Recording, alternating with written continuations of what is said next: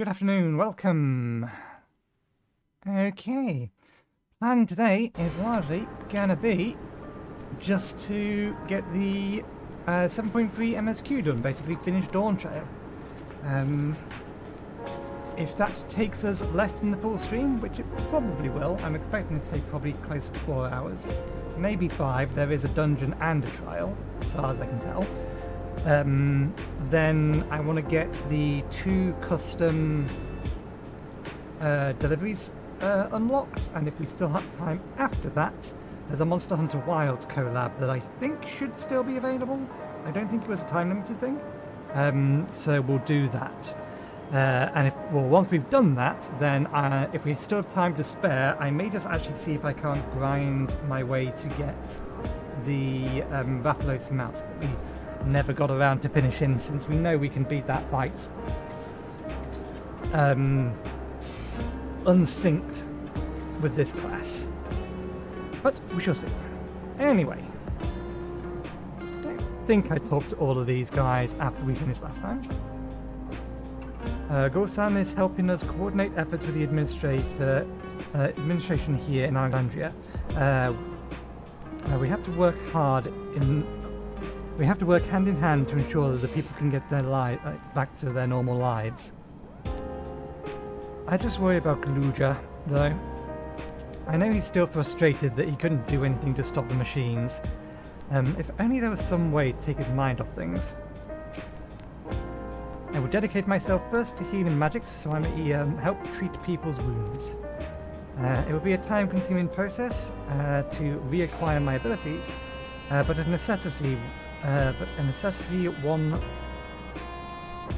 one that I dare not rush. Even though there's no telling when Kallax will make his next move.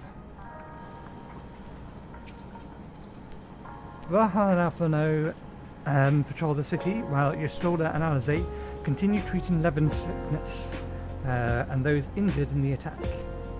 I shall stay here and help coordinate efforts, so I suggest taking the opportunity to get some rest, which we've already done. I couldn't fight them, and I couldn't get or even get my authority back when it was stolen. So what good am I? I need to find a way to be more useful. Share your wishes or for a moment of your time. If you have a moment, Nathan, Geode wants to take stock of the current crisis. Oblivion may be lacking the finer details in certain areas, so we'd like you to lend your perspective to the conversation.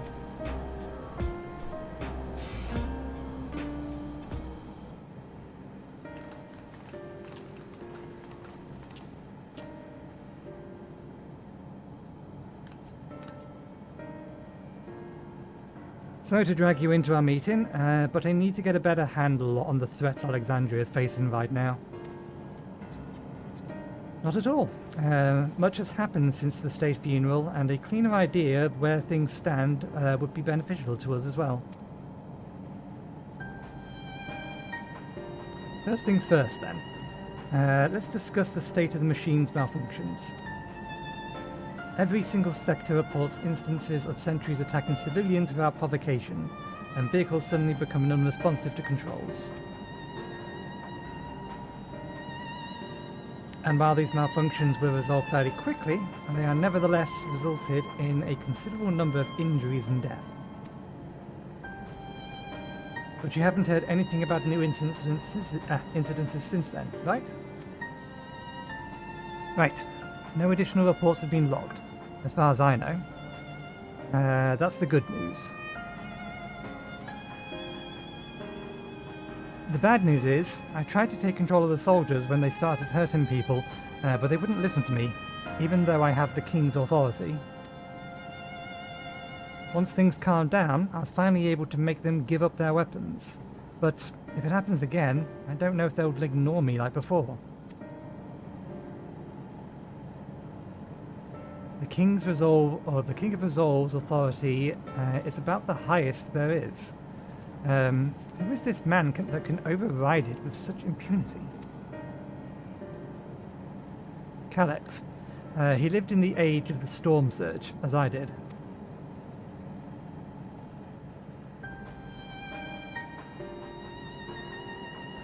Lest you forget, he was known for his advancements in electrope technology, and it was he who established preservation for the purpose of furthering his research. The wasting disease which afflicted him, however, was said to leave him scant years left to live. He must have chosen to undergo conversion into an endless, that he might continue his efforts in the present day.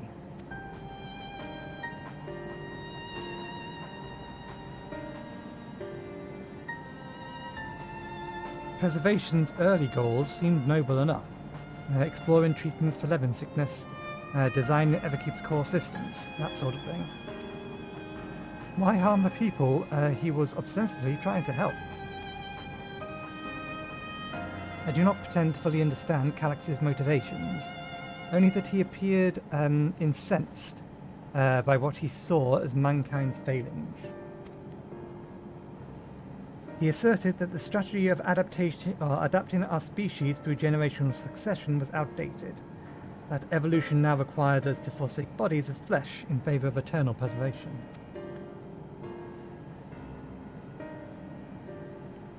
We've already seen how he employed the simulant to convince Alexandrians that endless conversion is their only hope for survival.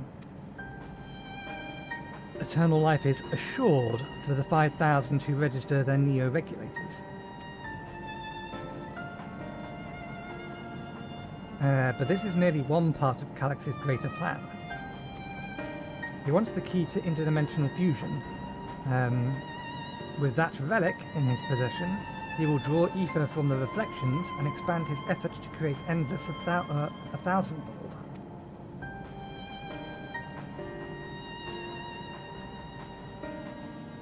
If we mean to foil Calyx's schemes, then our only option is to determine where he's hiding and put him down. Which, unfortunately, is easier said than done. We've been scouring the terminals we found in the depths of Everkeep, but I've failed to uncover even the slightest trace of his activities. Give me a little more time, though. I'm sure I can sniff him out. I'll help you.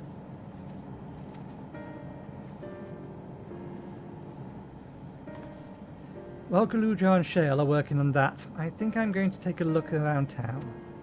I want to make sure no new problems have cropped up, as well as search for any information that might lead us to Calyx. You're welcome to come along. Another malfunction could happen at any time, and I'd be glad to have some brawlers at my back.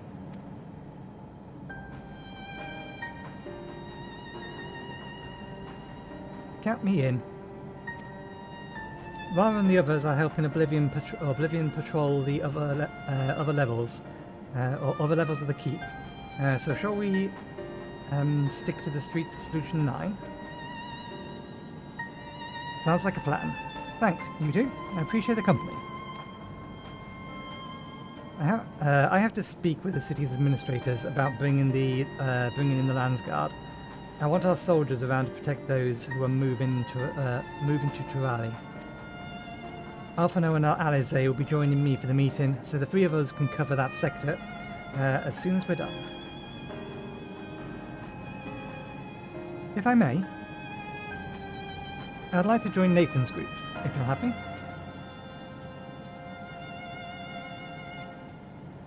The more mouths to ask questions, the merrier, as long as you're aware of the dangers. Thank you. I'll do my best not to be a burden.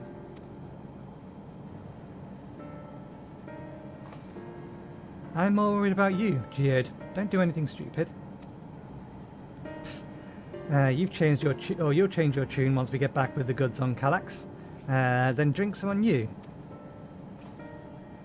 Come on, let's continue this outside.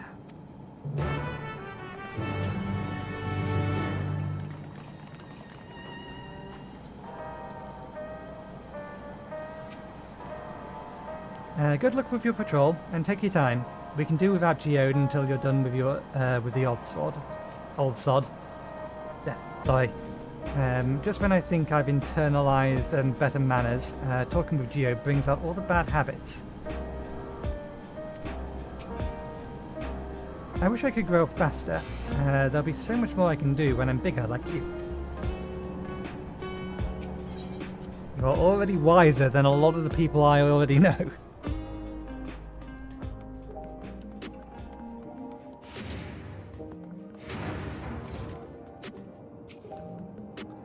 The city looks as though it's regained some semblance of normalcy. Alas, the people will not soon forget recent events. I will do my utmost to ensure the happiness of the Alexandrians and its people. I suppose I should note, we've been mostly doing dailies between last stream and this, so there's some extra levels around here. We'll get plan is to get Astrologian to 100, then Machinist to 90, and then I'll work on White Mage and Sage and get all of these to 100. But I did end up spending, or we finished this week's Wondrous Tome, and I managed to get 2 lines, which gave me a bunch of extra tome zones. So I spent a bunch of the green ones on a pair of rings, which and I also went to the nuts market, the person you exchange hunt nuts with, and got a couple of last tiers, because that's what we're using this. Solutions to upgrade accessories. So I pulled that one up to 160 and this one up to 160. I also went and did the Arcadion raid one more time to get enough tokens for that.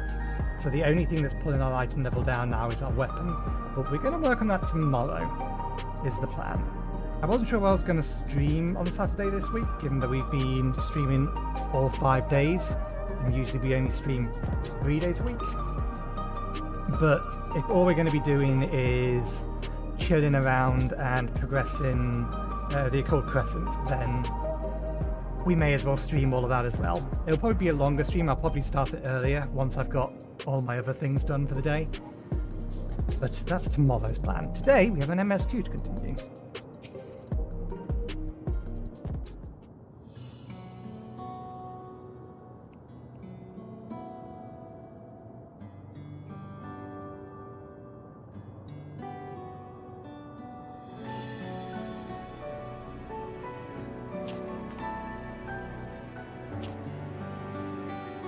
Sorry, I was off in my own little world. Shall we get started?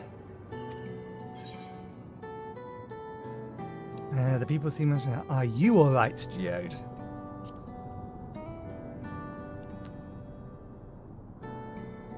Me? I'm well enough given the circumstances. It was the Queen's fondest wish that her subjects remain shielded from the horrors of death. And so they were for the longest time. Then, the moment of mortality once again became an unavoidable fact of life. They'd greeted with an outbreak of bloody violence. Many are bound to give the endless alternative serious consideration. Indeed, and I do not blame them for that. It's only natural that such thoughts should come to mind. What I cannot forgive is the way Calax wields fear and misery to manipulate people into making that choice.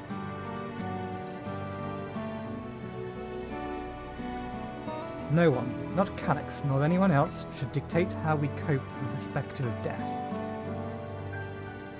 As one who lived as an Alexandrian, I wish to put the choice for this country's future back in the hands of its citizens.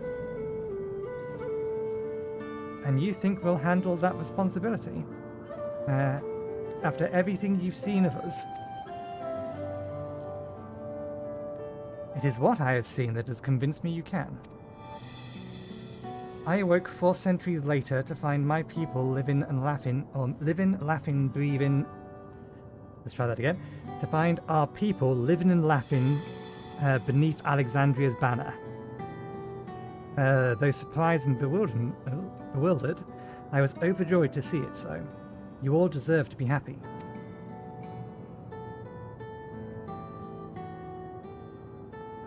Well then. We had best not let you down. Now, I suggest we move as a group. We don't know if or when a battle might find us. Oh, I believe someone came prepared for just such an eventuality. Is that a grimoire you retrieved from the old castle? Yes, my parent gifted it to me when I was a child. They were adamant that I should learn to protect the things important to me. I was fortunate enough to have a tutor in the arcane arts, so I laid claim to some small measure of skill.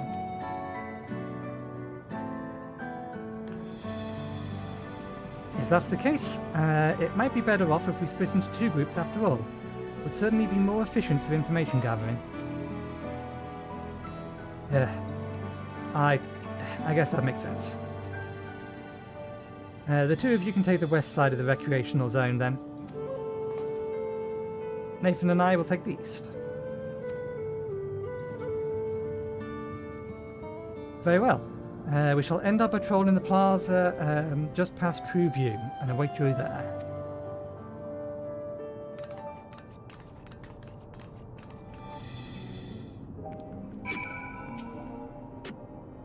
Let's do the rounds then. We'll see what's what and chat with the people who we meet along the way. Pay special attention to anyone who looks overwhelmed or overly excited. Hopefully that'll earn us a tidbit or two we didn't know before.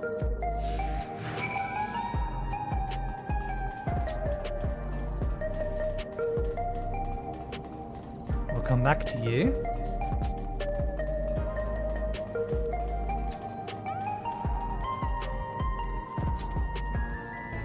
You have a neo-regulator. What has me in such a fine mood, you ask? Well, I've just registered my new regulator. I was leery about becoming nothing but memories at first, but now that I've gone through with the registration, I've never felt more at ease. Also, once it was done, the regulator displayed the current numbers. Of the 5,000 slots available, only 3,800 have already been filled. So if you're still hesitant, there's not much time to make up your mind. Mark my words, friend. When there's only a few slots left, it's going to get very ugly.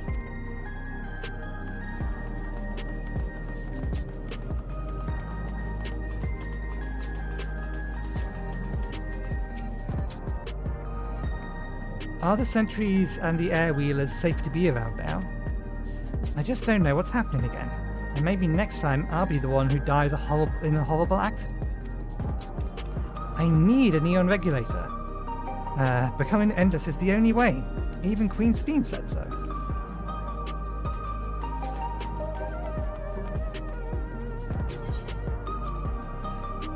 The memories. I used to drink around here all the time. Made sure not to overdo it when I had work the next day, but once we were past the busy season, or when the ladies weren't amenable to my company, well, you'd have to scrape me off the street outside in the morning or afternoon. The worst I ever got was on what should have been the worst day of my life. If only I could remember it. I was still wearing a regulator back then. It was also the day I first met Shale, although I guarantee she's forgotten it completely.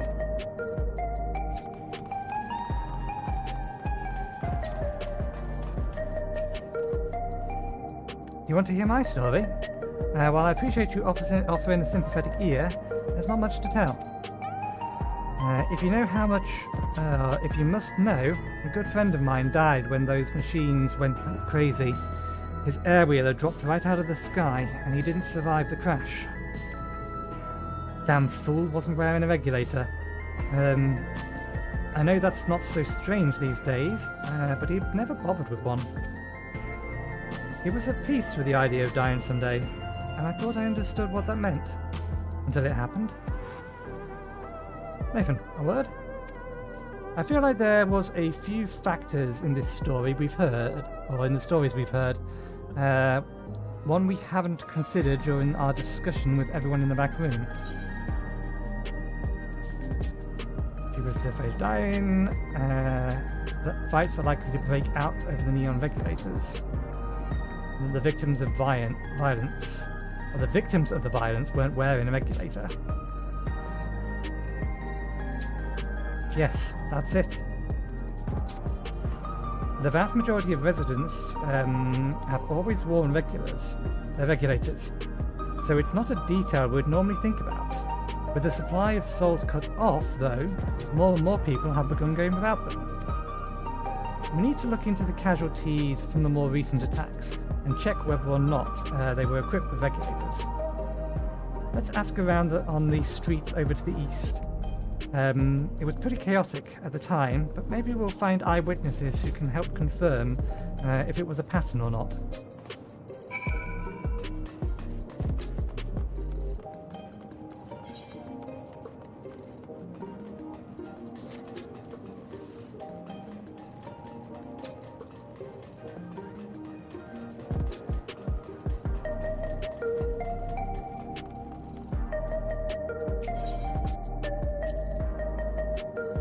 It was once my job to deliver goods by hover cargo. That's why I know a fair number of names and faces throughout the city. The little ones who jumped for joy when I brought them packages, the old lady who always greeted me with a smile. I'd hate for anything bad to happen to them.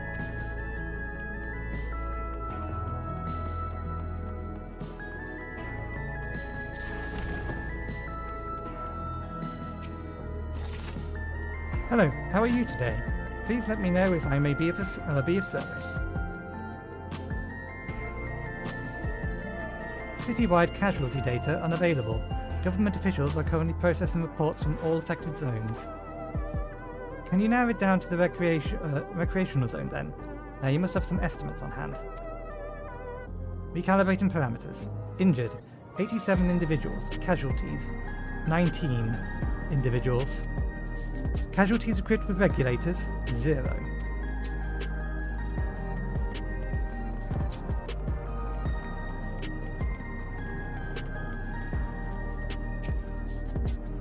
You wish to know if the people who died in the machine rampage were wearing regulators?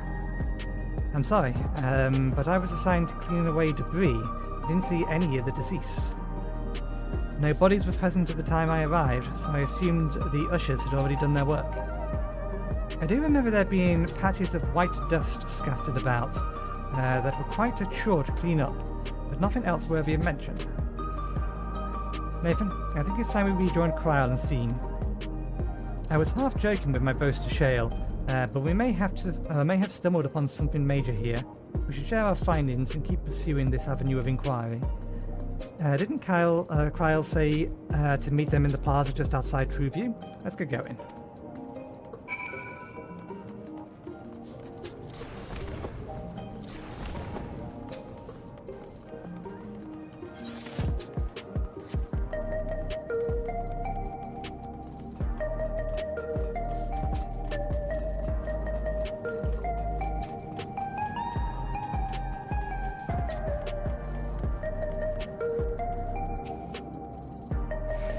We finished our patrol as well. It did not seem that more people wanted neo-regulators than before. Well, it did not seem that more people wanted neo-regulators than before. Or did it not?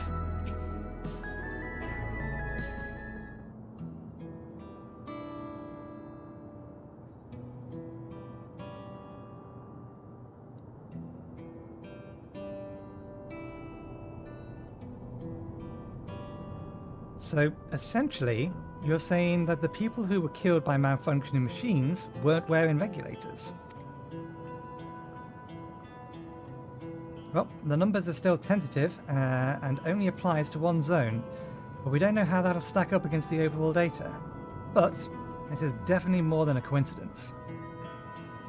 I think it's safe to say that anyone who had removed their regulator was a priority target. Now that you mention it, the person I was treating for injuries wasn't wearing one either.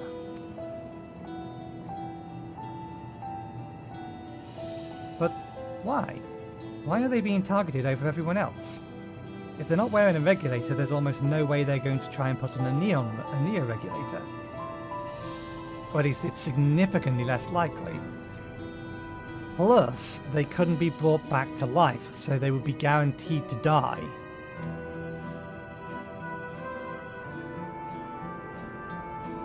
Based solely on the lack of neo-regulators, we cannot judge if a person has no desire to become endless, or if they simply failed to acquire one in one of the limited devices.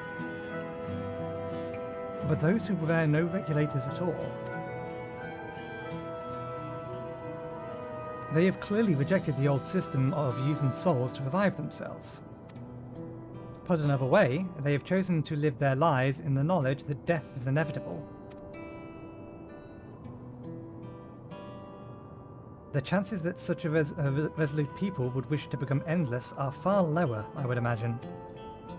And so Kallax has chosen those least likely to accept his vision as victims to stoke fear and panic. But there was no need to kill anyone. With the way things were, the people were already fearful enough. They could have found 5,000 willing citizens without all this madness.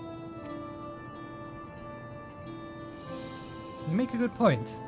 Perhaps this sowing of terror is in service of another scheme, or he has some other reason for the lives he's taken.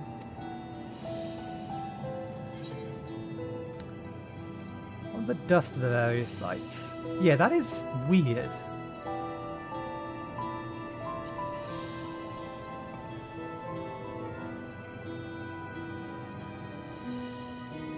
Right, the sanitation worker's story. She saw no bodies but mentioned piles of white dust. Dust but no bodies. Now where have I heard that before? Do you recall when we went to see Ehrenveld from the sentry in the outskirts? That usher, Malachite, told us much the same thing.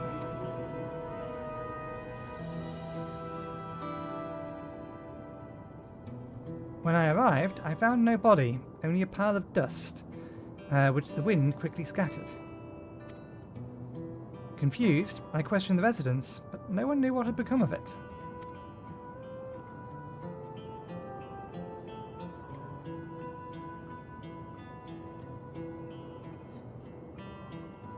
That both stories speak of missing remains is suspicious enough, but the shared mention of this dust is too much to ignore. In that case, we should confirm if this substance was present at other sites and attempt to ascertain its nature. Following this thread may lead us not only to an explanation for the missing bodies, but also the intent behind Kallax's murderous actions.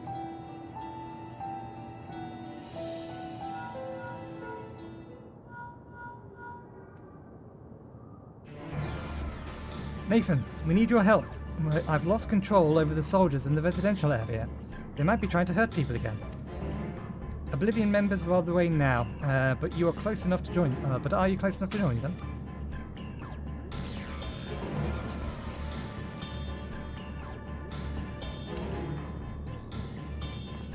Damn it! Our new investigation will have to wait. Let's go.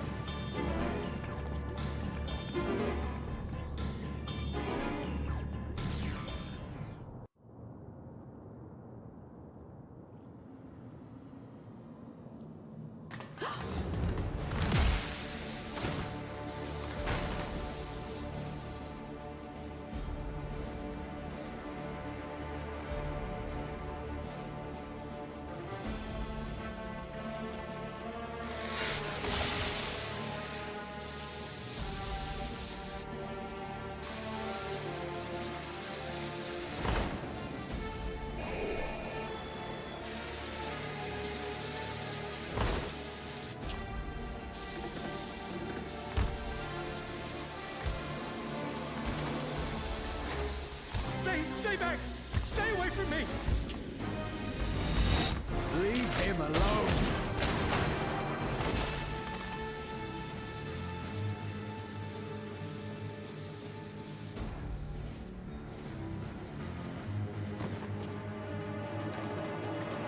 Are you all right?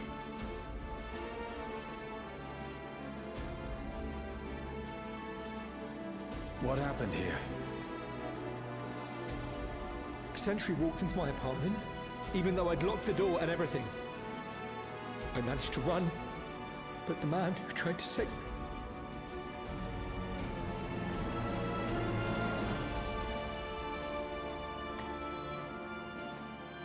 No weapons, which is to be expected, considering all the sentries were meant to be disarmed. Yet it was ordered to attack all the same, even if that meant using its bare hands.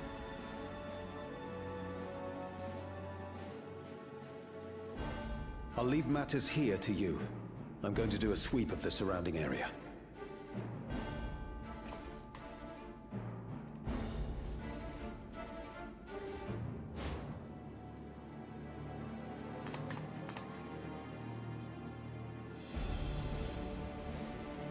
Do you know anyone else in this sector who no longer wears a regulator? Oh, I don't think I've seen Isadora and her boy with theirs recently.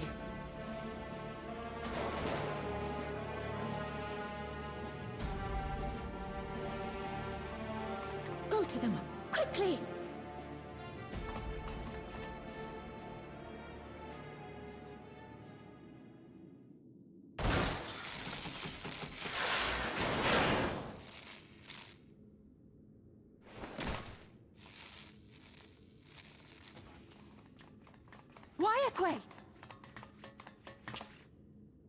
I'll be fine. But Isadora's in bad shape.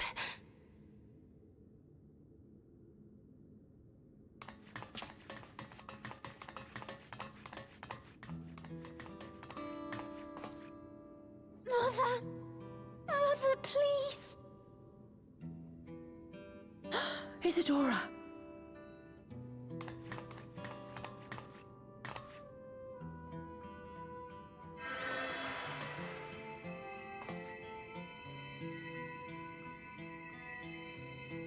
Oh, thank goodness. She wasn't struck anywhere vital. I'm sorry. If only I'd gotten here sooner.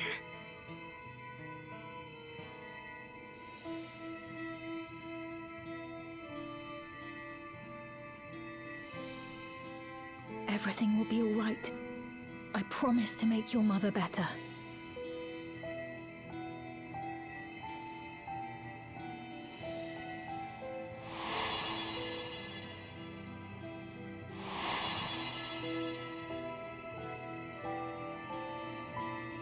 Thank you, miss.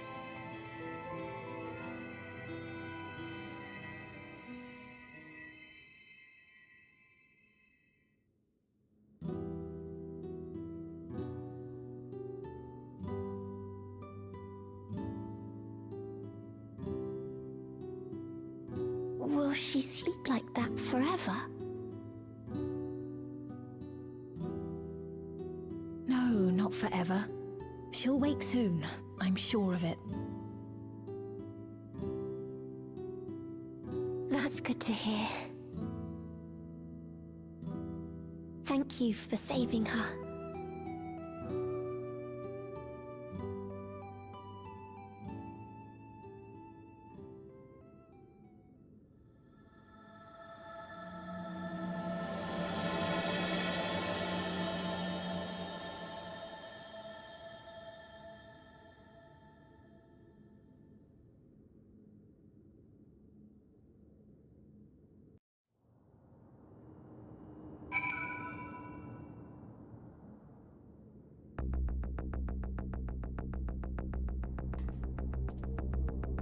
We have tension, music.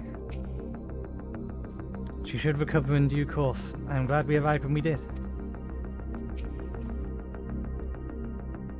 When I was sick and I couldn't move, my mother was always at my side, always keeping me company. And I'm going to do the same for her.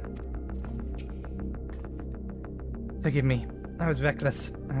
You shouldn't have to waste your time tending to my wounds as well. Did you see our other comrade back there? He stayed behind in the lobby, but I didn't hear the sound of fighting. I'm sorry, he must have fallen protecting the residents. More of that.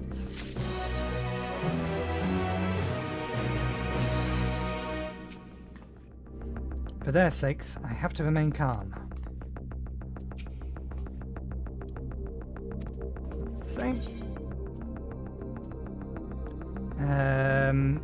literally just said this name, I've already forgotten it. Wayaki is fearful for our comrade. Our comrade. You think he may have been struck down? If he is wounded or worse, I should go to him. Wait, please. It isn't safe, and you need to rest. Would you stay with Milos and watch over Isadora for me? We have to tend to your. We'll tend to your friend. Thank you. Please be careful yourself.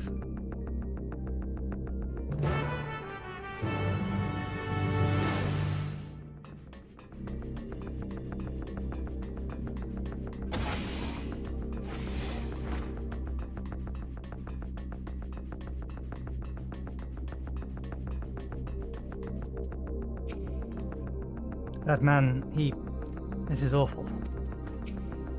Why is this happening?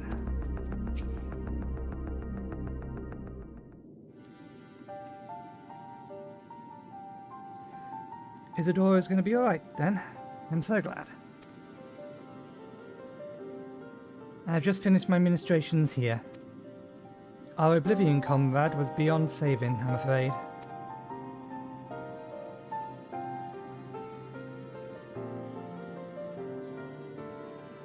That brave soul, he gave his life to save another.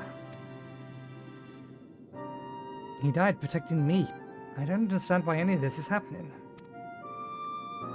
That sentry was behaving normally, like any other, then all of a sudden, it tried to kill me. Weapons or no, Calyx commanded them to commit murder.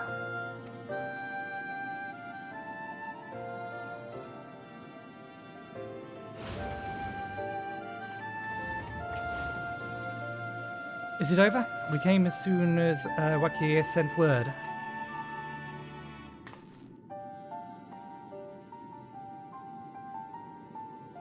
I'm sorry, but by the time we arrived, it was already too late. And then Geo could be in trouble too.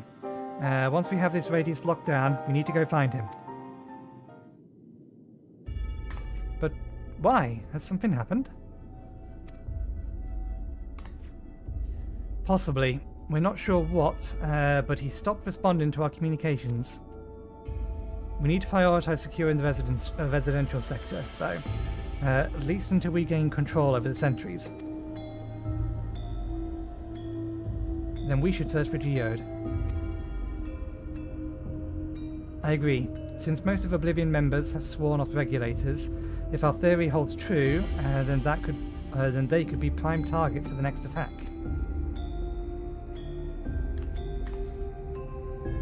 Please do what you can to shepherd the residents to safety, but avoid the sentries at all costs. Oh, thanks. Here, take these communicators.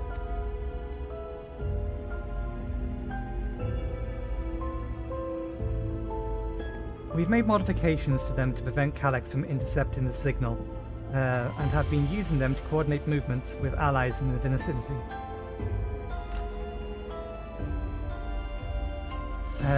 Wayakwi has one too, so I'll ask her to keep hailing Geode.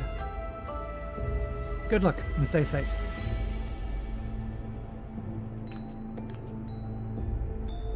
Geode said he would be sweeping the surrounding area, so he shouldn't have gotten or ventured too far. Let's get going.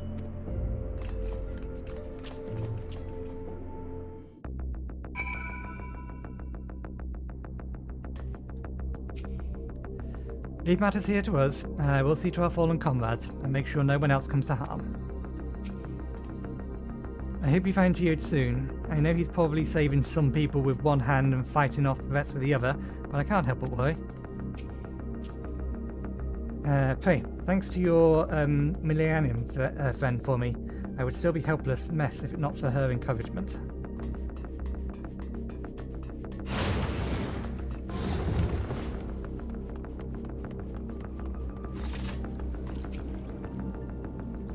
Please, Geode, please be safe.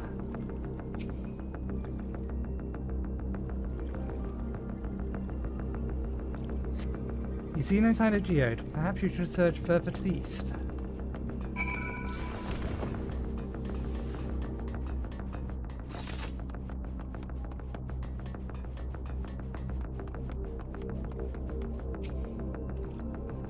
Let's search around around the apartments first.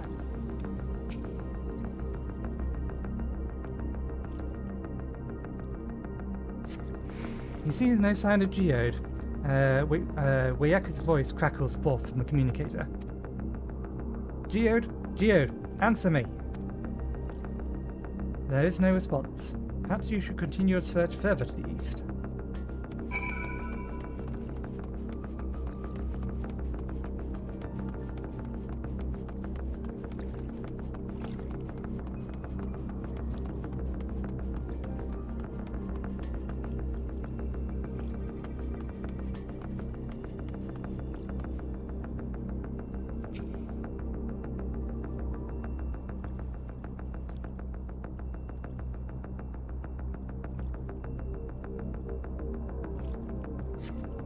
You see no sign of Geode.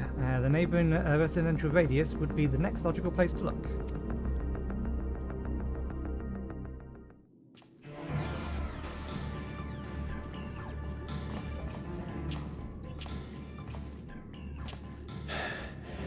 This is the only place left. Let them be safe.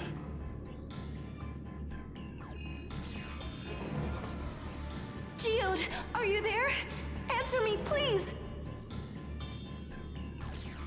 I'm here. Sorry for the long silence. I've been busy. Oh, you're alive! Thank the gods! Where are you now? The radius next door. The lobby is secure. I'll scout the second floor. Then I'll join it.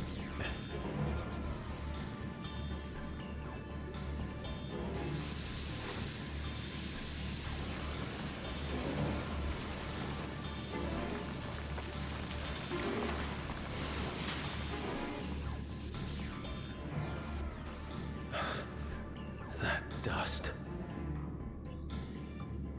Dust? What are you talking about? What's happening?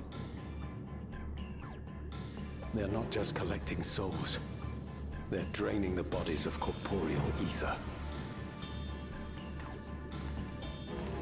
The dust that we saw was all that was left of the victims. They must have modified the soul cells.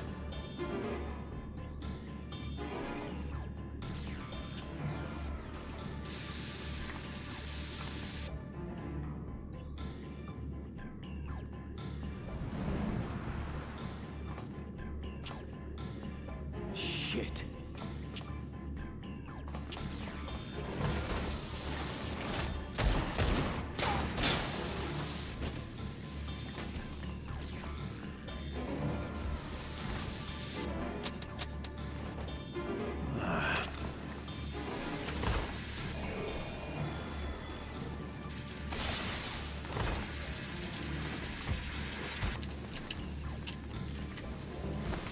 Damn you!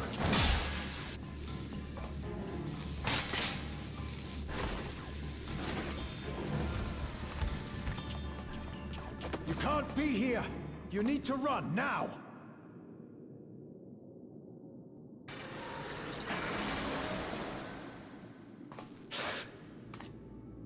A trap!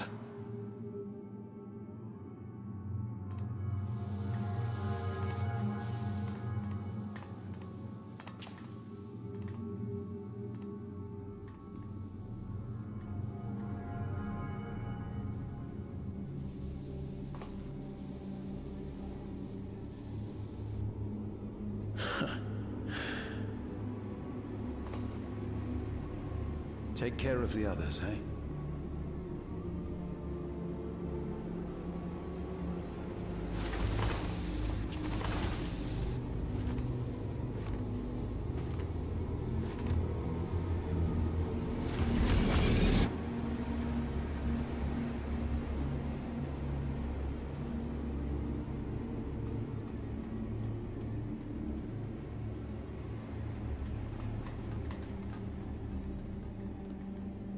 No sign of him so far. This way, maybe?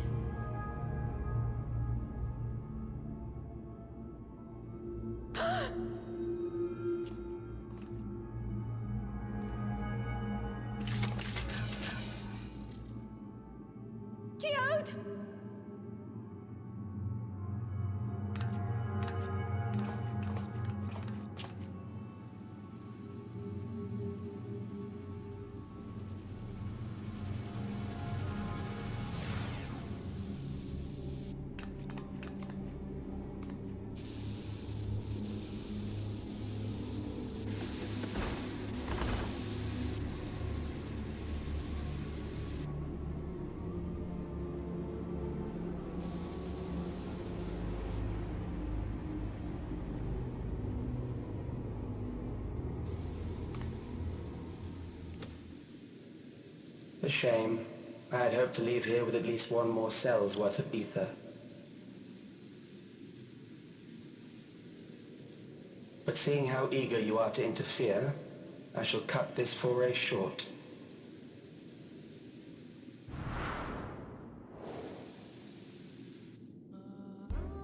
Calyx. What could you possibly stand to gain from these atrocities? Ether sufficient to generate 5,000 endless. How would you acquire it?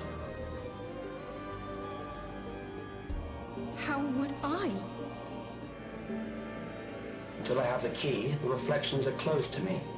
Thus do I make do with the sources at hand. 7% of Alexandria's current population will yield the energy to convert 5,000 into endless. With 11%, operations could continue unabated for 800 years. Our bodies are fated to decay sooner or later. These ones refuse the gift of eternal life, so what difference does it make if I return them to ether now?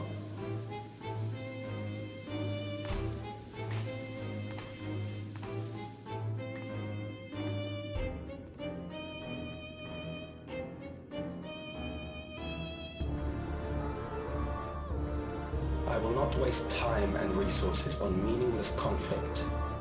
This unit cannot offer you worthwhile resistance.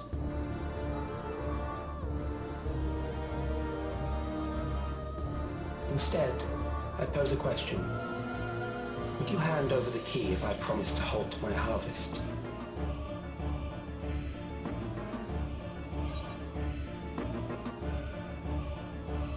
You would only seek other victims.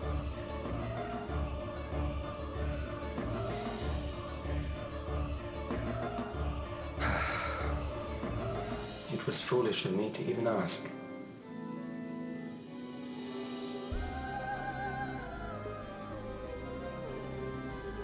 I return to my work then. There is much to do if I must take the key by force.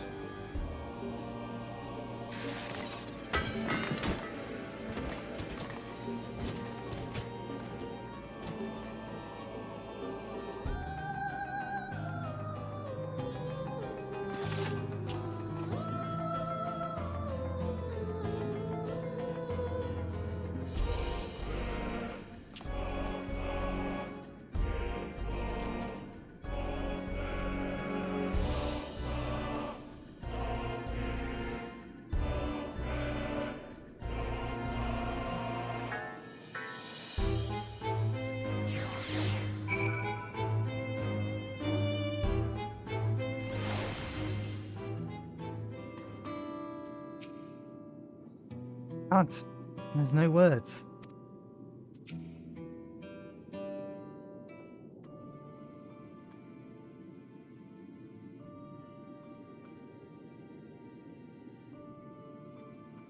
This pile of dust, these ashes. And the soul cell he left behind. Was that his twisted wave returning jeered to us? Damn you, Calyx. Damn you and your careless cruelty. He was our friend.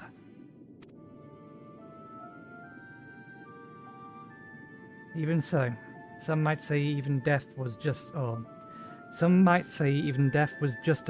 if it meant 5,000 endless could continue their immortal lives. And if a reflection-stolen ether allowed for many more endless, why, that too would be a noble sacrifice for the greater good. Who could think that? The Ascians? Not I.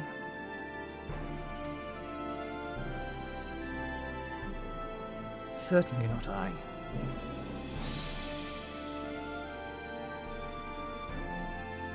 We know only too well there is naught noble in this sacrifice.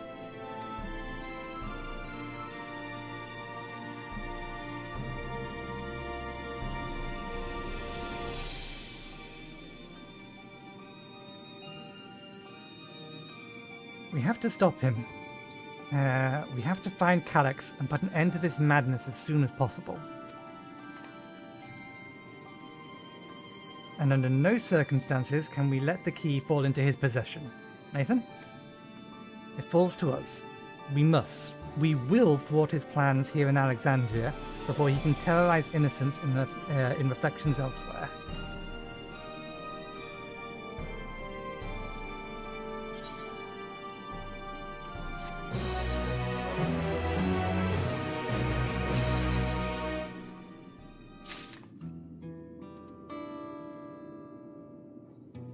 Wind sure has picked up. Good job I put the window on the latch.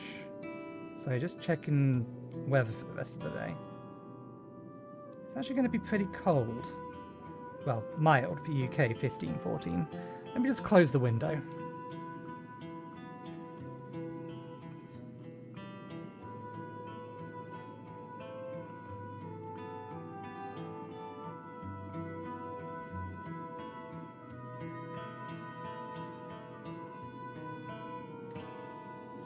The temperature differential between inside and outside should mean that the room won't get too hot, which is usually my main concern.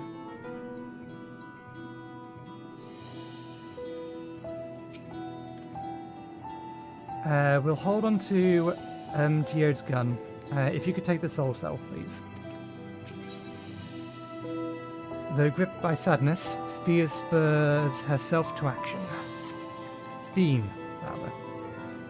We should return to the back room. Shale and the others need to know what happened.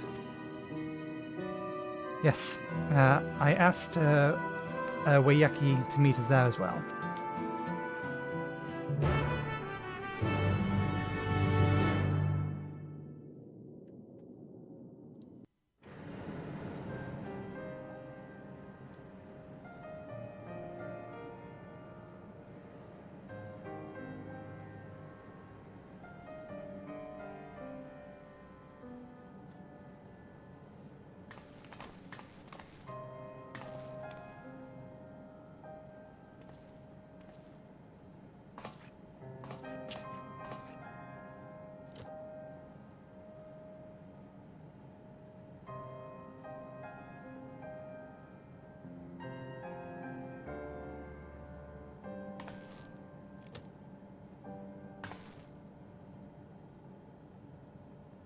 Our dear Geode. The soldiers. If only I'd been able to control them. This isn't your fault, Gololja. The blame lies with Calyx, and with him alone. It's all so senseless. Why force his plans upon us when we're already happy? Living our lives. What does he even think life is? I'll never forgive Calyx for doing this. Or myself for being powerless to stop him. Wait, where are you going? To clear my head. Don't worry, I won't do anything stupid.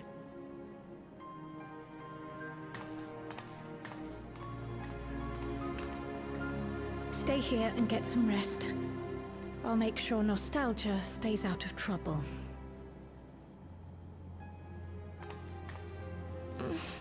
Thank you.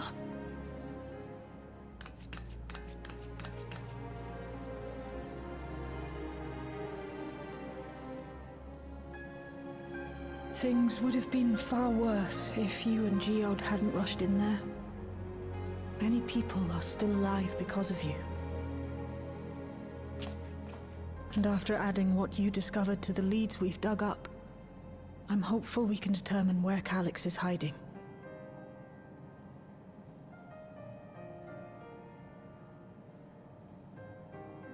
But not right now.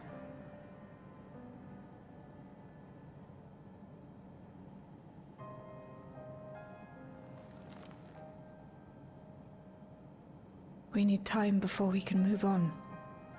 Just a little time.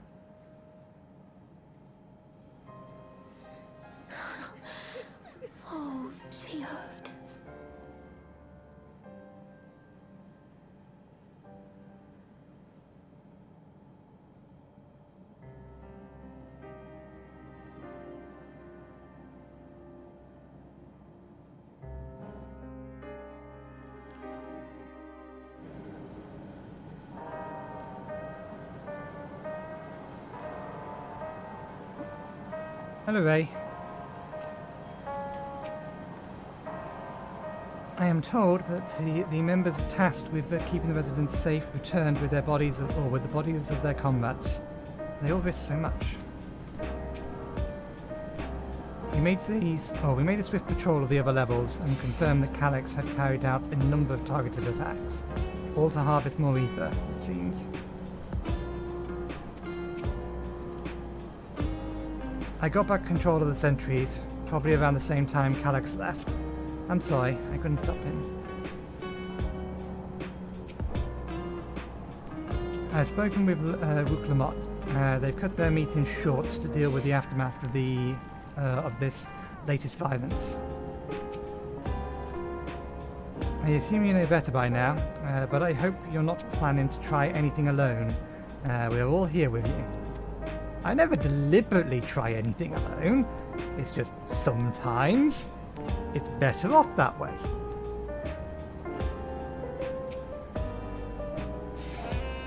Another comrade gone. Some days it's almost more than I can bear. Geode was an older brother to me in nostalgia. Chill knew him longer though. I'm sure, and surely this is taking it the hardest. And that's on top of what happened to, what is it? Chachio. His mother. Do you think you could check on her? See how she's doing? She likes to put on a brave face if it's me or my sister.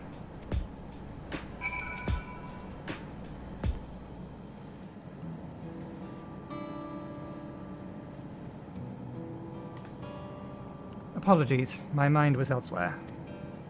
We need to press on with the hunt for Calyx, but I can't seem to focus. I should be better than this, I know. Is there anything I can do? As you say, you need time to work through it.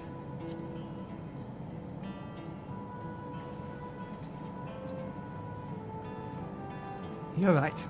I ought to heed my own words. As it stands, I'm of no use to anyone else.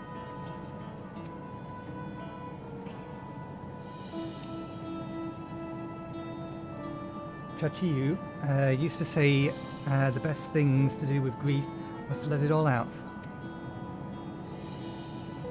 So, I think I'll take myself over to Earth and Sky and say my goodbyes to Geode. Why don't you come along? I could use someone to blubber to, if you've a spare shoulder. Shoulder to spare. Right, then. Let's get out of Everkeep for a bit.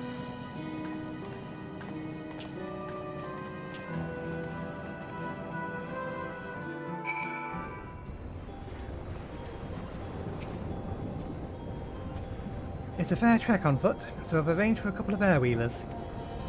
They've had their communication modules removed, so even Calyx shouldn't be able to seize control of them. So say the word and we'll set off.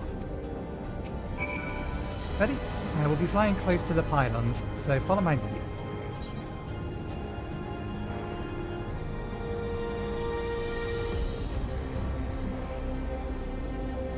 These air-wheelers aren't Geode's babies. Are Geo's babies. You won't find smoother rides in all of Everkeep. For years now I've been taking one out for a turn whenever I needed it to lighten my mood.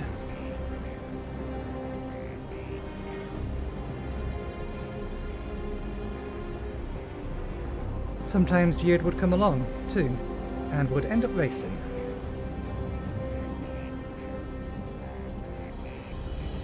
Does that surprise you? Our friendship always had a competitive edge.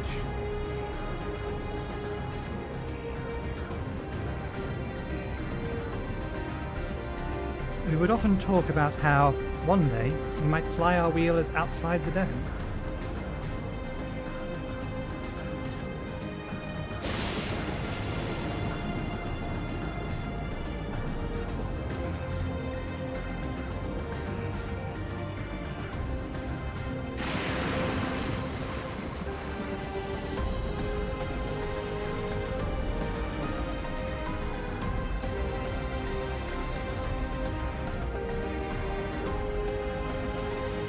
Almost there. Be sure the ground is clear before you touch down.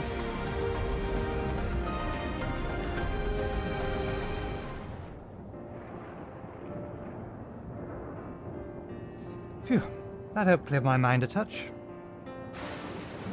You know, Nathan, you might be the first person I've ever ridden with who wasn't an Oblivion recruit. As far as I remember, at least. The memories from my regulator days aren't exactly reliable. Come on, let's head inside. Hopefully the way will be clear of pests today.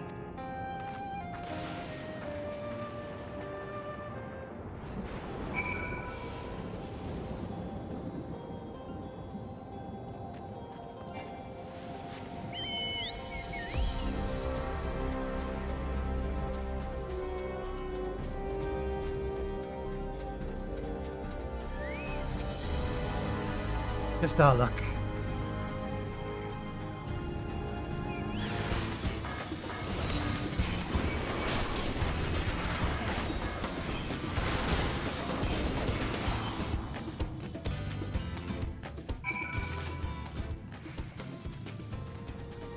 Thanks.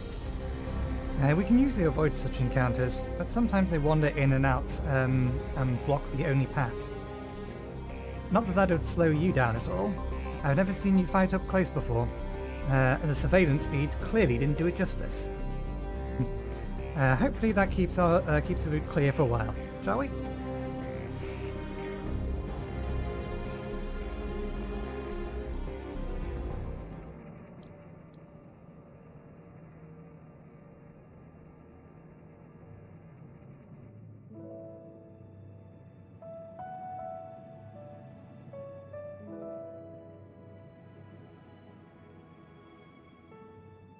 Whenever we lost a comrade, the three of us would come back here to reminisce.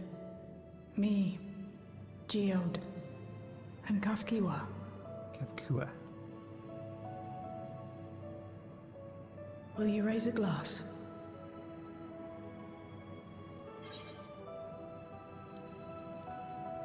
To Geode's memory.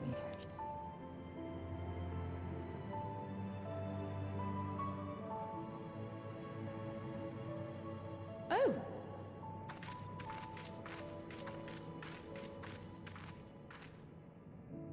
What are the two of you doing here? I had a feeling you'd show up. Would you like to join us?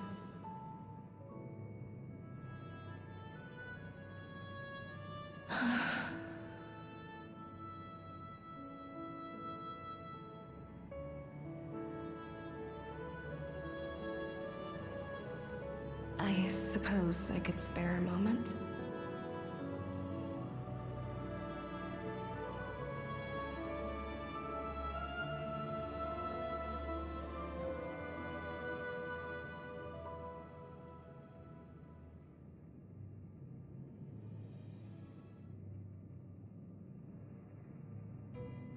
They tell us Oblivion's founders disappeared some decades ago under mysterious circumstances. And it was Kafkiwa who revived our organization. You and Geode helped her with that, didn't you? Tell us more about it.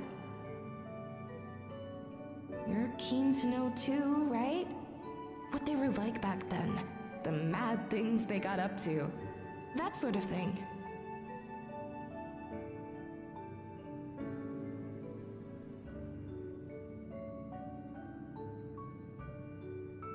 Those were the days. It was actually right before the Reformation that I met Geode. I still wore a regulator then. I'd recently lost someone close to me. And also quit a long stint as an adapter to work at a bar of all places. It paid me to sit with patrons and keep them company.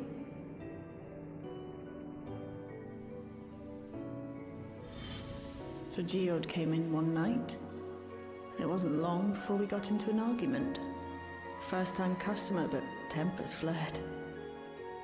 And then one of us threw a punch. You got into a fist fight? What were you even arguing about? Damned if I know. We were deep in our cups. I think we were both just frustrated and angry at everything. By the end of it, we were both sprawled out in the street. Pair of drunken fools. Then this odd machine stopped to lecture us, scolding us for obstructing the foot traffic and not taking better care of ourselves. I can't imagine you ever being in such a sorry state. The odd machine. That was Kafkiwa, I take it. That it was. Once she was done upbraiding us for our unseemly behavior, she launched into a recruitment pitch. Kafkiwa explained that she wanted to protect the outside world from Zoralja's invasion, to keep him from bringing ruin to the place her beloved son lived. And if we were so intent on self-destruction, then perhaps we might consider risking our hides for a just cause. It was a lot to take in. I hadn't given much thought to what lay beyond the barrier, and learning that Kafkiwa herself was already dead was enough to make my head spin. But Geode and I were intrigued by her ideas, and wanted to see this future of hers come to pass.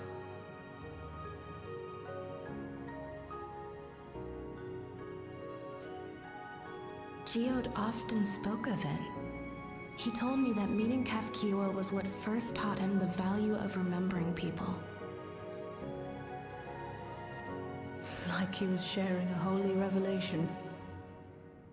Oh, but back then you hadn't yet taken on Oblivion's name, had you? Is that so? I just assumed. It hadn't been Kafkiwa's intention to carry on Oblivion's legacy, nor adopt the cause your parents championed. Not initially, at least. She wasn't even aware such an organized resistance existed. She did, however, suspect the presence of other dissidents. Those who objected to resurrecting the memories of the dead in defiance of the natural order. In the hopes of identifying like-minded comrades, we began searching the core system for traces of unauthorized access. And that's how we found it. An anomalous sector in the back of the Neon Stein. According to Melancholy, the door to that mystery had remained firmly shut since she took over the business.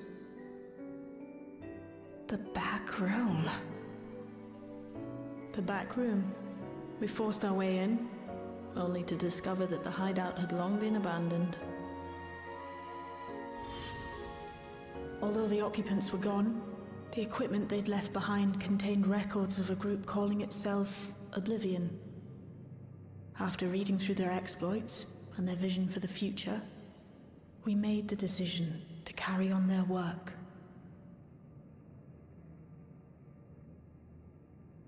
Thus were my parents' and Kafkiwa's hopes bound together. And carried onward by Shale and Geode. We could never have made it this far on our own, of course. Not without the strength of arms you and your friends provided.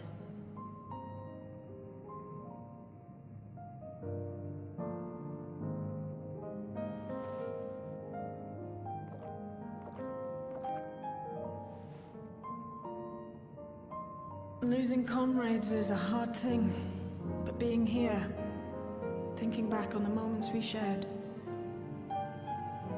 I can see their smiles, hear their laughter. I feel their presence, and I know they're still with us.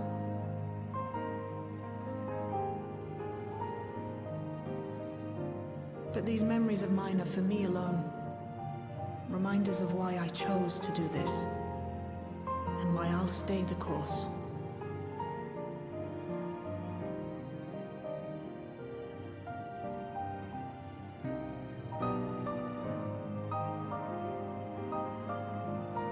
Right. Time we got back to work. Thank you, everyone. No, it's me who should be thanking you. Though the pain is still deep, I don't feel like I'm drowning in it anymore. Let's get out there and put a stop to Calyx. For you, for me, and for everyone who's ever believed in Oblivion.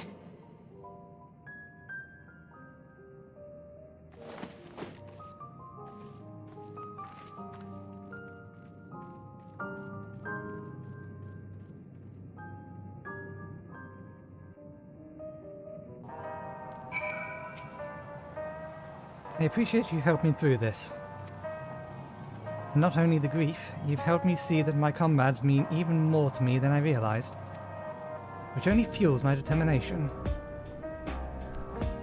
I'll be spending every waking moment working to bring Calyx to account for his crimes.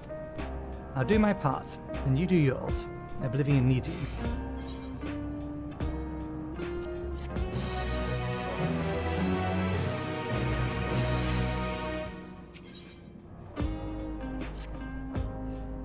It's time.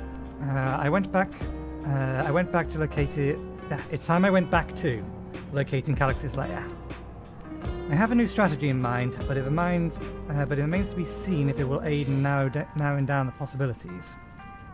I'll ask Kryl for help. I wanted to re-examine the data, starting with that of her parents. After all, they were the first to break away from preservation and establish an organization or organized resistance with Oblivion. There must be something in there that can help us point us in the right direction. What are your plans, Nathan? My plan is to deal with whatever this is. Nathan, is that you?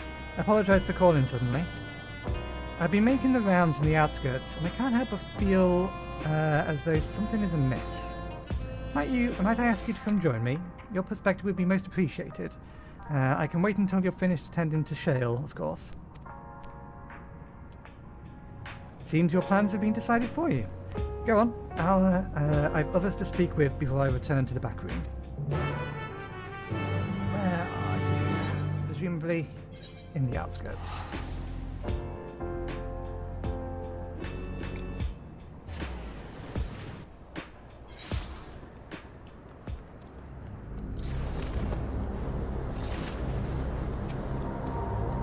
Nathan, thank you for coming. As I mentioned, I would benefit from your worldly experience.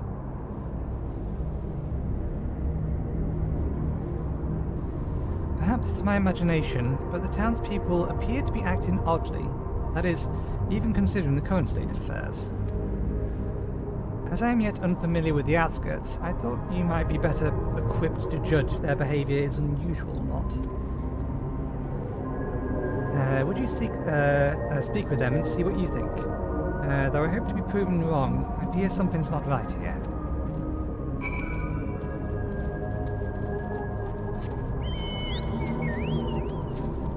Regulator equipped. Oh, Neo-regulator equipped resident. You're not wearing a regulator. Don't you know the end is coming? Well, it's your life to lose. Me. I got myself one of those Neo-regulators and registered a little while ago. As soon as I did, a display appeared in the number of registered users. It displayed the number of registered users. Right now it's sitting at 4,168. The upper limit was 5,000, wasn't it?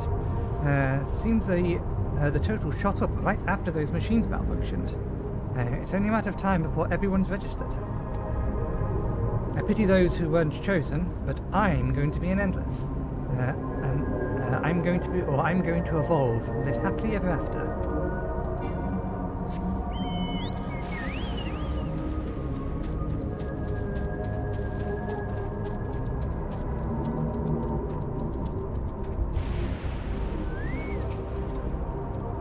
Oh, please tell me you brought more Neo-regulators. Officially, they've all been handed out already. But I've heard rumours that there was a few left over. Surely the government still has some, or perhaps Queen's Theme? I may not look it, but I was a hunter once. Back then, I could hardly give death a second thought. But now I know the truth, it's all I can think about. There has to be a way to hold on. There has to.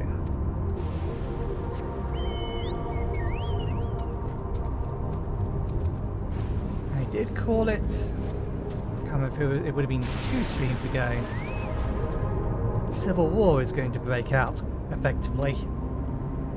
They're going to be killing each other for the Neo-Regulators. Greetings. I remember when you visited with Queen Steam. Come to check on our well-being, have you?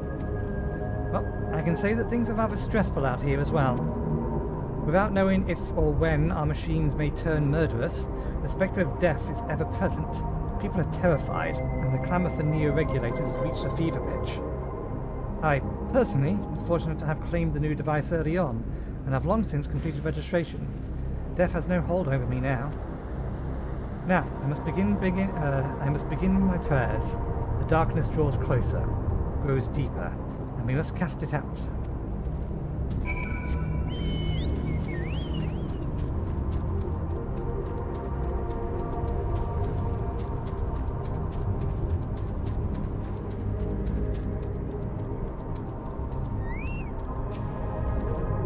So, what do you think? Was I right to worry? Tensions are running high. The fear is palpable.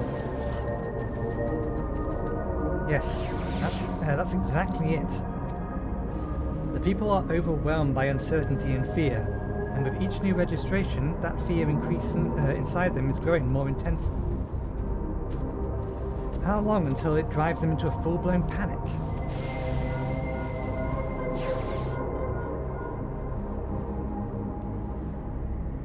Nathan, can you come to resolution?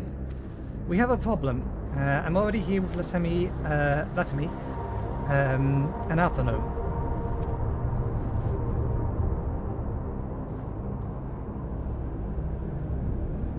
It sounds like she wants us there in a hurry. We should go.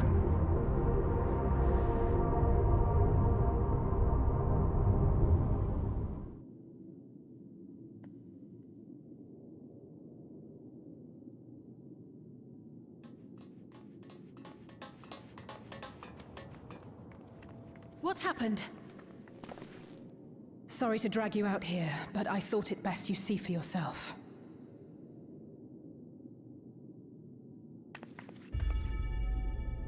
Death is your constant companion.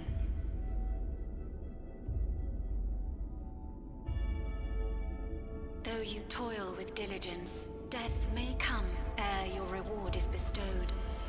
Though your grand works be poised for completion, death may come ere you wake the following morn.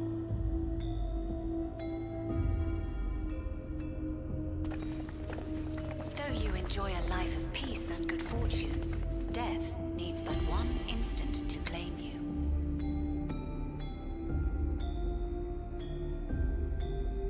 Your bodies are weak. Your heart, your brain, every fragile organ rolls the dice from moment to moment. Sheer chance deciding if they function or fail.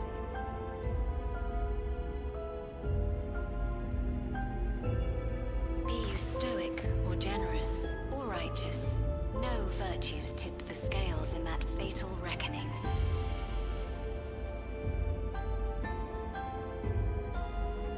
The choice is made without reason. The end is cloaked in terror. That is what it means to die.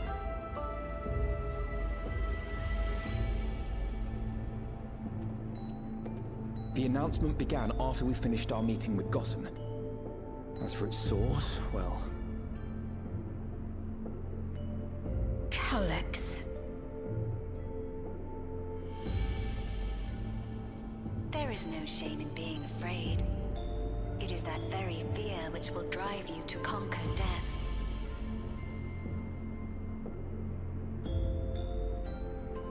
Let us set a new course for mankind. Let us preserve our existence unto perpetuity.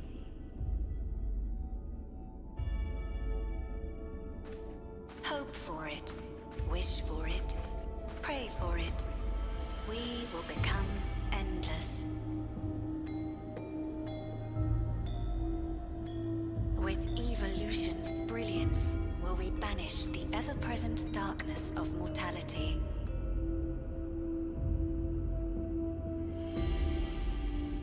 Change isn't easy. No one ever wants to take the first step. But this This is the right path for us. What other way could there be?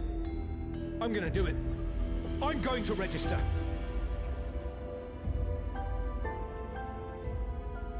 Val Wuglamat! You couldn't have come at a better time. Please, you have to let us move to Tuliolal. It's too dangerous to stay here. Who knows when the next century will turn on us? Even if we wanted to become endless, there are no more neo-regulators to be had. Fleeing is our only option. If the solution was as simple as leaving, then we'd all have left already. Did you not hear the announcement? For the living, death is a foregone conclusion. No matter where we go, or who we shelter with, we won't get another chance like this to overcome our fate. Easy for you to say when you have that regulator.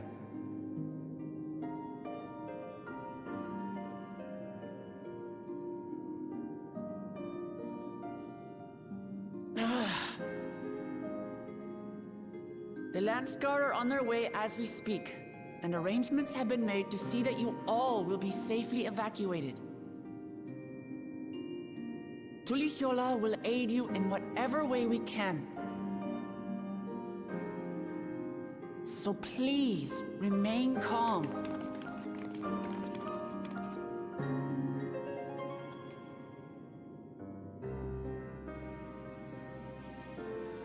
I want to help Alexandria. I want to save its people. But what can I do?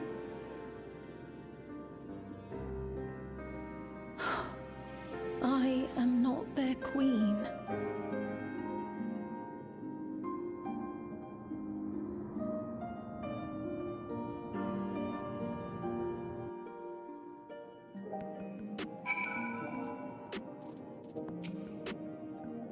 My apologies. The sign is not responding to any of our attempts to change the display or switch it off.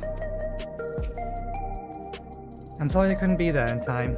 Kyle told me everything that happened while we were away. First, those deadly malfunctions, and now a citywide announcement. He spent considerable effort in recruiting his 5 founders, and that's endless. Perhaps more than necessary, even. We had the hopeful who descended on Latimi dispersed for now. We could see tempers in the crowds were starting to fray. The latest wave of attacks may not have been as widespread, but people are reaching their breaking point. We have to stop Calyx, and soon. Calyx has access to the core system, which means which means that if he chooses to do so, he could deploy the soldiers beyond the barrier. Even if our people learn to live with death and decide to leave the dome behind, they would not be beyond his reach. Yet, if it serves the to allay their fears even a little longer, I beg you, diplomats, please let them shelter in Tuiolo. We will welcome any and all who want to come. We've already begun evacuations, and we'll be able to pick up the pace once the Landsguard arrive. In which case, we're best spread out and keep an eye on the crowd. The mood is tense, and we must prepare for possible violence. If you happen to determine where Calyx is hiding, though, I will be ready to move at a moment's notice. Surely we can find a clue of some kind soon. You can't elude us forever.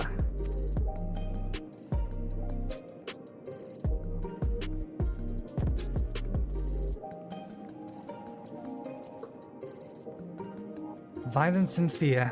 This is not the future she envisioned for her nation.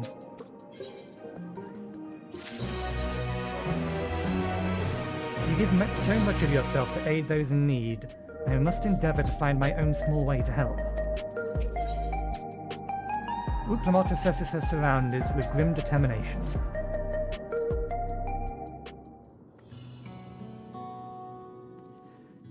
Turiolo would gladly welcome every last Alexandrian with open arms.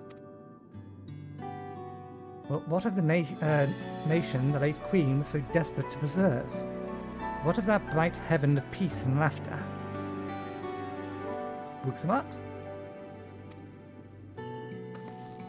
I won't stand here and let her legacy be sullied any further. I will protect Alexandria. That was the promise I made to her at the last. But she betrayed you, did she not? Why do you feel this obligation?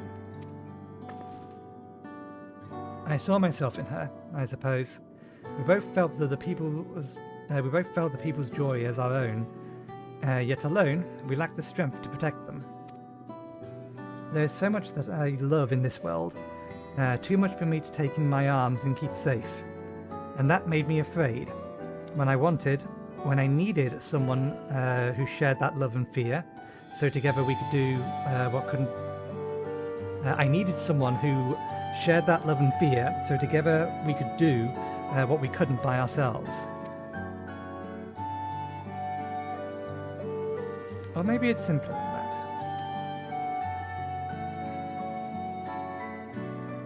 that. Maybe I just wish that we could have been friends.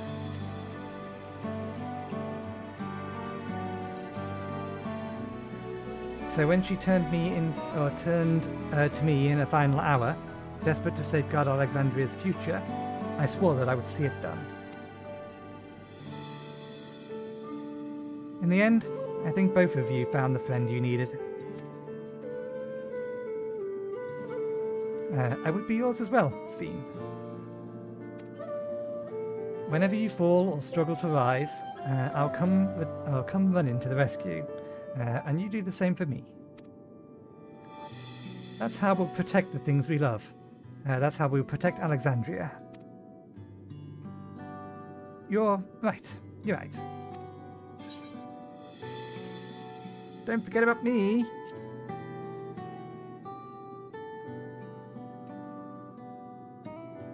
How could we? We'd not be where we were now without you. Right. We got a bit sidetracked there. We should probably be on our way. Do patrols or see if Shale needs a hand. There you all are. Gluja. Ah, splendid. We were afraid we'd missed you. Alize and the others said you were here. Good news, Nathan. We finally found a chink in Calix's armor. We discovered laboratories on Everkeep's 10th level that once housed a preservation initiative. Containment Complex 1029, it's called. And it's been falsely registered as a distribution center. In reality, it hasn't recorded any traffic in decades. We don't think this is where Calix is hiding as such, but it may contain clues that will point us in the right direction. I'm sorry it took so long to get this far. If you're interested, what do you say we all go check it out together? Thanks for all your hard work. This is a huge step forward. And up. We need to take the lift to get to the complex. I've cleared this expedition with the relevant authorities, and have one of our people waiting to operate the said lift. Let's not keep her waiting.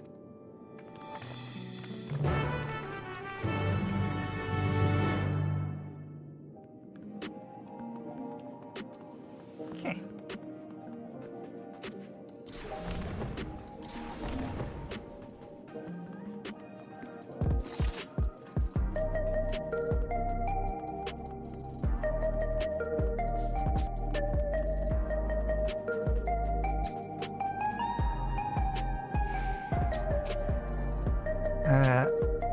An institution on preservation scale would have had many such facilities in the city, yet I cannot help but wonder if this one was where my parents worked. Preservation laboratories. I shudder to think what they were researching, but this is no time to be squeamish. Cheryl made me her assistant, and she's teaching me the basics of data management. It sounds like Gulujar played a big part in this breakthrough. I'll be sure to treat him to the finest feast once this is all over. I'll share the method we used to find the containment complex once we're inside. It wasn't actually all that different to how we stumbled across the back room. Ready to head on up? Next stop, 10th level.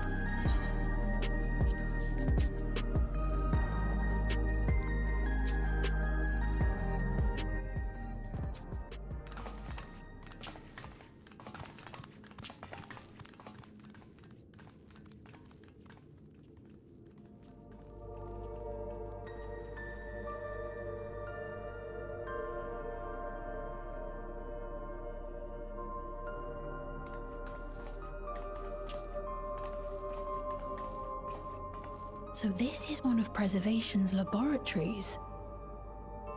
It's so dark I can barely see.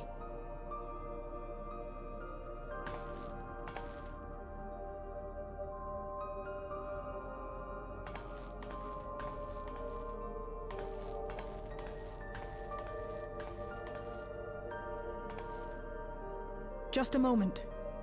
If I can reroute the power to the circuit.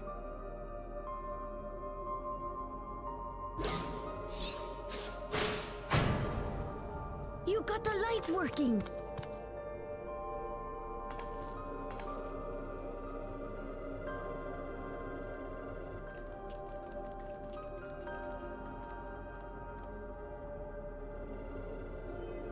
Smell how stale the air is. This room hasn't been in use for many years. It was thanks to Kryl and Galulja that we managed to locate this place. You may remember that my earring contained the control code for the gate to the Golden City.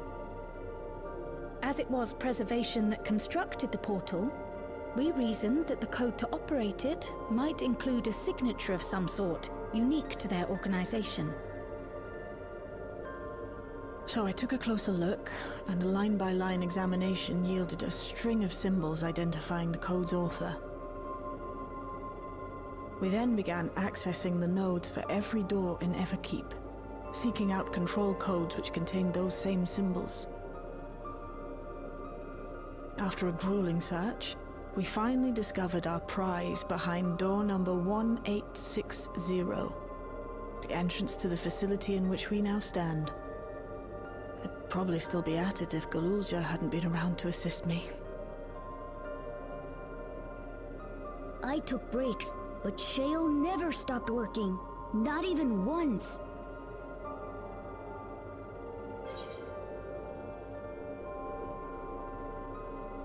Sounds like you need one of Gernot's energy tonics.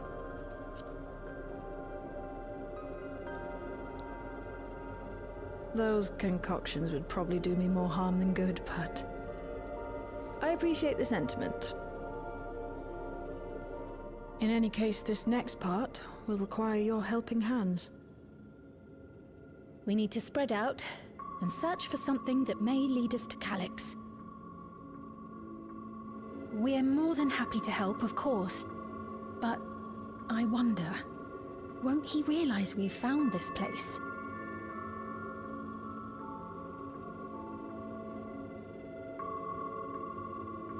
It's highly likely, and personally I hope he does.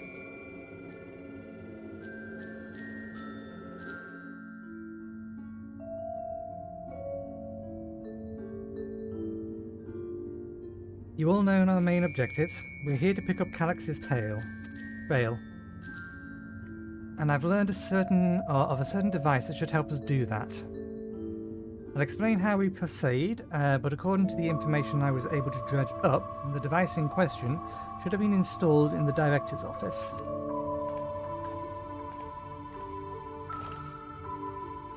Now, as for where that might be, yes, this map matches my data. The room we are in is the Research Commons, located in the western side of the complex. The director's office is in the northeast of here. So, we should cut across the circular chamber in the middle, yes? Yes, we should, but Unfortunately for us, the interior door is locked. We need a security key with the appropriate clearance to open it. Judging by the mechanism, it'll probably be a card of some kind.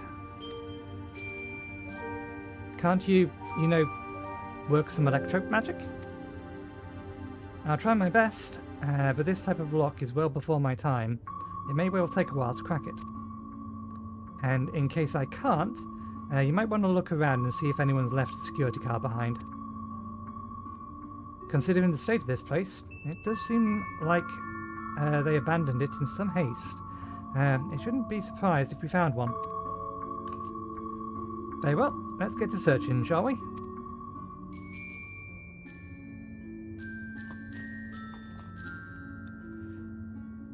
I expect we'll have the most look where the researchers kept their personal belongings.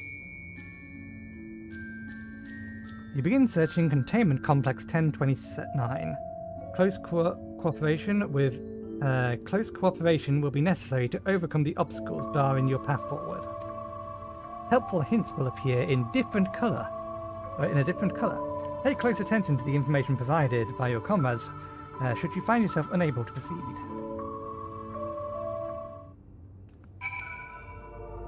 Okay.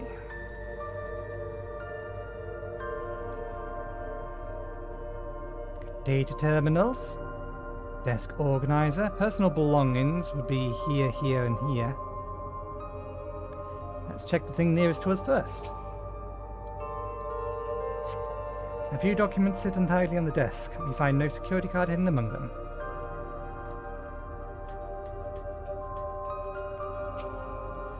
This appears to be the only desk with drawers ready to already open. You can tell at a glance the desk bomber's owner has left some things behind. Rifle through. You discover a card-shaped object. The electrode surface is marked with a bold level 1. Ah, could that be what we're looking for? Try it in the door and see if it opens.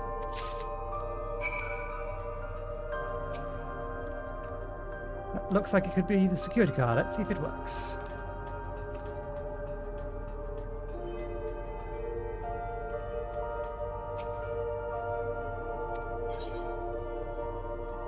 Let's actually read these then. The terminal screen displays what appears to be an index of an employee manual. Personnel protocols. For security reasons, Containment Complex 1029 has been registered as a material distribution center. Keep this in mind as you conduct yourself accordingly, both inside and outside the facility. Each employee must perform their tasks within the designated workrooms, the Researcher Commons, the Proto Lab, or the Detruro Lab. Entrance into another workroom without official clearance is strictly prohibited. Carry your security cards at all times. Your clearance level dictates the areas in which you have access to.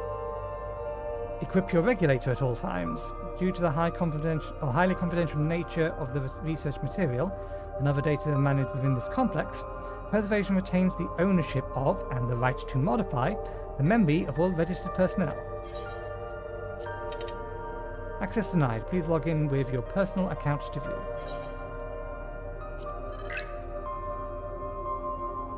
Complex Director, Demetus, Protolab Chief,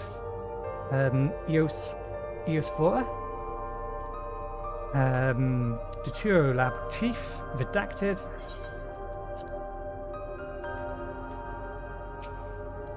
Scanning Device, Card-shaped Object. Let us try the card-shaped object. You hold the card-shaped object up to the scanner.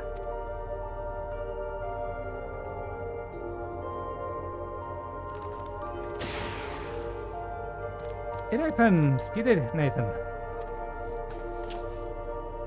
And a good thing too, I was getting nowhere with the outdated circuit. I'm curious though, why would they abandon a facility like this?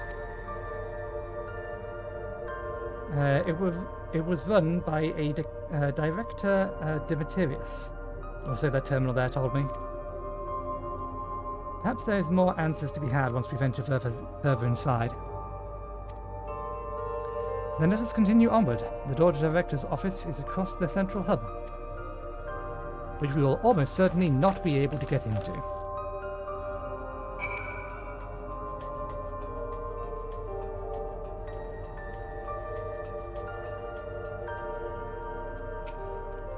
This must be the door to the Director's office. Go on, try the card.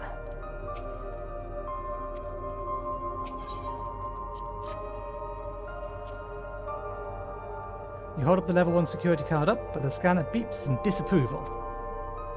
No good. Maybe we need a different card? Yes, the scanner is demanding a level 3 security clearance to open the lock. As much as the delay chafes me, we'll just have to comb through the nearby rooms and hope we stumble upon the card we need. Let us start our search in the Proto Labs. That door is already open, at least. We'll find a way through together, Shale. I'm sure of it.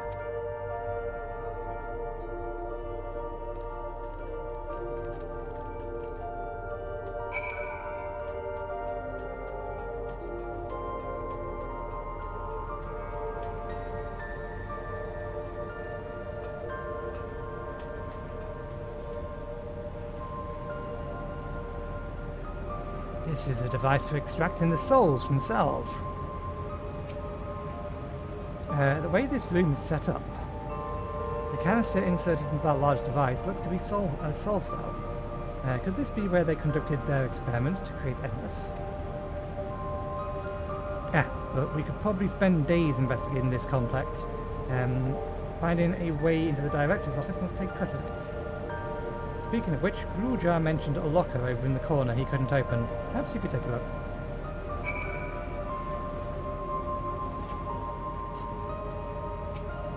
Appears to be a researcher's personal data tablet. Skim through. Today I began my employment with at Preservation. The organization was unfamiliar to me, but when the recruitment letter arrived, I had a gut feeling that this work would be far more fulfilling than any orthodox medical practice. My instincts were correct. Master Calix's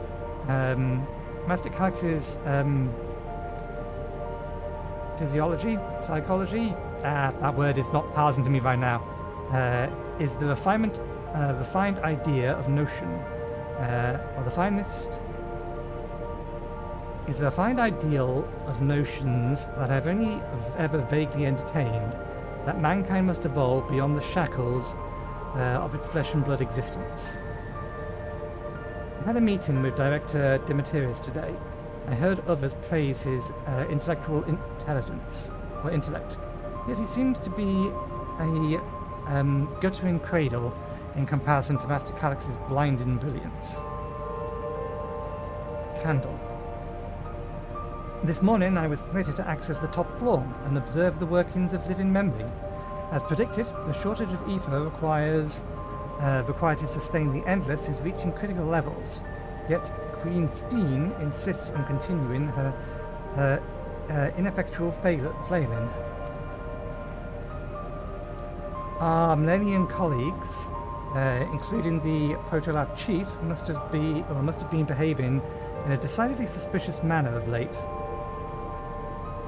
Have been behaving. Should I report my concerns to the director?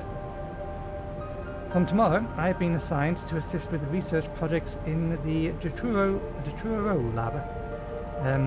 We are scheduled to conduct a major experiment, the details of which I've been been kept ignorant. It would seem prudent to back up my memory data.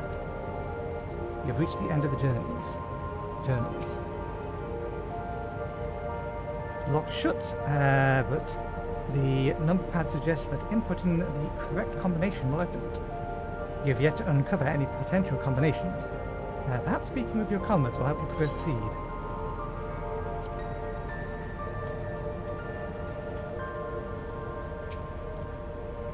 I dug through this data tablet and found a journal. I'll read it to you. The results of experiment 158 show a marked improvement in ether extraction rates. Yet we have achieved the target value set by Master Calix. Though I will become endless as per our ancestral protocol, I will preserve this historic number along with my few remaining worldly effects. Preserve the number,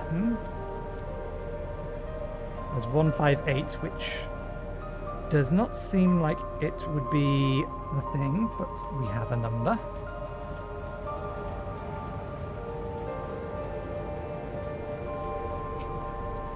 These notes seem to be about the research they did here. Let's take a look. Experiment 148 submitting interference candidate 201930 to be considered for efficient procedure review. Experiment 158, maximum value of 11509. That's probably more likely the code recorded. Comparative studies to be included in the report. Right then. One more. Experiment 163, new proposed procedure. New proposal produces a result of 9834. Decreased value verified. Well, I have no idea what any of that means. Maybe it'll make sense later on.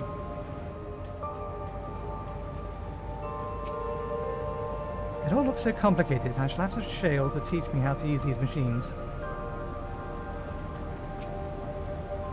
This machine feeds into a soul cell. I'm reminded of my imprisonment by the Empire. Surely this device wasn't made to hold people.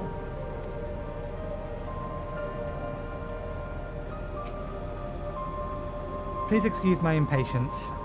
The means to track down Calyx are close, and I'm itching to get my hands on them. Okay.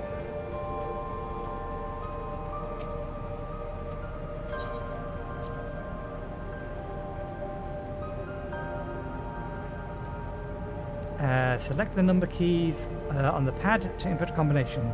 Enter up to 5 digits and then press confirm.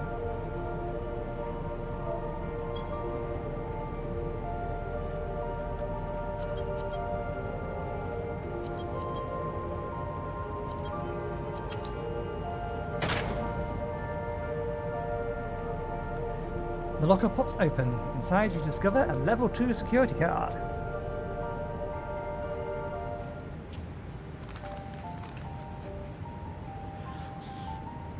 This wouldn't be the first time, but they do use them very sparingly, thankfully, because they're never particularly hard. It's more just the answer's over there. And Nathan, you got the locker open, and you found another security card. Oh, but does that say level 2? We need level 3, don't we? Yes, but it should still open more doors for us to explore. You did well, Nathan. These preservation members led a surprisingly normal lives. Leaving notes, losing their cards. I guess they imagined there'll be more... what's the word? Bloodless? Mechanical? My parents were once part of preservation, if you recall. It would seem the researchers who agreed with Calyx and his psychology? What's the word? God damn it. It's on the tip of my tongue. The Socrates and the like. What were they?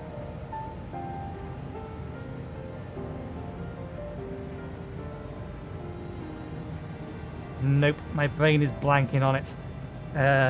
Underwent the conversion to endless entities. But I assume those who could not, or would not, eventually left the organization altogether. Oh, I almost forgot. The researchers kept journals in their data tablets. The one I read doesn't explain much, but something big happened in the complex, and afterwards it was decided that everyone will become endless. The writer was really happy about this. You can tell by how much they admired Calyx and his work. The entries ended after that, but maybe you can read more in the other tablets there. Right, let's move on this investigation to another room. Well, we have the Datura lab and the maintenance facilities left to search. Both are accessed via the southeast corridor. So let's get back to the hub and the locked doors along across the way, which will hopefully yield to the new security card. I'll take the old one, if you like. I doubt we'll have any more use for it.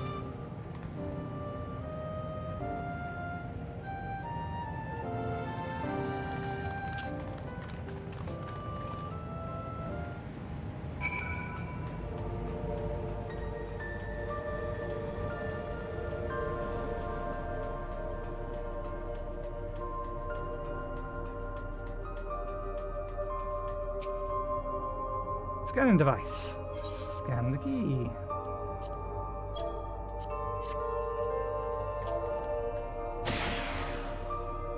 Yes, it opened. So, where should we go first? The tutorial lab or the facilities? Let's start with the lab.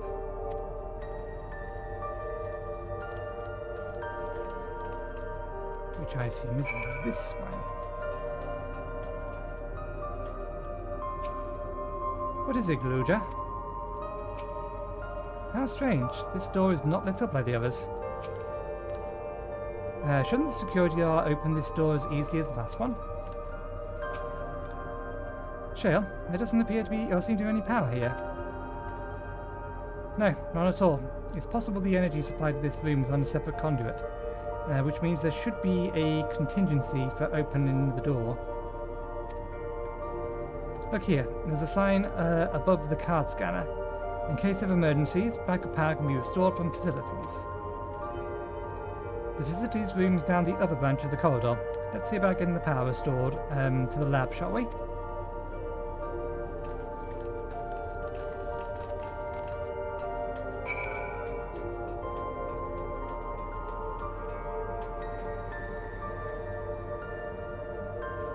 Someone's been playing too much with their well, any of their PlayStations.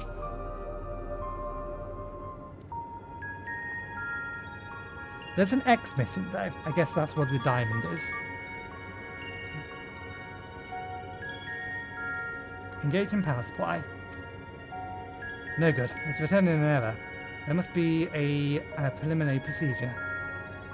According to this error code reference, if the power supply has been interrupted for an extended period of time, then we need to reconfigure both the emergency generator and the circuit control panels. Shale, that's the emergency generator over there, isn't it? Yes, by the looks of it, it's the same module as the one used in Heritage Found. But how does it send power to the other labs? Ah, I see.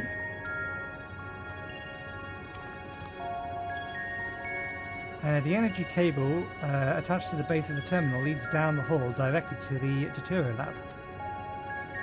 Which means we need a way to connect the generator to that cable. What about those patterns on the floor? Could this be the circuit we need to reconfigure? I believe you have it right, the right of it. Using the control panel to set each of the tiles, we create an unbroken path for the power to flow.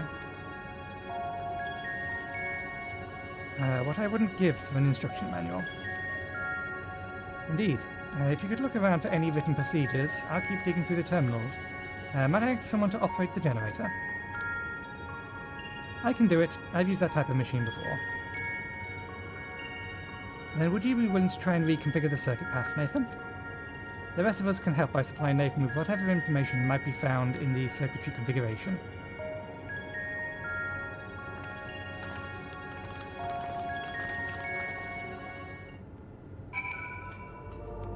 Okay. Well, this one probably has to go...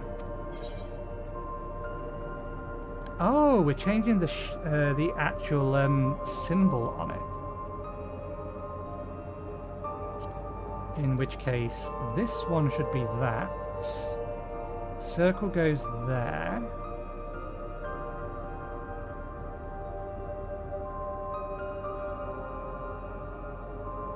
Square goes here. Circle, square. diamond triangle.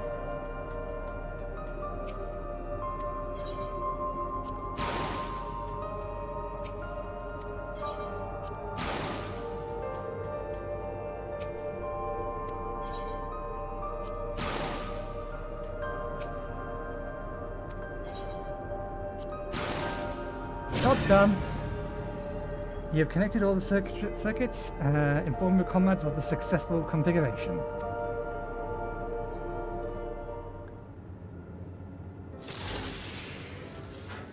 It worked! We did it, Nathan.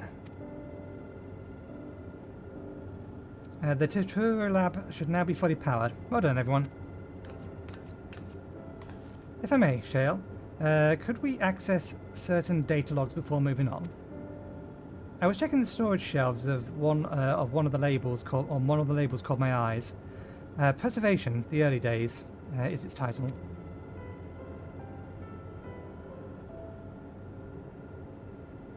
Of course, it'll take a moment to bring up the contents.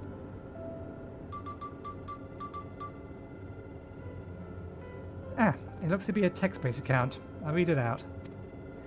Preservation, an Alexandrian Institute for Technological Development. Excuse me.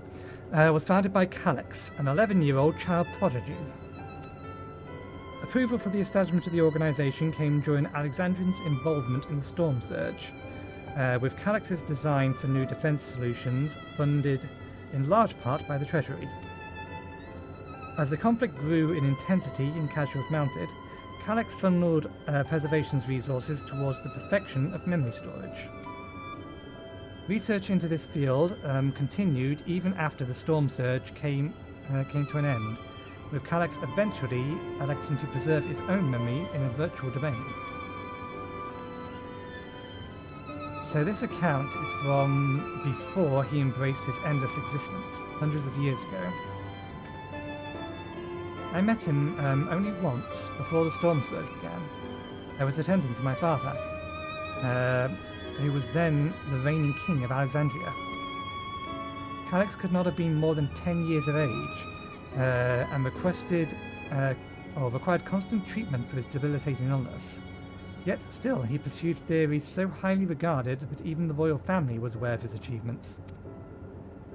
Life should not be lost to the injustice of death. Even now, I can hear the single-minded will behind his voice, or his words. So it was that the war came to our kingdom. My father was quick to commit his unwavering support to the somber youth and his proposal for preservation. Several years later, the ensuing violence brought death to both my parents. Overwhelmed as I was by my sudden succession to the throne, I suspected they spared me the reports of endless research and less urgent matters. So you had no way of knowing the kind of person Calix was changing into. Did he change, I wonder? Perhaps he was, or he has ever been the type to value ideals over compassion. I failed to see at the time.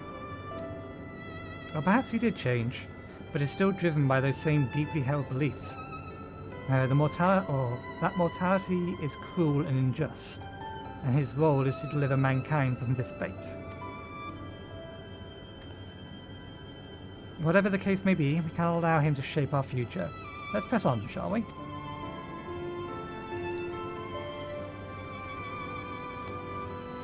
If I've done my job correctly, the door to the Tutorial Lab should be accessible now. I'll give everything a once-over just to be sure.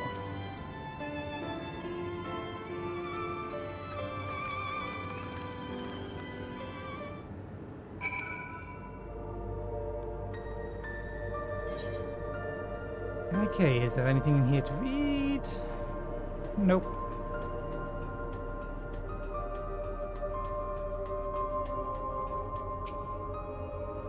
The energy current seems stable enough. You should be... you should let me handle this one.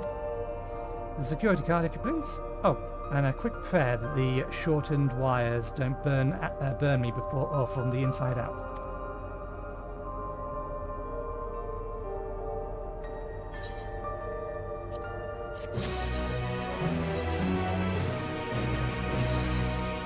Shell is examining the card scanner. Right, let's get this door open.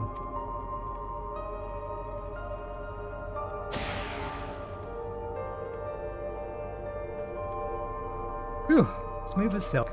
Let's head inside and see what awaits.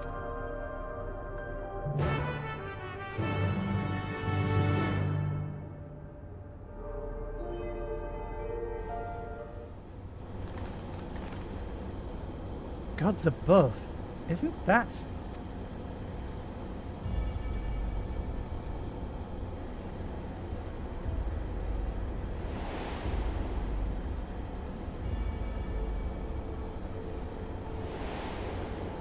What held the key? The key to interdimensional fusion? That looks to be a schematic on the monitor. And they've used it to make another key. But isn't it missing the shape, the shard inside, like the one Nathan has? We may be labouring under a misconception. The key was originally a Millennium relic. Once this treasure came into its possession, Preservation began working to harness the power to cross dimensions. Aside from the crystal, we can see that all the vessel's components were constructed here. So that might tell. So what might that tell us? The crystal itself is the key. This device is just made to control it.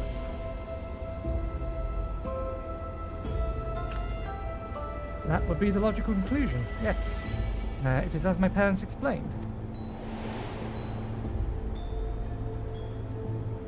The key remains shrouded in mystery. Preservation augmented it with Electrope, but never grasped the technology's underlying principles. To this day, not a single person understands the mechanisms of interdimensional fusion. Not who imbued the key with its power, not when they did so, nor why.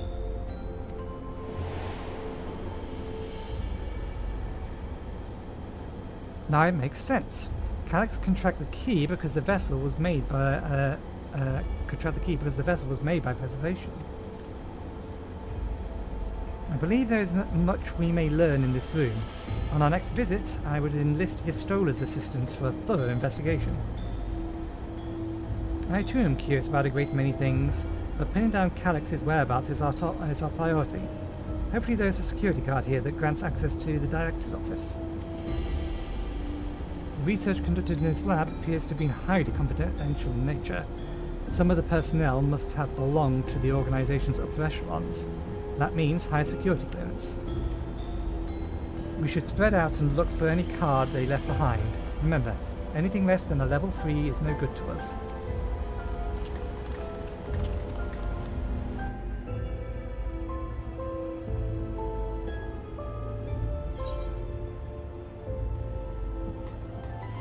If I was the security key, where would I be hiding?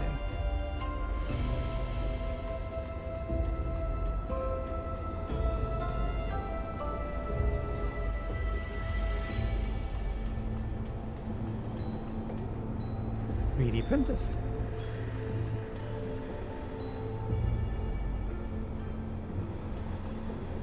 The cabinet drawer is the most obvious answer, so let's go with the thing furthest away from the most obvious answer.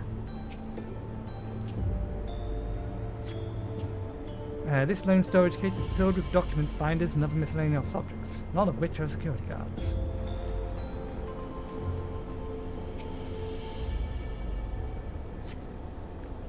This sturdy-looking shelving unit holds a storage crate and sealed barrels. No sign of a security card.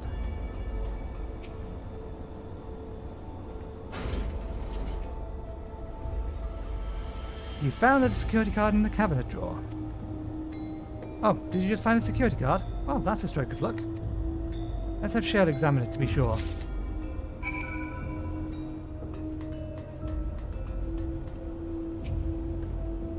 Well, that isn't exactly what we need. Nice work, Nathan.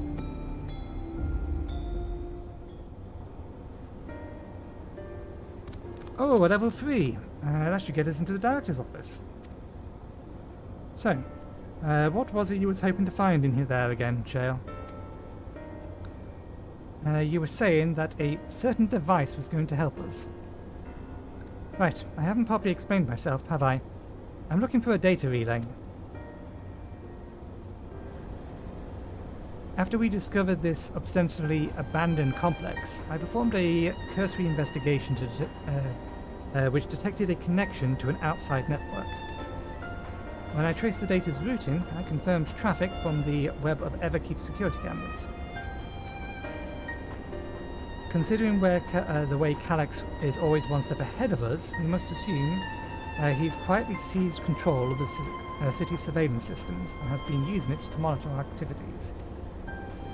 To monitor what you, as the key holder, are planning. But since Calyx is the ultimate recipient of those transmissions, the flow of data is like a river that we can follow back to him. Which is why I need the data relay. If I can analyze the device and see where it's rerouting all of its surveillance traffic, then you can pinpoint Calyx's position. That said, he has done nothing to impede our progress, which makes me think I might be on entirely the wrong track. Maybe the reason he isn't stopping us is because he can't. Back in the old castle, Calyx said he was measuring Nathan's strength. What can he possibly dream up that's stronger than him?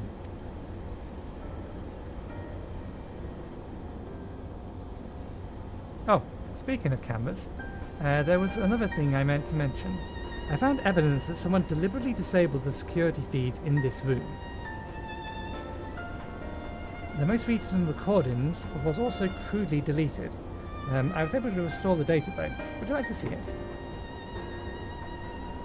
I'll start the show then.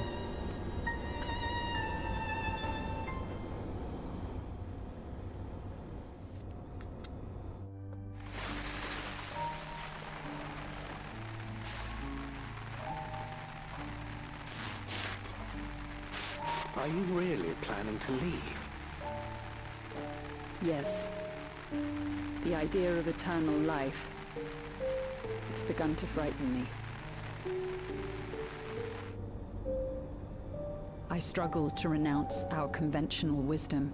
Death is the means by which life prunes its branches, leaving the trunk to grow strong and tall. We die so that our species may flourish. What would become of mankind were we to halt that process? If unending stagnation is the fruit of our labor, then perhaps we strive for the wrong thing.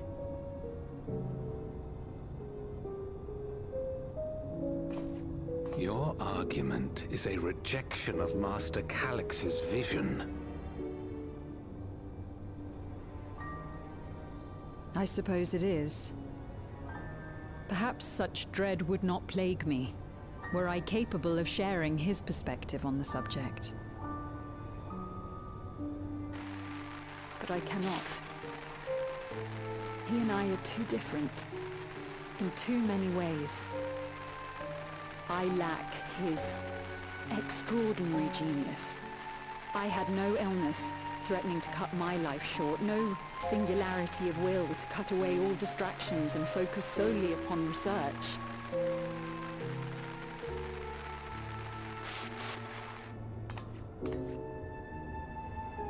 I have nothing but respect for his determination. The way he overcame his prognosis and seized the means to transcend death itself. But I'm not convinced that this obsession with living is the right path. That's why I've decided to leave preservation and put all my effort towards building a legacy for the next generation to come. Surely you...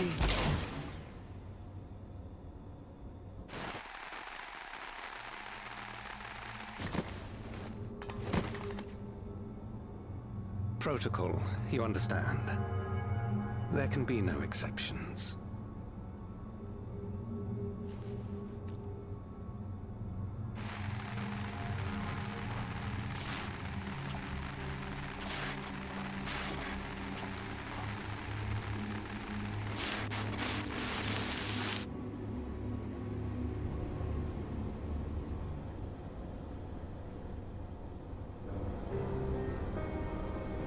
She only wanted to leave, and he executed her. I checked the images against the personal data, and the man who pulled the trigger was Director Demetrius himself. Everything I could find on him pointed to a deep infatuation with Master Calyx. The cameras in this room have been out of operation ever since that incident. Given that the recording was erased, I can only assume he was trying to conceal his grisly deed from the other researchers. I'm not surprised, given how my parents described their defection from the Institute. They spoke of rushing me through a portal, even as preservation agents closed in on them. I dared not ask what became of them after that. But if it turns out they were captured by their pursuers...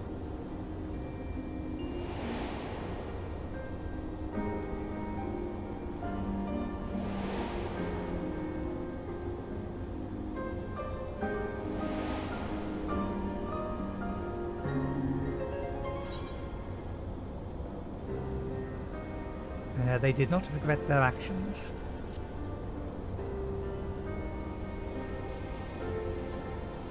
Right, the Echo. Knowing you saw them as they were, your words give me great comfort. Oh, Kryl. Worry not, Sveen. Thanks to the Haven of Living Memory, I was at least able to meet my parents and learn what they stood for. It is enough for me to carry on. Even now, we don't know how the conflict unfolded between your parents and Preservation. But what we do know is that your mother and father clearly expunged every last trace of their movements. They made sure no one could cross into the source or threaten their child's safety. Right, let's press on, shall we? This tale behind the key deserves a fitting conclusion. To the Director's office.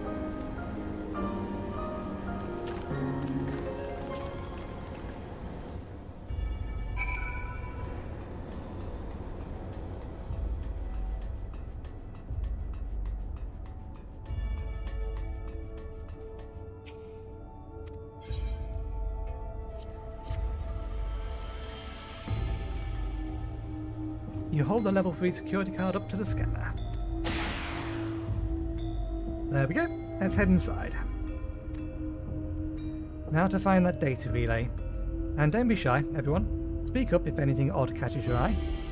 Nathan, go with me. I might have need of that security card.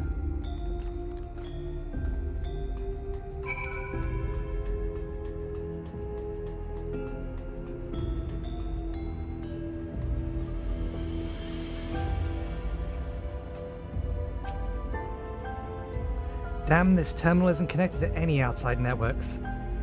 So it can't be the data relay I'm looking for. This office is also smaller than the map suggests. I'm positive we're in the right room. What am I missing? So Nathan, could I ask you to, you and the others to search the office for any clues of this infuriating puzzle?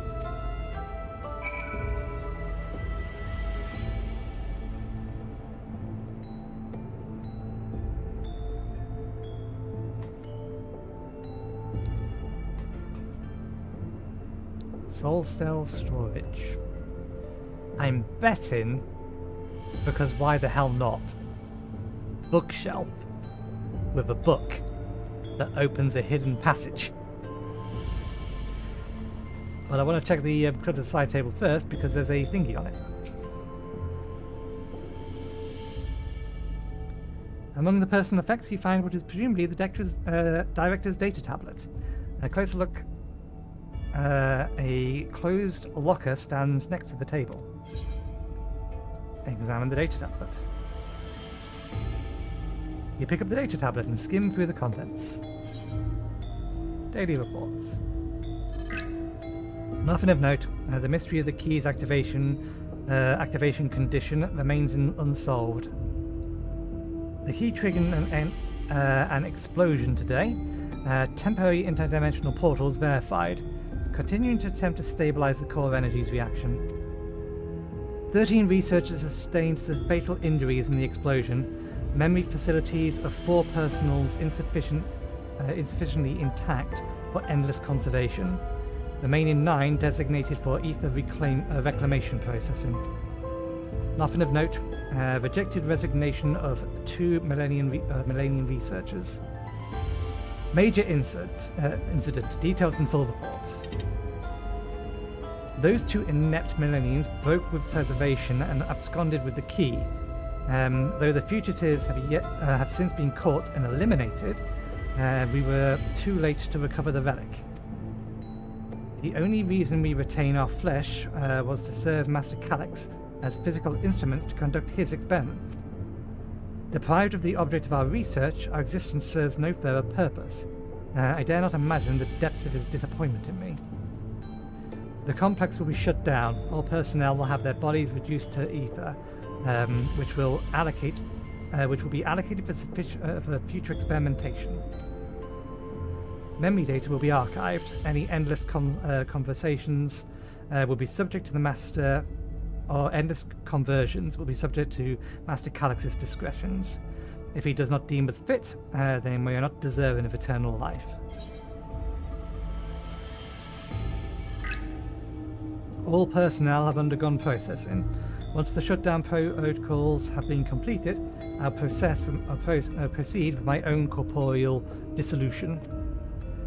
As long as the key remains in the physical world, we must keep this complex in pristine condition. Whether it be needed for experiments or otherwise, it must be ready to support future operations in whatever capacity Master Calyx requires. To that end, facilities equipped with maintaining the stasis mode. Facility equipment will be maintained in stasis mode. Furthermore, a critical component for the security room access will be stored separately to defend against unauthorized entry. Okay.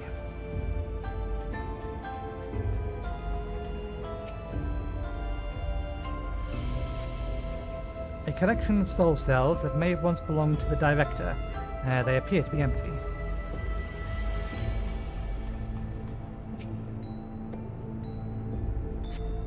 You find a crumpled note wedged between the file binders. Security room access. Requires password to be inputted simultaneously at terminals in the Proto Lab,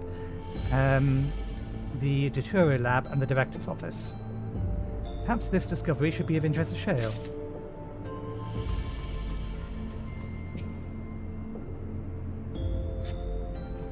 Having lain dormant for years, the now active coffee maker has already entered a self-cleaning cycle.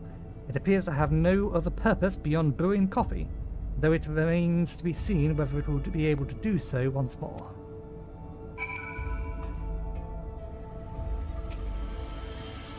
Have you found something?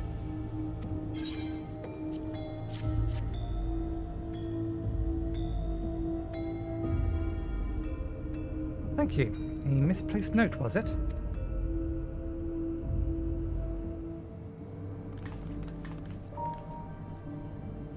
With instructions for accessing the secure room, no less. Seems we need to enter a password on 3 different terminals at the same time. There was no such room marked on the map, was there? No. A precautionary measure, no doubt. And if the passwords are involved, I expect the access lift itself is concealed too. Concealed? By electrope, you mean? Could it be that wall? I thought it seemed odd when I walked past.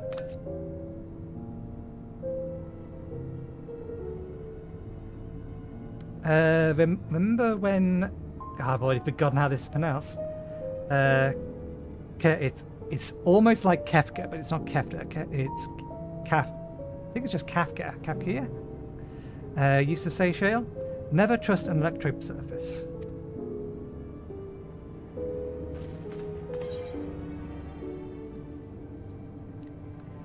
You can pass right through electrope. Electrope isn't always what it appears to be.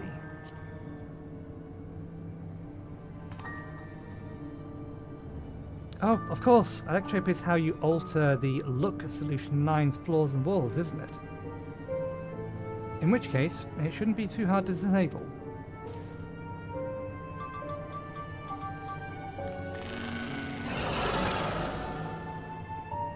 Another door. I managed to deactivate the projector, but the lock is another story. Didn't that note lay out the password protocol? I said we go ahead and try it. I agree. 2 people should be prepare the lab terminals for input, while the rest of us look for the password here in the office. I'll take the proto lab, then I'll take the Dawntrail lab. Actually, it might be better if you stayed, Steen. Your knowledge of Alexandria and its people could be needed here. Yes, you're right. If the passwords are hidden or hidden behind clues, that may be something I can help with. I can help too. I've lived my whole life in Alexandria after all. I will take the Dawntrail lab duty then. We'll keep in touch via communicator to match our timing. Nathan, you shall have the honor of entering the office password. Once we've determined what we need to input, take your place at this terminal. I'll stand by to guide Wuklamat and Kryl through the process. You know, there was a display plate over there. The one with the gem. I thought since it was made of electrope, it might have some other purpose. But I couldn't find any switch or button to make it do anything. Maybe you can figure it out. There's a gem missing.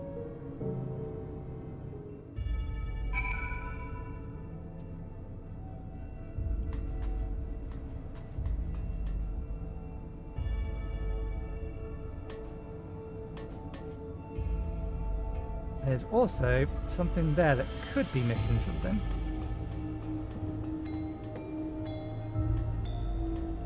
Let's examine this and have a look inside the locker. You have located the nearest personal data and spare locker. Taking a look. Open the locker.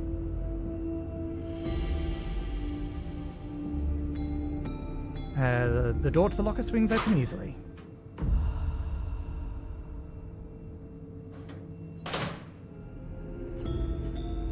It contained nothing of note. You quietly shut the locker door. Okay. We are looking for a gem.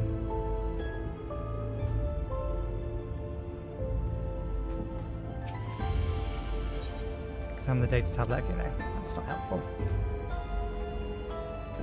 We'll examine this first in case it opens up other opportunities of exploration. 2 jewels are embedded in the electrode plate. We identify a blue gem as a sapphire and a red gem as a garnet. There appears to be an empty slot for another jewel to fill.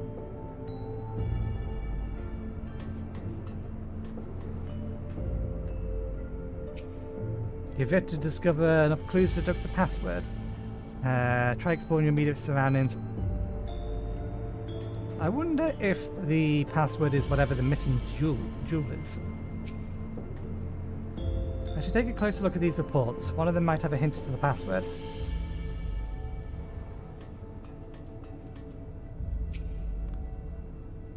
I kept searching the drawers with the books and found a cube puzzle made of electrope. Probably just a toy, but maybe solve the puzzle. You got it.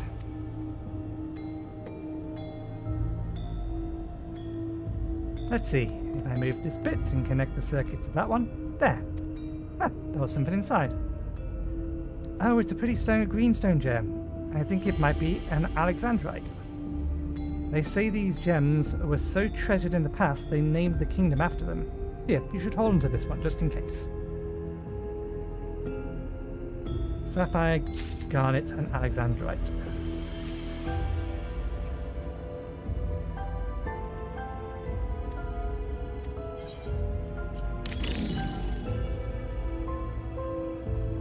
The gem fits snugly into place. Almost immediately afterwards, the glowing lines of a diagram appear on the display, accompanied by a short phrase.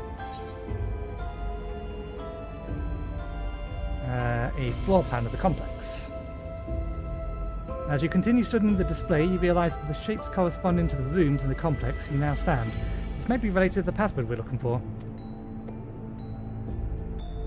Scrawled phrase. The glowing words appear to be in handwritten. Yes, I knew that jewel would come in handy. Let me see. Heed the stones. This must be about the special meaning Alexandrites have for gems.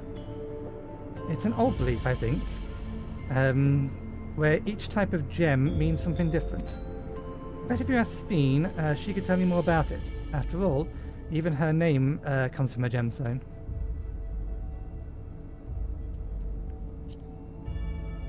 This lock contains a sapphire.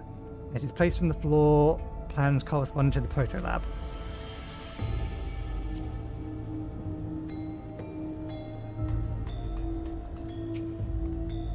Yes, you say you have a question? You need only ask. The symbol or symbolism of Alexandrite. Well, I was taught the Alexandrite represent the concept of protection. It is identically, incidentally, also the origin of Alexandrian name. Oh, you're thinking this has something to do with the password? Sapphire and a garnet as well, you say?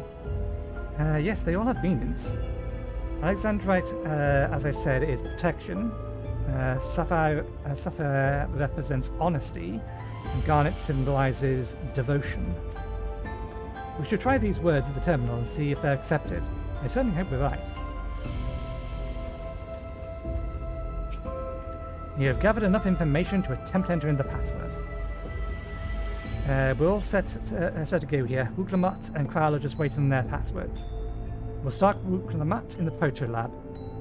What should she enter? Honesty. And the password for Kral? Devotion. And lastly, what will we be inputting in the director's office? Protection. Right, we have all three passwords ready. Now to enter them into the system at the same time.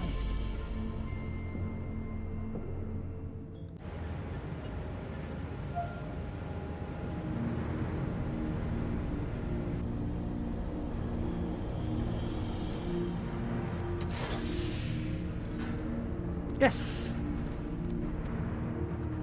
Oh, I'm so glad that worked.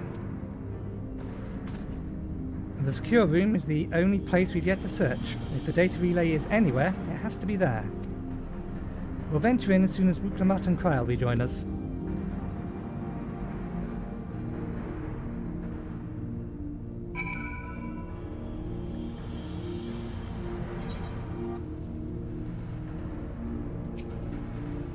Alright, everyone, time to board the lift and see what awaits us.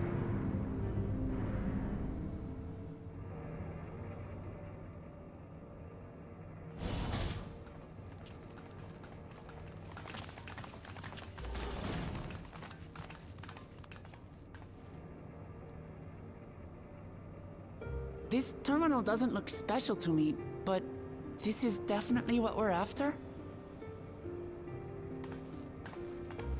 It is, but whether or not it will suffice for our purposes is another question.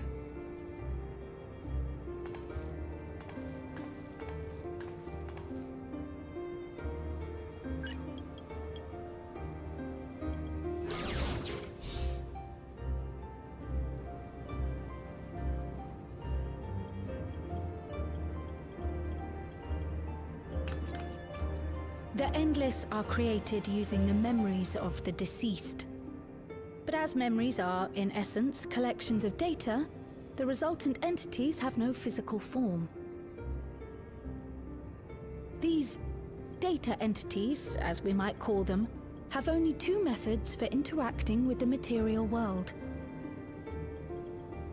One of these we saw in Living Memory, where the Endless are granted temporary bodies through the use of corporeal ether. They become much like solid ghosts that one can see and touch. The other method, which Kafkiwa employed, is the remote operation of a machine. But where do you suppose the Endless are to be found when not inhabiting a physical body?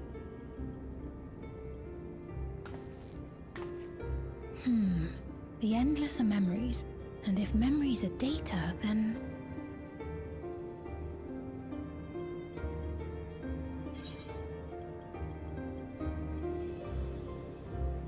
In a world form of data, inside Electric somewhere.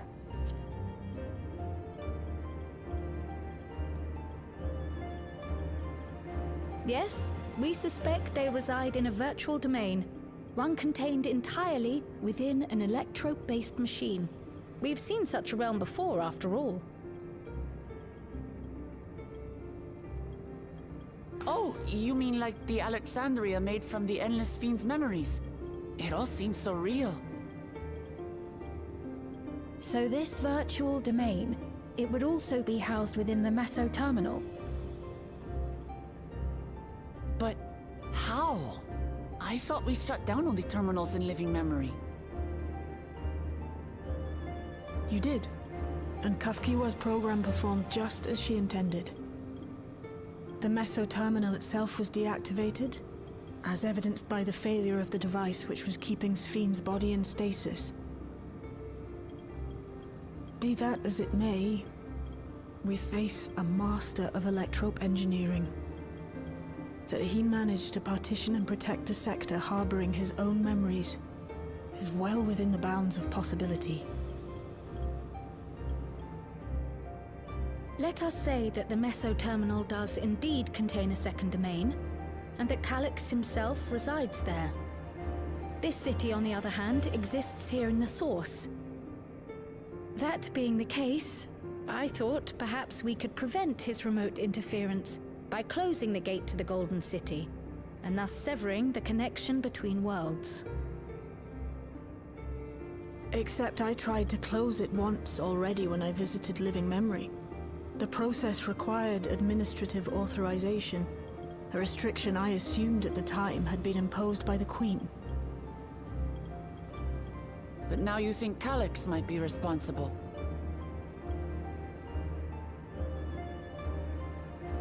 Just as I suspected. Even now, security transmissions from throughout the Keep are being tapped by the core system and routed elsewhere. Almost every single one has you as its focus. He's keeping track of the keyholder's movements.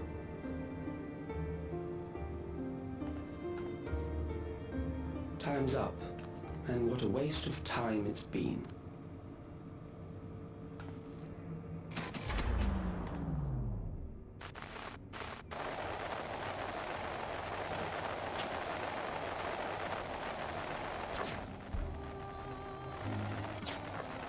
Hoping to find me by tracing security data? That will not be necessary.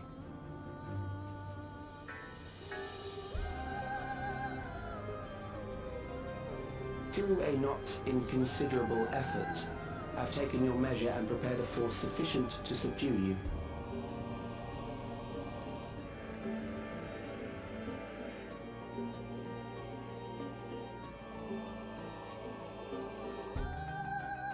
Come.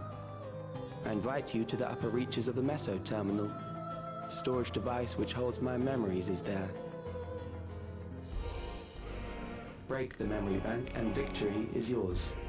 I, in turn, will seek to wrest the key from you with any and every means at my disposal.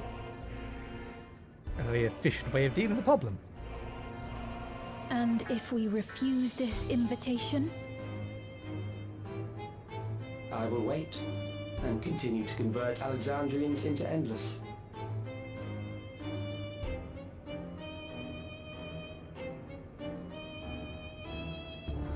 Consider the urgency of the situation and make the wiser choice. Answer me one question, Calyx. The Endless Fiend. When she was queen, you had her face an impossible task, then manipulated her into using the key when she was at her most desperate. If you can do all that, then why not whisk it away when her plans went to ruin? Why let it fall into our hands?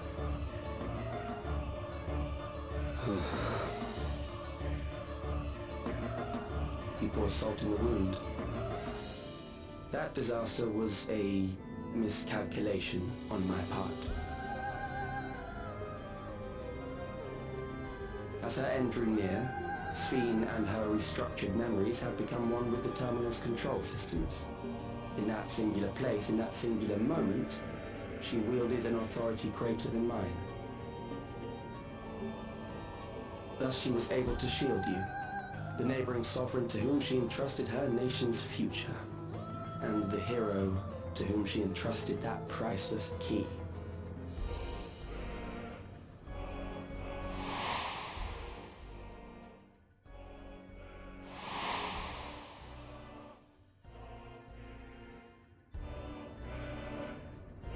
I am unsure to what degree she perceived my presence, but she knew that someone was watching. Does that satisfy your curiosity?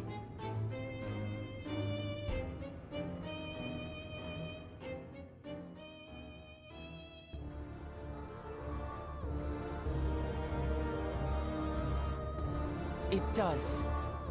And I'm satisfied that you will take nothing more from this nation. Not one more life, not one more future, not one single smile from another child's face. You hear me?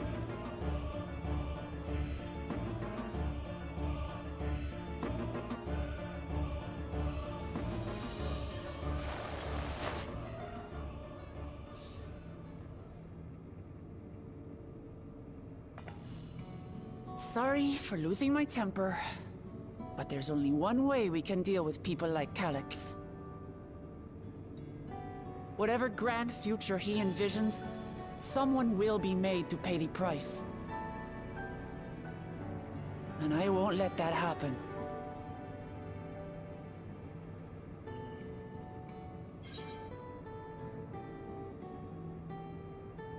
He's wrong if he thinks he's taken our measure.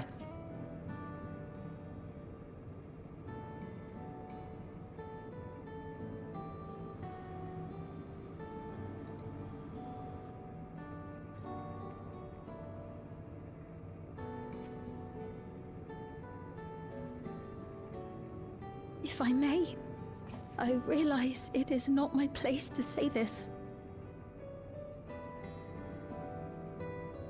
Even so, I must thank you both. On behalf of my other self, allow me to say how grateful I am to have you as our champions.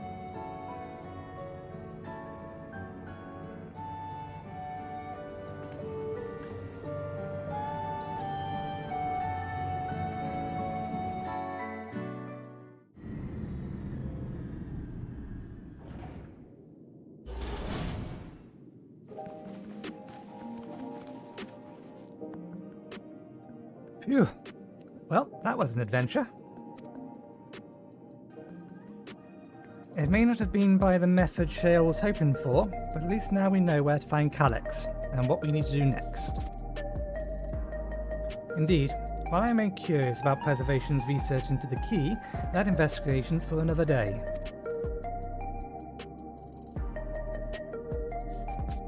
Then let's head straight to the back room, which will get everyone on the same page before we make our move.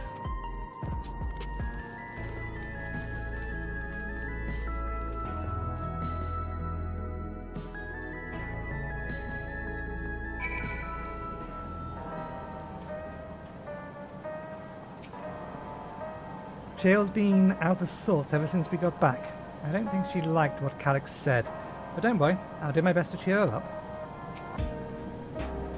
It was my other self who entrusted you with the key. Though she could not change who she was, the consequences of her final choice linger, empowering us to shape our own future. I passed on the short version of our events to our comrades so that we can all be prepared for the challenge ahead. It's time to put an end to this. Calyx won't stop until we stop him. The situation isn't the best out there, but at least you've come back to us safe and sound. Damn that bastard Calyx. He waited until I was this close before snatching away my moment of triumph. So that's what you're so annoyed with. and that's infuriating. Condescending way he spoke to us. Or that infuriating, condescending way he spoke to us. We'll see whose time is up, you little smug weasel. Anyway, I know things didn't go to plan, but we've learned a great deal about preservation. That knowledge could come in handy in the days to come. Though I may not be able to contribute much to a direct confrontation, I mean to see this through with you all, providing whatever support I can.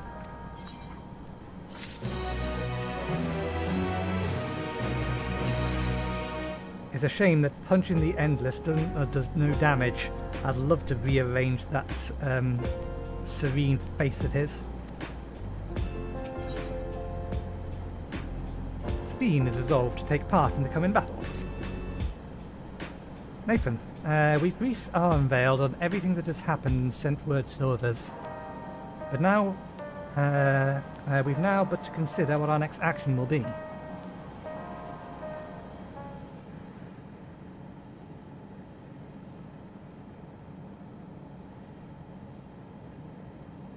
Calix has offered you the opportunity to confront him directly. Although, and though it feels much like striding face first into an ambush, we have little choice. If we are to destroy the memories he is supposedly stored in the upper reaches of the Miso terminal, then that's where we must go. While I'm still upset at being deprived of my moment, I nevertheless did my due diligence. I can confirm that the relay we found was indeed transmitting surveillance data to a device somewhere in living memory.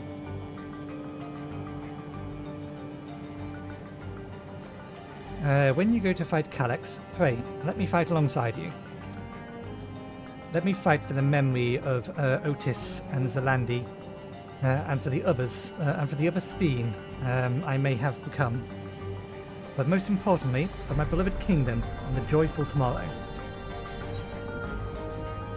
It has always been your fight as much as yours, if not more. Of course, no reckless heroics. If things take a grim turn, I'll keep you safe. No, it has always been your fight as much as ours, if not more. It's her kingdom. Of course it has been. Thank you for your understanding. Thanks for understanding what this means to me. I'll be coming with you as well. You know my reasons. It hardly needs saying, but your fellow Scions have also every intention of accompanying you into battle. So adamant were Alizé and the others on this point that they have already left the living memory. I am more than ready to do the same. Alizé would kill us if we went on another adventure without her. Or at the very least, throttle us. We'll keep patrolling the streets for signs of trouble, especially from anyone wearing neo-regulators. Should you need anything from me, I'll be on standby here in the back room. I really want to go with you too, but I know I can't. I know that sometimes you have to be patient and trust in your friends. Oh, Nathan. Cryo and I think that we should talk to Gosan before we leave the living memory. Under Calix's direction, preservation helps shape Alexandrian societies for centuries. Taking him down will have serious consequences, and we need to warn officials in charge about what we intend. Justification aside, we should be acting against the wishes of all who desire to become endless. Exactly. We don't know if Gosan will approve or oppose our chosen course, but either way, leaving without a word is the wrong thing to do. Come, we should be on our way. Resolution first, yes? Be safe, everyone. We'll see you when it's over.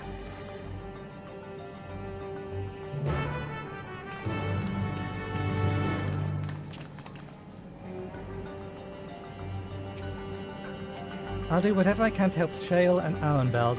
It may not be much, but small things add up when you do them enough of them.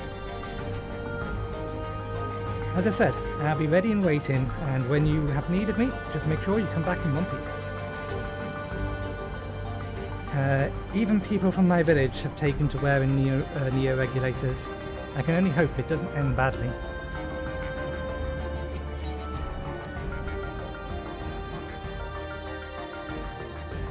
Where are we heading? That's what I thought. Can't target the ground if there's a door in the way.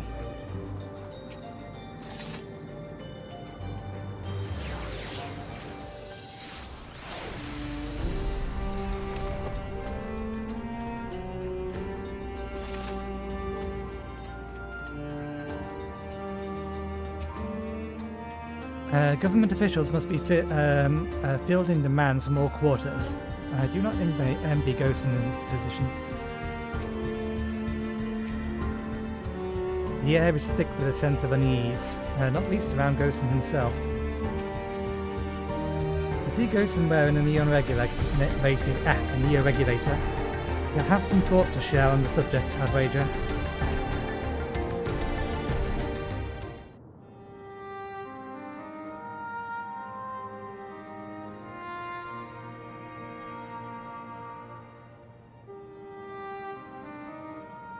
I see.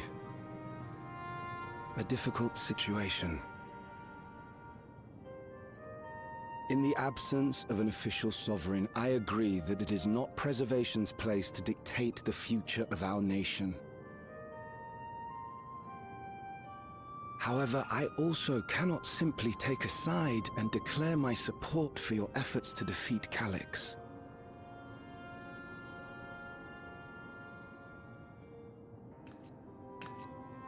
Is that because of the new regulator you wear? I've yet to register it. I find myself caught between the fear of dying and the desire to carry out the duties of governance.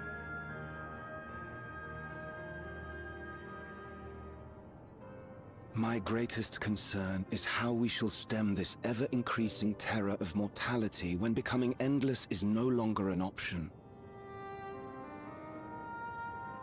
And that's to say nothing of the recent slaughter committed by our own soldiers. The fact that such violence was perpetrated for the very purpose of creating endless will, paradoxically, make it more difficult to endorse your chosen course.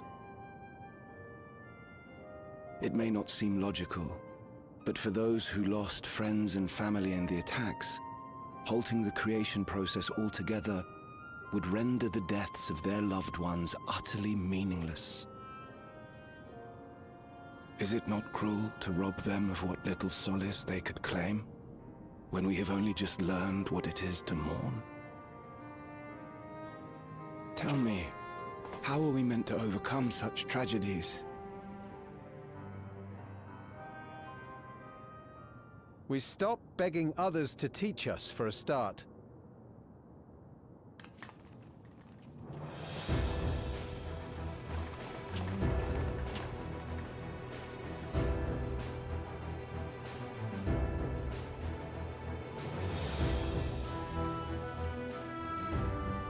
For the longest time, we've been protected by Queen Sphene and the systems put in place by our forebears. The hardships and responsibilities of life were distant things, and we felt entitled to our comforts, even as we barely noticed those who risked everything to keep us sheltered. But no more. From now on, we need to learn on our own. How to live with the promise of death. How to endure the pain of loss. We may never learn to love such things, but we may learn to survive them. The people beyond the barrier, even the Alexandrians of old, they've all had to live with these fears. There's no reason we can't do it too. What are you all doing here? Malachite called us in, and the Oblivion members briefed us on the current crisis. You don't stand idly by while your house burns down. We came together and thought about how we could help. Long story short, we've decided to join the fight alongside Oblivion.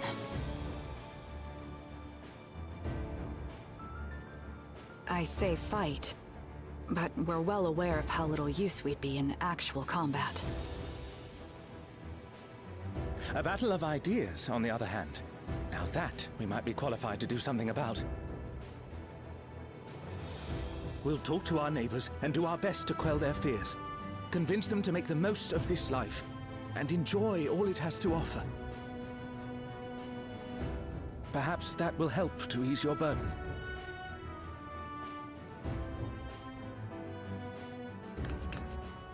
It certainly will.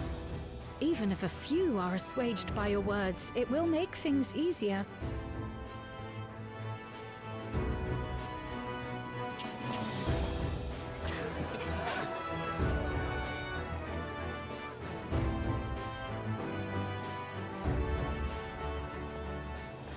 Those who have already registered will be difficult to sway, but there are still many who waver. Those are the ones we'll concentrate on. Gossen, if you truly care for the people of Alexandria, then now's the time to start thinking of ways to prevent more deaths.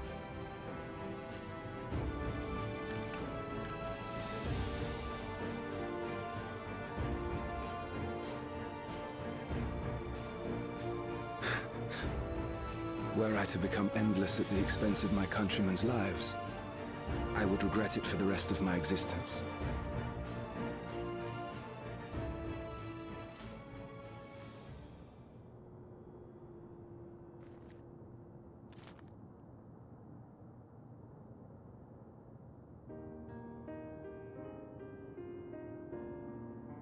Forgive my weakness.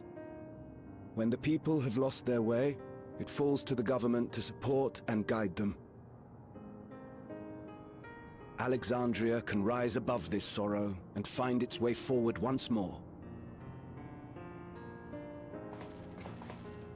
Is that not so, Your Majesty? Indeed it is.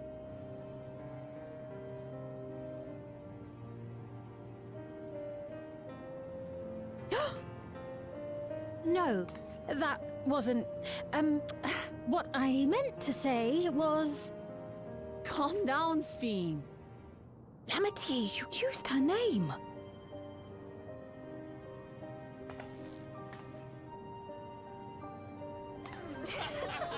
They've hardly been subtle about it. They've used their name in public multiple times. The perfect resemblance to our beloved Queen Sphene has not escaped our notice. Yet we also understand that you are not her. Having to live in secret, unable to share who you really are, that must have been hard on you.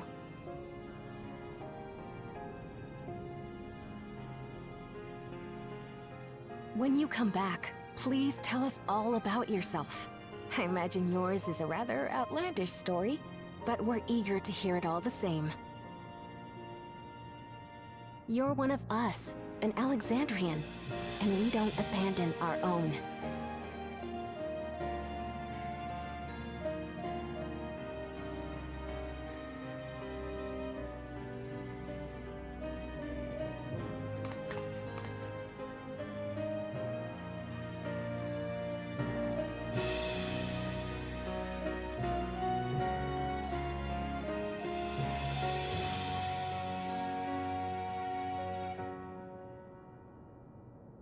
I promise to return.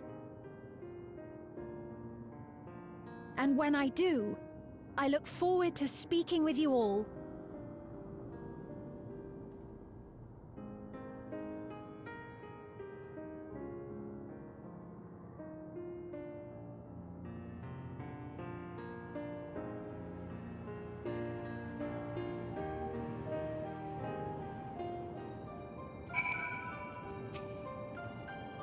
Sphene must be overjoyed to be welcomed by her countrymen. For their sake, we need to bring her back safely. It is a relief to be freed from my indecision. Until I had removed the regulator, or my regulator, I hadn't realised quite how heavy it weighed upon me. I'm glad we were able to hear the will of the Alexandrian people. Now it falls to us to see the rest of it through. Everyone was so warm and welcoming. Alexandrians are, as ever, a stalwart people. How glad I am to be home. Thank you, Gorsan. That decision must have been difficult to make. If only I could claim the courage to do so came from within. The final push came from Alexandrian citizens, and their bravery in taking the first step towards change. Speaking of which, can I ask you to lock that Neo-regulator away where no one can get to it? That should prevent the registration from, or the registrations from reaching the target number. I should be glad to do so, but I fear it would be to no avail. According to our most recent surveys, the number of Neo-regulators are circulating exceeds the stated 5,000. I surmise the surplus units are to account for those like myself who have had a change of heart, or are otherwise hesitant to register. That does sound like something Calyx would do. Well, we'll have to face him either way, so no point in delaying the inevitable. On to live in memory.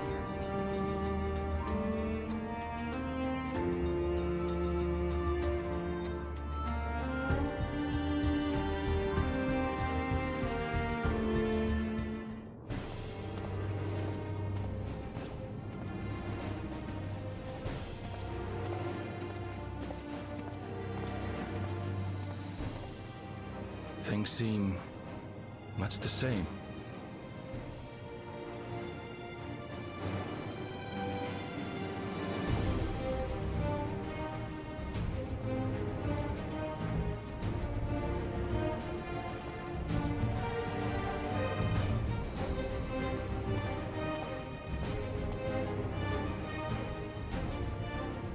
So listen, you have nothing more to fear than any other normal day.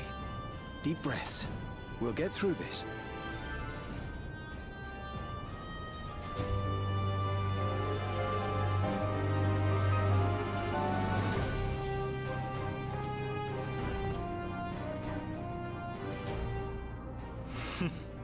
You'd be telling them much the same if you were here. I suppose it falls to me now.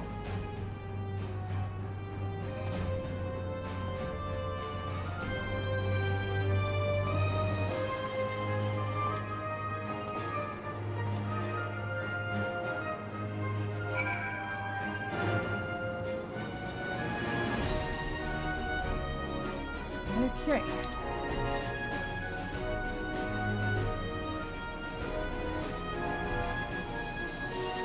Living memory technically doesn't appear in the world, so I can't click the button to teleport to it that way. Where in living memory are we going? I'll assume the entrance.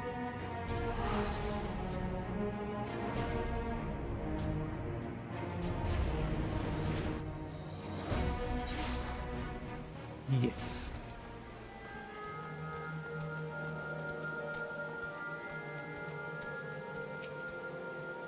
We've all been so busy, it seems like an age since we last gathered in such a manner.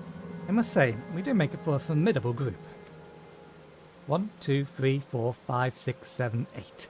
I get the feeling the trial to come is going to be with NPCs. That'll certainly make queuing quicker. 'Tis good to rejoin you all. I need to step away briefly, that I might make arrangements for certain precautionary measures. Coming here reminds me of my parents, of the courage they gave me. It seems Alphino and Alizé were the ones to explain to Kona our need to enter the Cenote. He urged us to be extremely careful, of course. I had scarcely awakened here when I fell unconscious. Now that I can fully enjoy the gentle silence of this place, it brings a tear to my eye. Last time I had to wait in the Cenote, but there's nothing to stop me from joining this fight. 'Tis good to see our comrade hale and girded for battle. As for us, we've been ahead and inspected the lay of the land. There were no changes of note, aside from the Mesoterminal, or with the Mesoterminal itself. Why? What has happened to the Mesoterminal? Looks normal to me. Maybe the top lit back up again? The wall has receded to provide a convenient entrance to the structure's interior. There was no such ingress when we were here, so we must assume Calyx has since manipulated the terminal's electrope. Or to facilitate his most generous invitation to the upper levels. An invitation I am glad to, or eager to accept. For the sake of all who love Alexandria, I will not yield nor leave them to despair. We need more direct hits, not that we're going to be able to use these lower tier ones. Let's just pack them away. Okay, it is 5 o'clock. This is perfect time for a break. I will go get myself a fresh cup of tea. I'll be back in about 5 to 10 minutes. I will see you in a bit.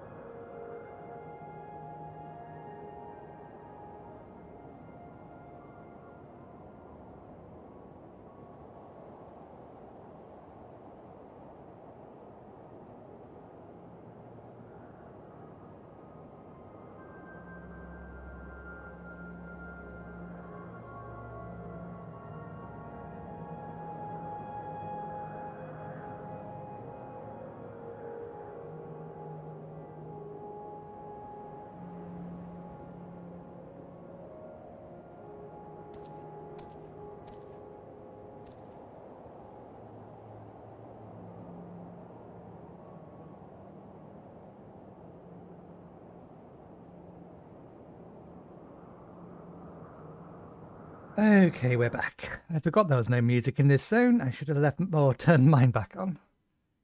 Just want to push a couple of buttons and check something. Yep, that's all fine. Oh, there was music. I didn't think I'd tabbed out entirely. Never mind. Anyway, let's continue on. Start with Grahat here and work our way around again. I don't think there's going to be any difference. We've all been busy, or all been so busy, and it seems an age since we last gathered in such a manner. I must say, we do make a formidable group.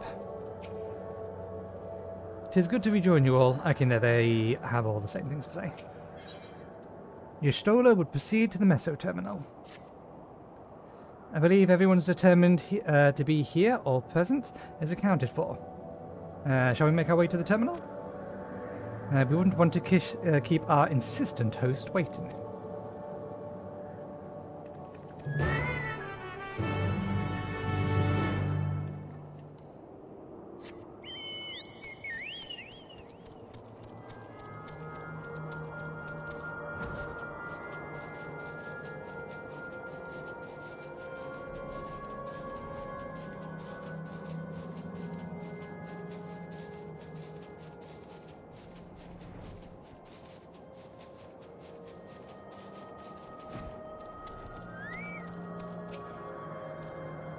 So this is where the former Queen's memories were stored. Now she herself tried to erase them, even as an Endless. Her resolve was so strong that she would kill her heart to become the cold machine she believed she needed to be. Living memory is steeped in dense lightning ether, or is steeped in the dense lightning ether of the Nines. This pervasive energy must be what the terminal utilizes as a power source. I remember a little of my awakening. The paralysis yet lingers, and my eyes could barely focus. For an endless existence for the evolution of mankind. I understand what he strives for, but not what drives him to do so with such ruthlessness. It hadn't occurred to me that one might physically enter the terminal, though I suppose it makes sense when you think about it. A structure for creating Endless would require maintenance administered by corporeal hands. When we shut down all the minor terminals, we watched the Endless fade away. I do not believe that was a performance staged to deceive us. As for the Meso terminal, however, it has grown dark by the time we had returned from the virtual domain. While I am loath to admit it, 'tis possible its true appearance was hidden from us in our absence, which is why we must bring this tale to its demonstrable end. Oh no, that's not what it says in any way, shape or form. Its I don't know what that word is. Denouement by our own hands? Not a word I'm familiar with.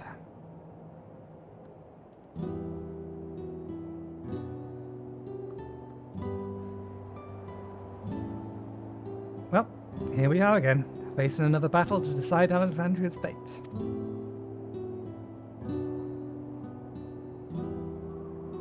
For 4 centuries I slept here. On awakening, I found the world as I knew it had changed.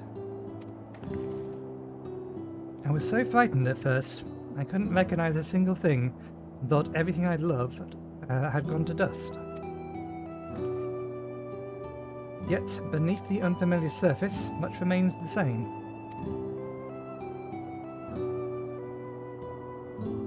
For that, I give thanks to Otis and Zelani, and their royal knights, who laid their life on the line to defend our way of life. I thank every Alexandrian who believed in our future and passed on our legacy. I thank my other self, who so loved this kingdom of ours. And I thank all of you for kindling this hope in my heart, this courage to take up arms and fight once more.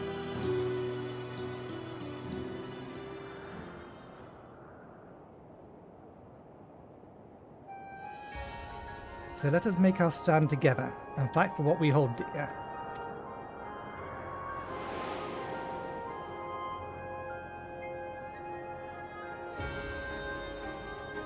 The kind and gentle Queen Sphene was too weak to serve her people, and so she will serve them no more.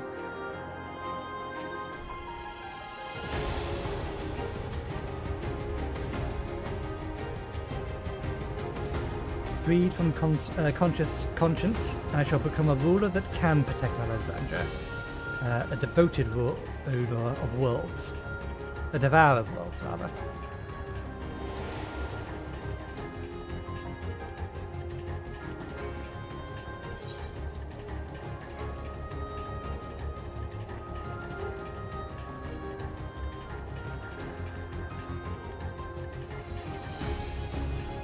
Together we stand, together we fight.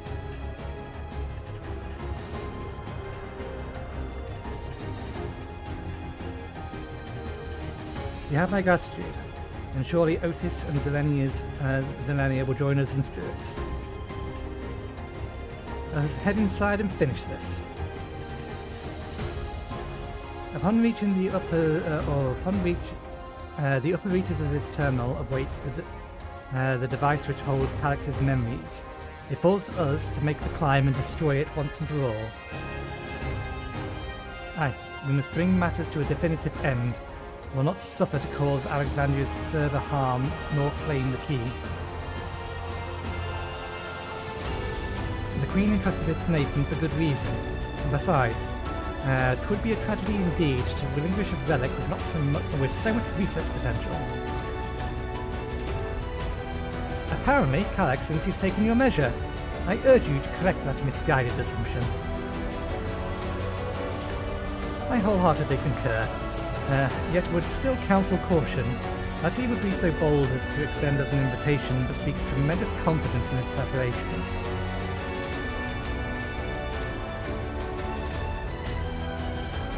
Come, friends, we set forth into the mists of our dream in Endless.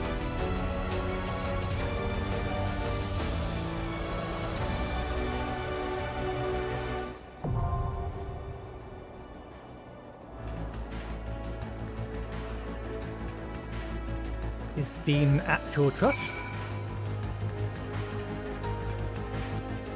She is.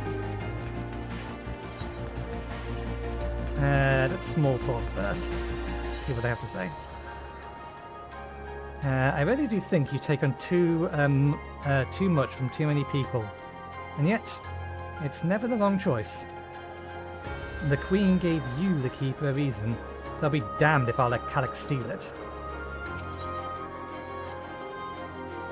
Calix scheme to forfeit flesh to gain immortality calls to mind is it you? Something like? Not that informing him of their fate would do much to dissuade him. Convinced though you may be of this truth, it is yours and not mine, and no conclusion of yours, no matter how grim, can dampen my desire.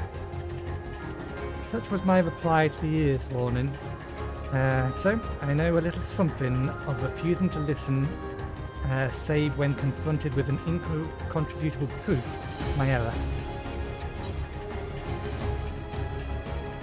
The Alexandria of today has seen countless lives come and go. My other self took their grief and fear and rage upon herself in service to our kingdom. Around me are gathered those willing to give their all to fulfill the promise they made to her. How can I do any less? Alexandrians must be free to believe that more than sadness awaits them, that tomorrow can be a better than today. As vow resolve, or even just as a comrade, I see myself making a lot of promises. I mean to honour every last one of them, starting with the oath I swore to the Endless Scheme. Even if it's just a memory, I want to think of her smiling at that promise kept.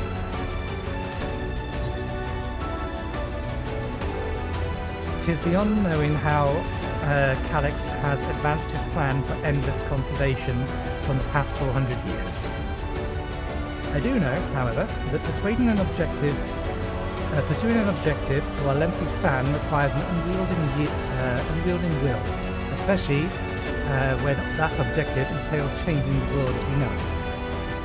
Characters of both possess both a considerable force and resolve. We would do well to recognise him as such. If my parents were indeed executed by preservation, for me this will not only be a fight for the greater good, this will be justice. If I am to add to an addendum to Grandfather's account of the Golden City, then let it be a rousing good one, eh? We have no idea what Calyx may have planned for us. Alize and I have prepared for every eventuality, yet still. Nay, you must be free to lead our charge unhindered by doubt. As we press onwards, we shall guard the flanks. So who does it want us to go in with by default? Alize would be really, really mad if we didn't bring her, but we're going to bring Kran instead if we can. Ah, we can't. Because you're a DPS. I stand ever ready. And I am a DPS. Okay. It has to be this way. Well, I could switch to healer, but actually no, I can't switch to healer. This is the only class that has the item level high enough to be able to do this effect.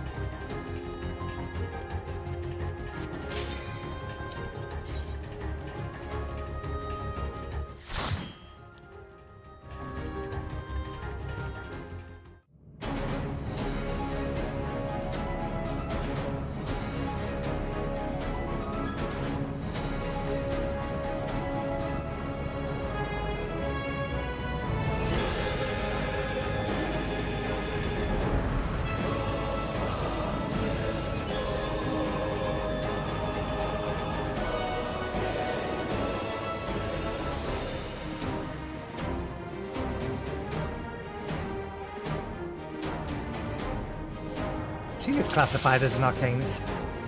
Makes sense. Ah, you've come. I'll begin by wearing you down. So this is what it looks like on the inside. It has this different floor from where I was in stasis.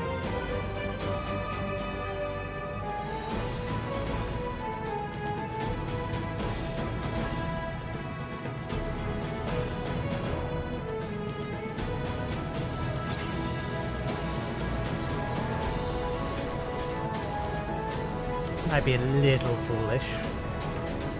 You gonna follow? Nope, I'm gonna have to persuade them to come with me.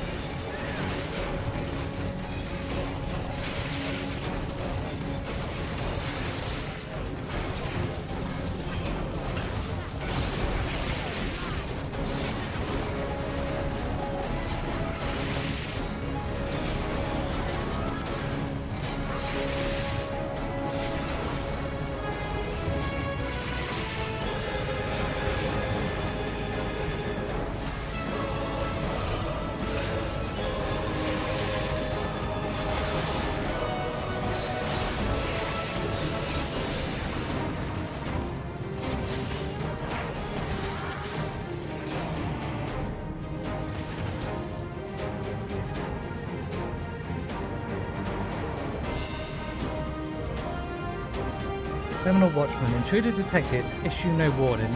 Proceed to eliminate. What is preservation's purpose? The answer to that question is simple. To ensure the survival of mankind. In a world beset by lightning aspect of imbalance, this means securing a place where people may live in safety, as well as establishing a treatment for the leaden sickness which plagues us. Many approaches were considered, but in the end, it was a child, a young, undeniable genius, who discovered the most brilliant and complete solution to all challenges we now face.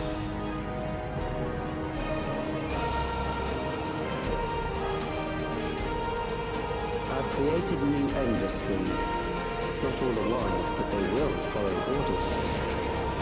Kill and survive and so forth. Good. I shall prepare the stage for battle.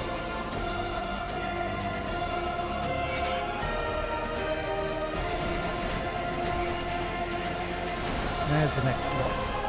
Too far away for me to worry about.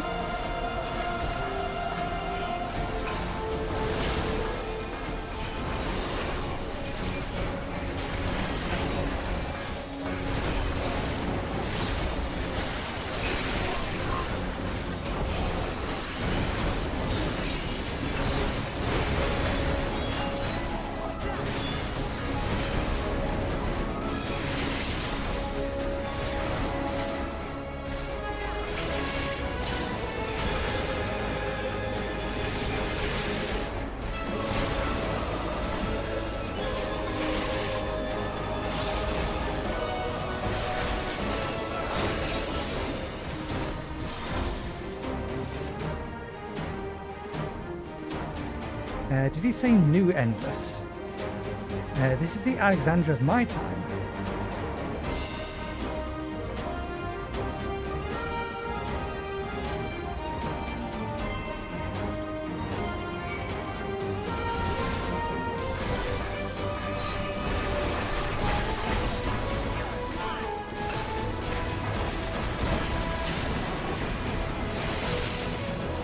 Allow me.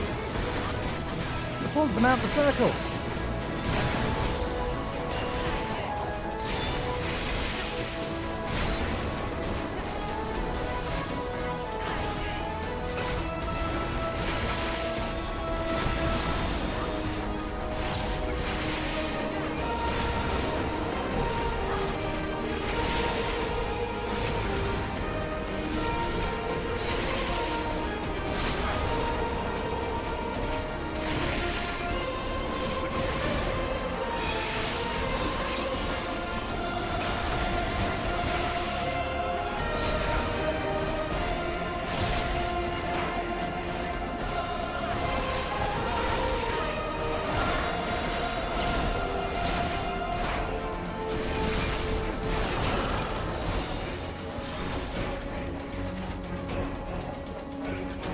The memories of a physician.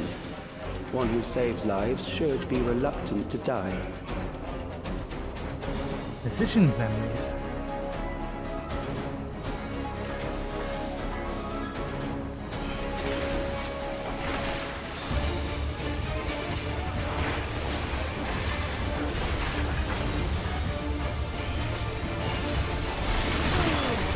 Just the beginning.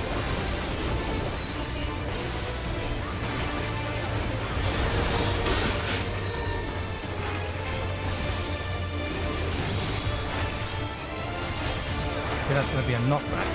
How far is it going knockback? Oh, the time.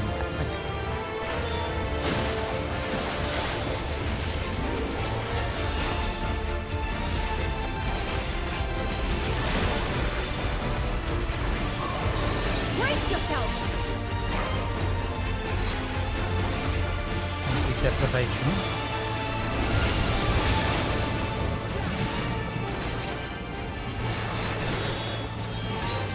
Where it was.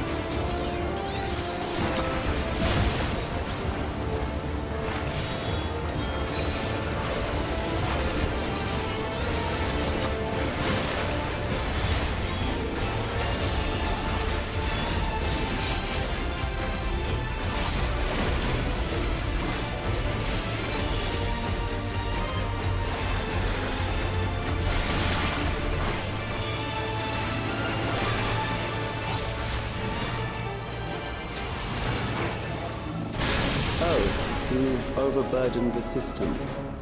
No matter, it served its purpose. Okay. Something we can use. In fact, this item level is probably low enough that it's worth keeping, but we'll probably... Weird, however, we get to eat this. Will help a little. Okay.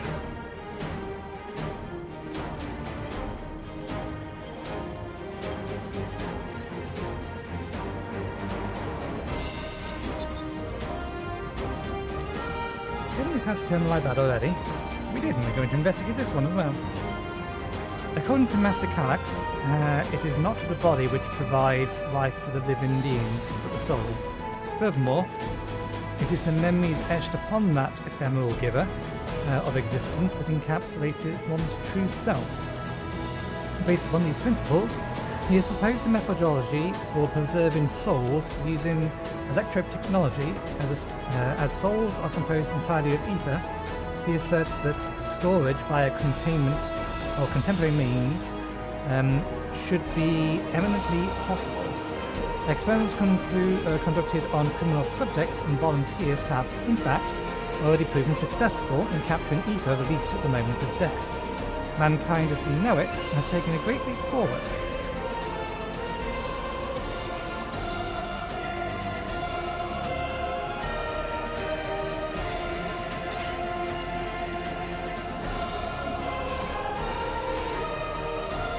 Keep them busy a second.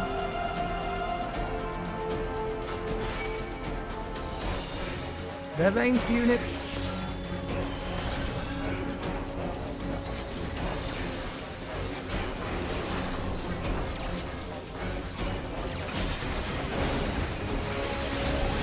Allow me.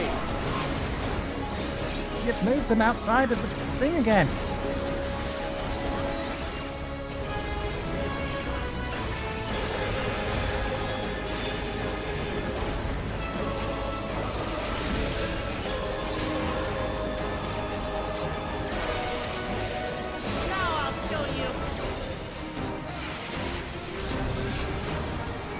I got clipped by something.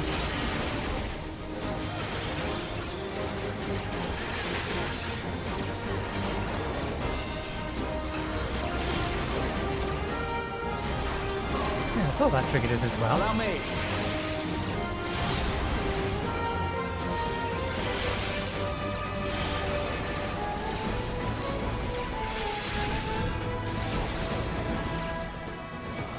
Do they have a non-telegraphed cone tank? As I just not seeing it. Next, we visit a prison of sinister repute. I need not compel them to fight. Another reminder of Alexandria.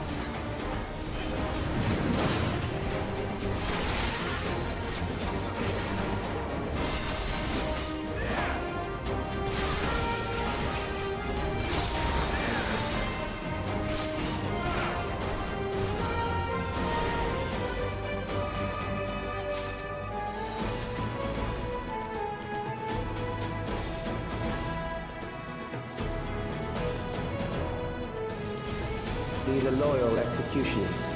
They shall deal appropriately with criminals. This will be no easy battle. Yep, you better pick a target. Your sentence is death. How long can you defy it?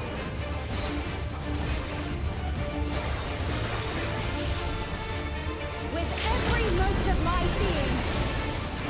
Oh, she uses Livid Bait rather judiciously as well. Criminals may run, but they cannot escape.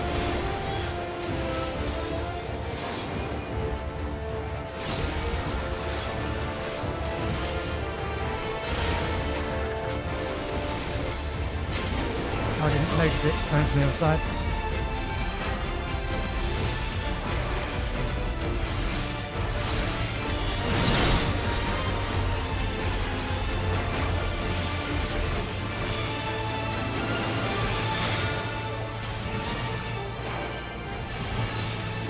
Okay, yeah.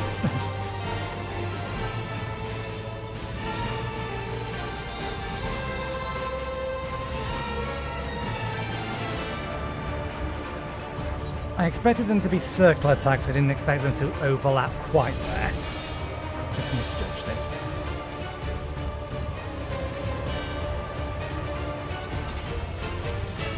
Your sentence is death. How long can you defy it? Get rid of that. No, I can't.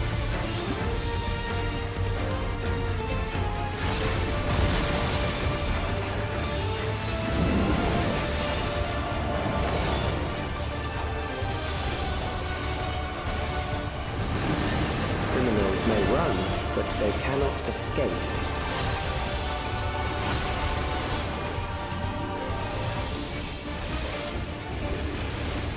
Which one goes off? Oh, they do appear in order then.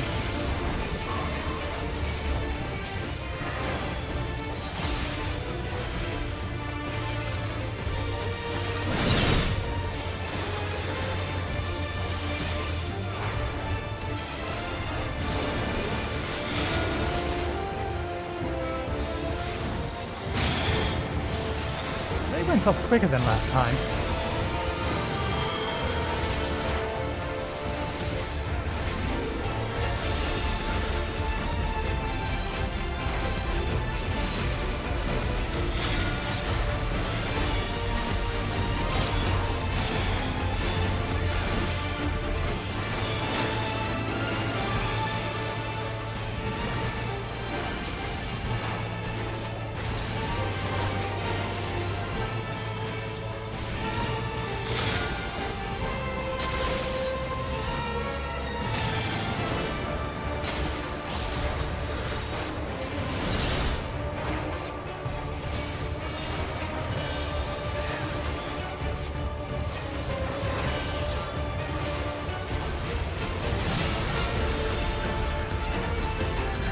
I wonder if the healer is actually able to target us through these walls.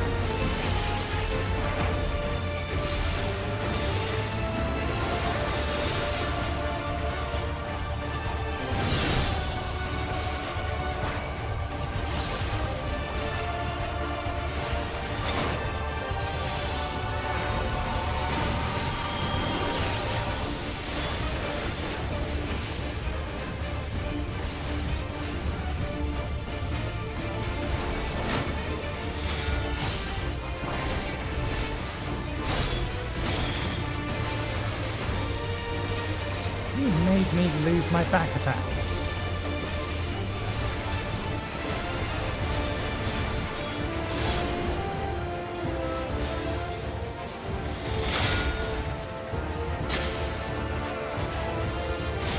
Am I allowed to intervene? Yes, get myself killed as a result.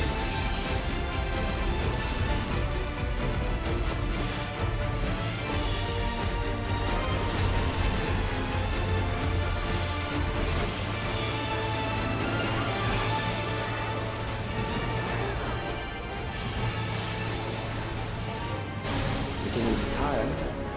Good. I bid you continue on. Enemies are not tools to be exploited. That's an interesting fight. I like that fight. Everyone gets their own personal boss they need to take out.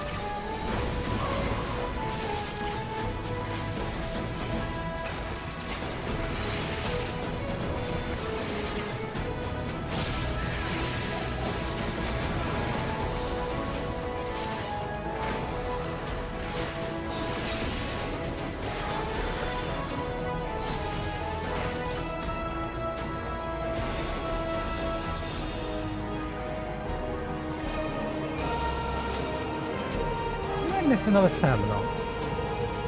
Nope, there it is.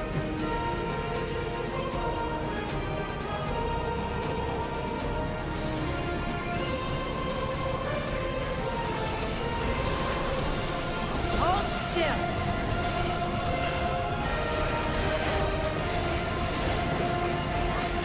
Allow me.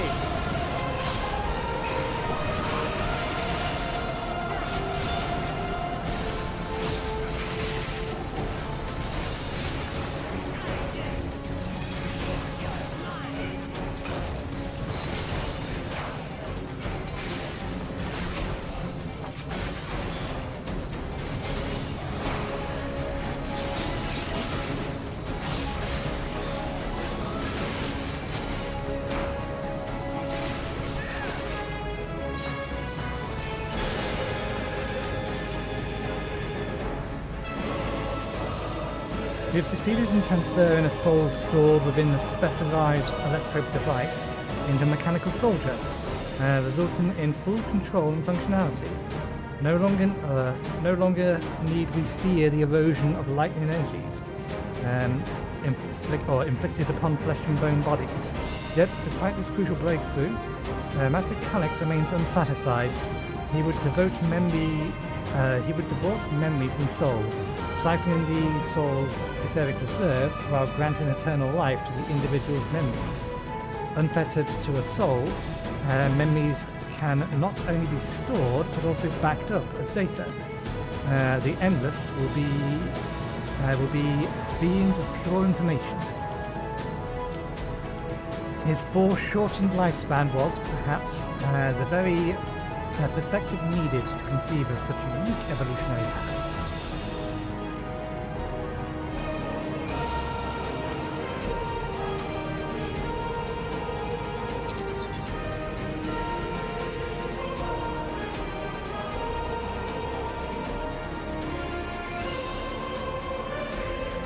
Memories from an age rife with death. The desperation will serve well.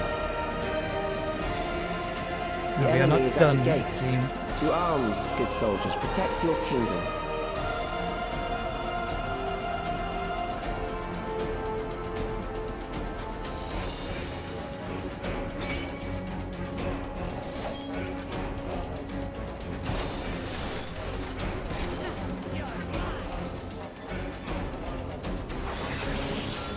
Oh, am I not allowed to? There we go.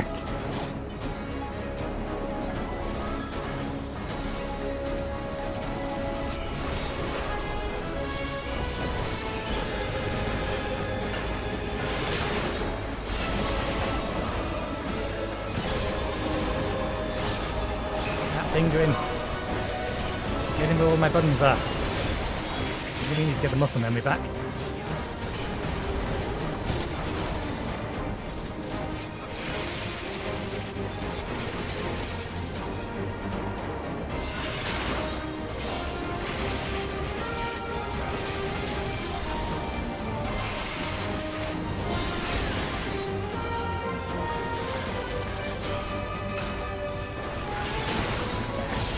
Waited a second.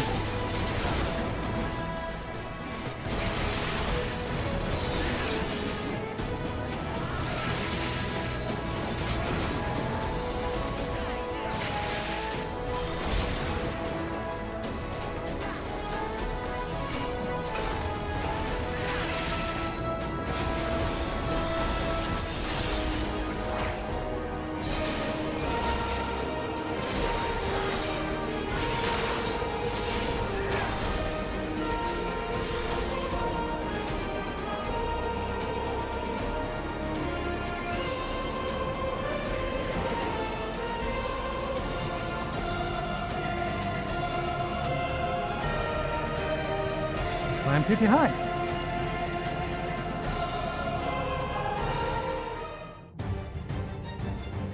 Very well.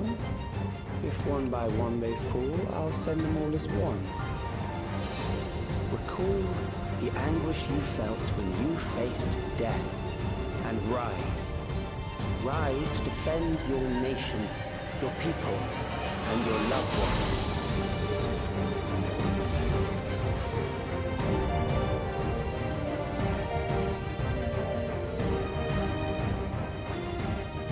Rise and meet the foe before you.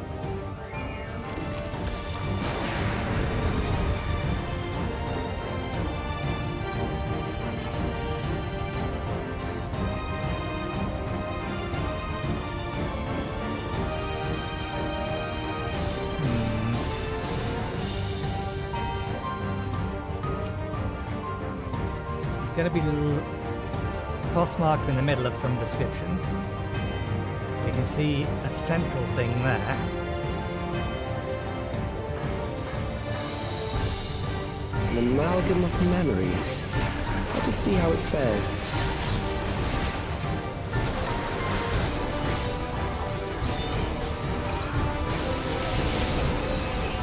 It is the midst of the storm surge. Take this!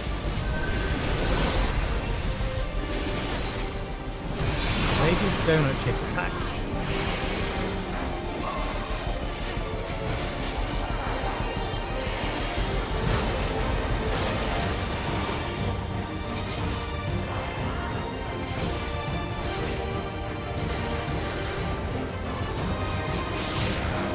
Countless lives are lost in the senseless conflict.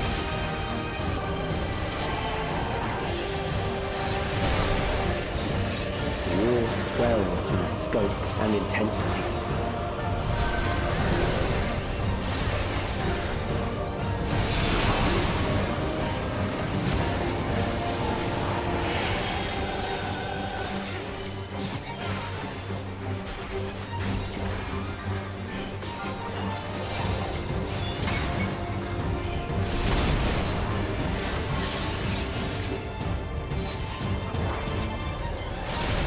Bombs rain down without pause or mercy. Back off! Okay.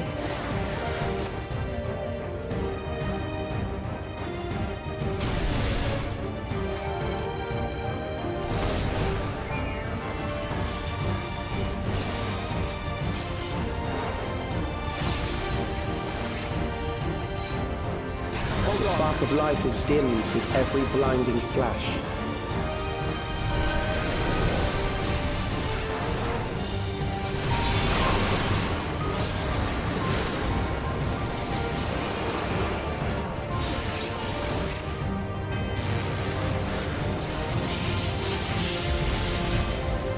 Death is everywhere, pillaging the promise of the future.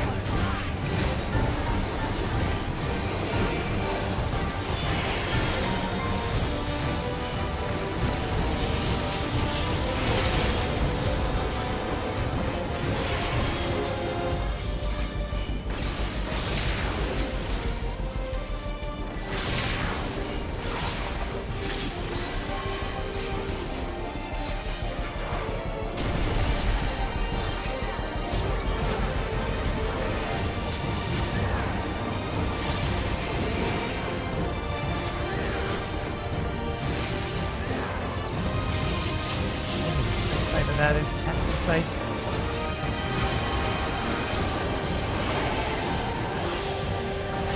Another knockback. Yes.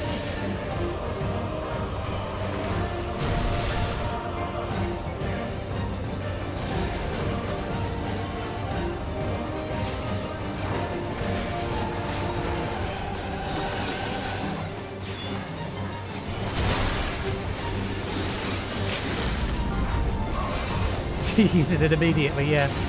Feed is based on Alice's AI.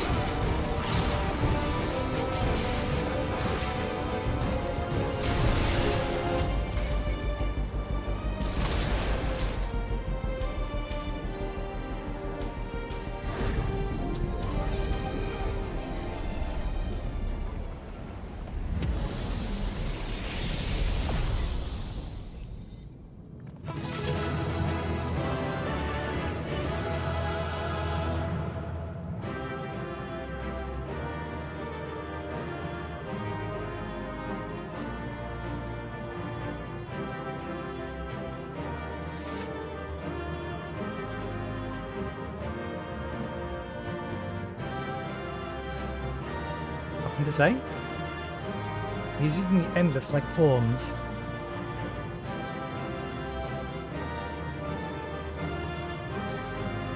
Only one of you are my countrymen's, and your memories will carry on onwards. And you, Calyx. Some of them have things to say. Not much of that is useful. That we can use though. Right.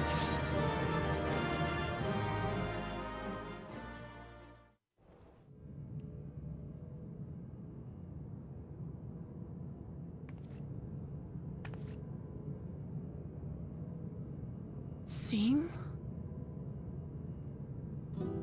The Endless he sent against us.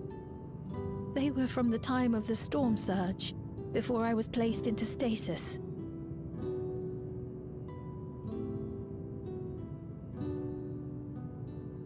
As far as we know, the only sector to escape the shutdown was the one containing Calyx's memories.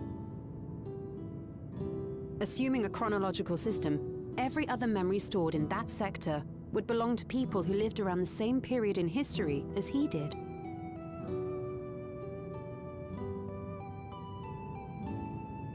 Calyx, how long have you pursued this madness? 400 years. We seem to have exhausted his defenses for the moment. I say we take advantage of this lull to press on.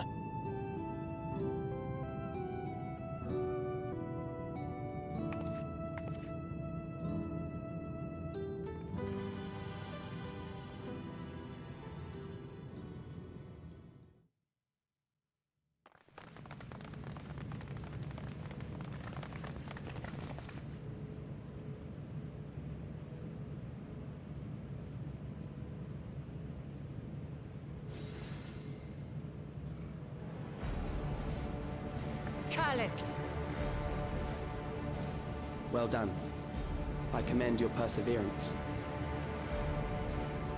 The entirety of my memories are stored within this device.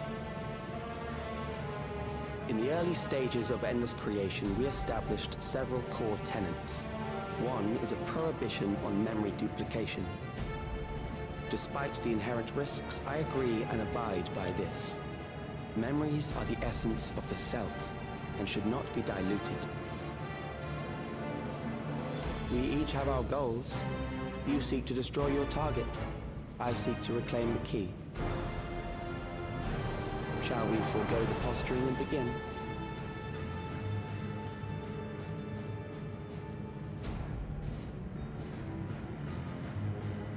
Do not doubt that we are here to fight, and I do not mean to lose.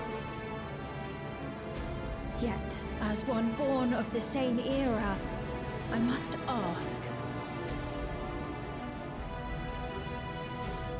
Why do you pursue your evolution with such fervor? What do you hope to achieve with this eternal existence? Your question is meaningless. I have ascertained a superior path to mankind's preservation, and that which must be done is that which I can do. What other reason do I require? Surely you have seen it. Traditional survival strategies are at odds with an increasingly complex society, leading to a breakdown of order.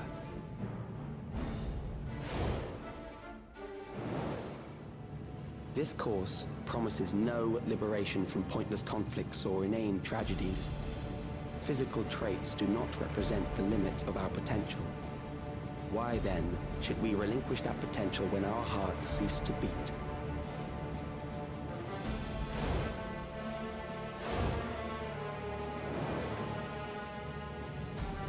I realized it was past time that we corrected our heading. Nothing more.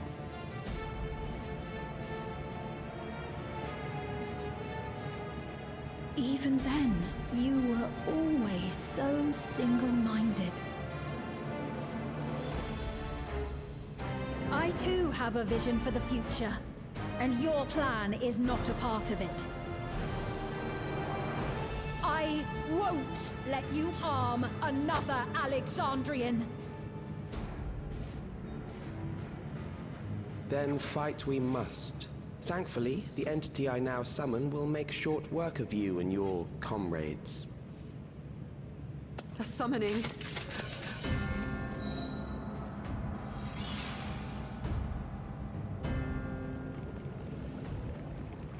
What now? What was that?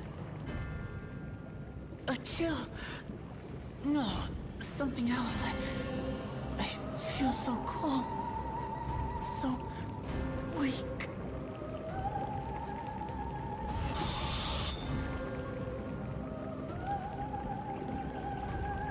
Across Alexandria, a certain emotion is taking hold. The fear of death. Terror for the eternal darkness that will, without fail, engulf the lives of every living thing. Allow me to introduce it to you. He's summoning fear.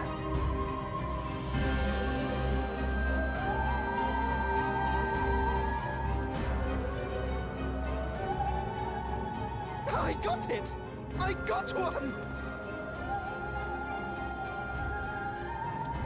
4,999! That's how many people he said they were up to! I made it just in time. Now to register.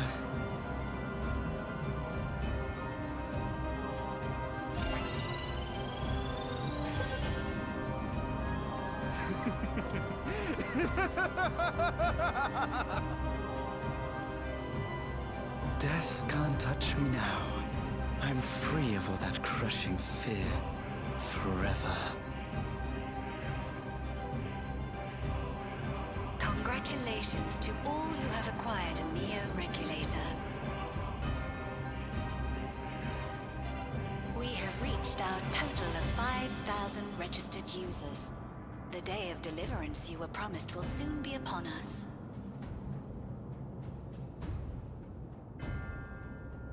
I'll give it back! I don't want to die. I don't want to die.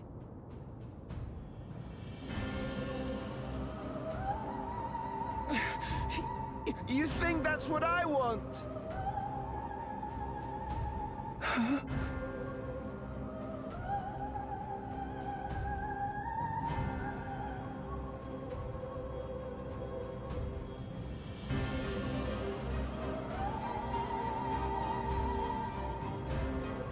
Remember now.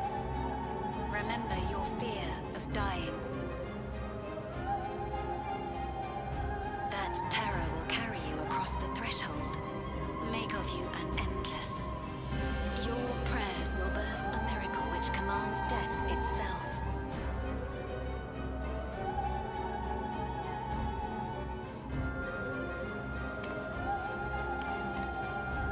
What in the...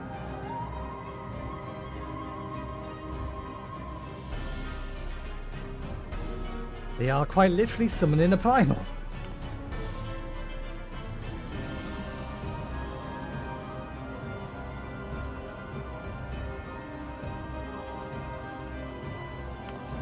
What's going on?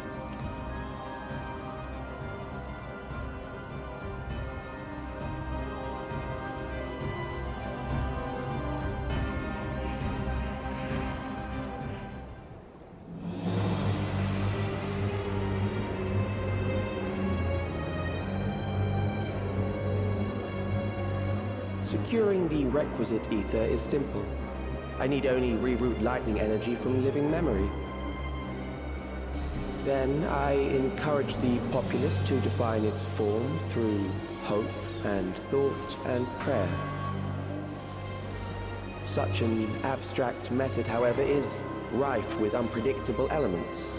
What I wanted was an entity that could defeat you with utmost certainty.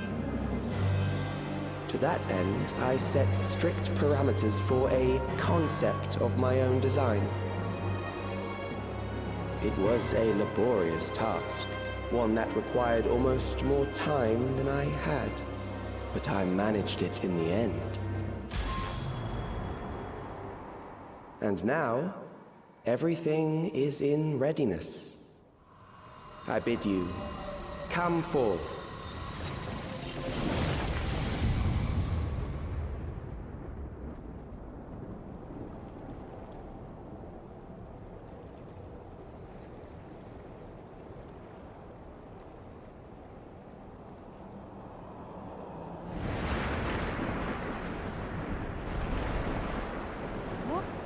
What is that?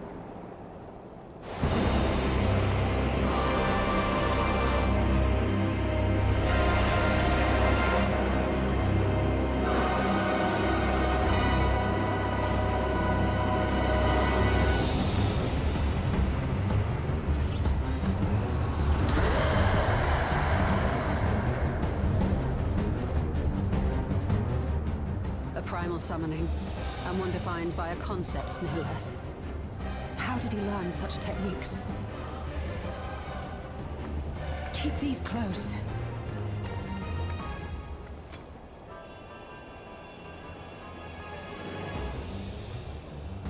That is a false deity, brought into being through the prayers of the desperate and the hopeful. The talismans will protect your minds from being enthralled.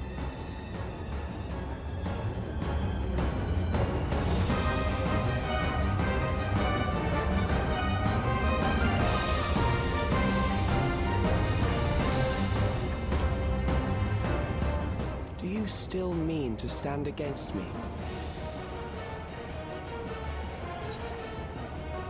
I want to answer, I eat primals for breakfast. I mean to win. The key will never be yours.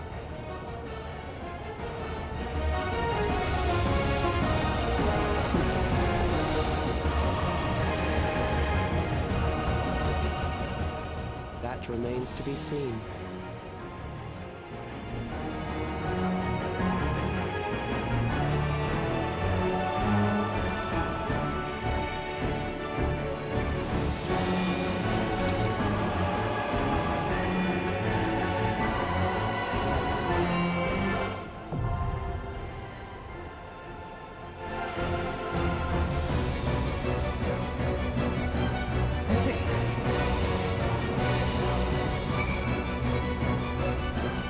We should have small talk with everyone first.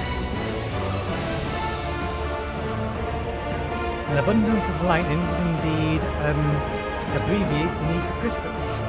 I should like to know whence Kralix came by your summoning knowledge. I don't care if that thing is a waking nightmare. Let's send it back into the darkness. I have a theory as to where he may have got the information for summoning, but I don't know where he would have got the information for concept. He could have got the information for summoning from any one of the Formentorali that got caught inside the sphere and subsequently uploaded to live in memory.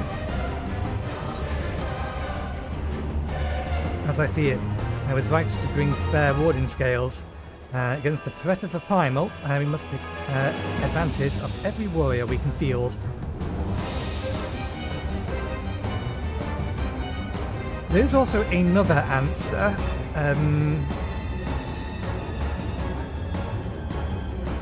Zereljar would also have been familiar with summoning. The summoning ritual alone makes my blood run cold, like I was halfway to becoming a corpse.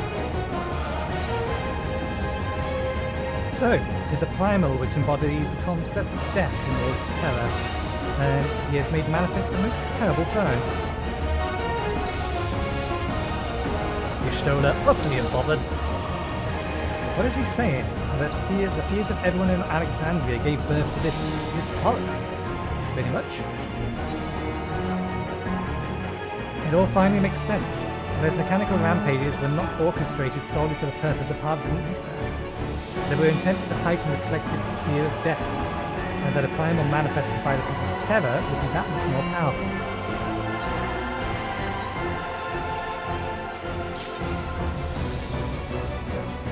Okay, follow their lead. They know what we're doing.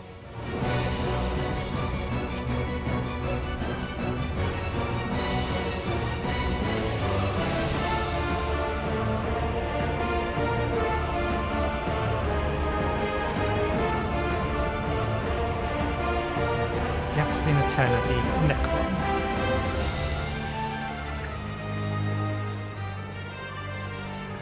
Those who obstruct evolution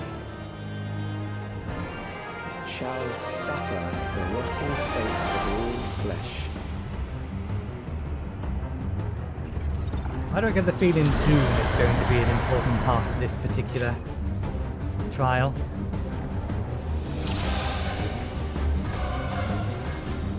You are bound by the limits of flesh. It will betray you.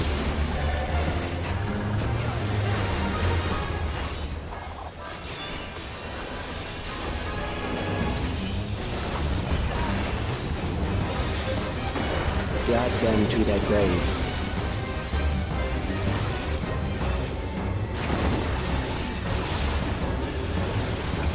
Wouldn't it be better just to all stand on top of each other that time?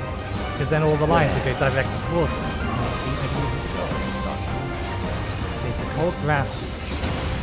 The line AoE. Oh!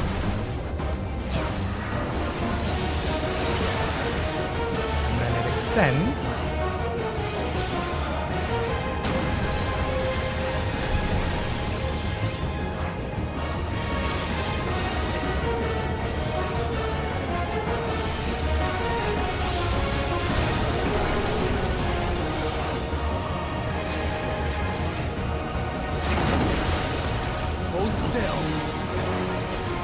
Do you not see?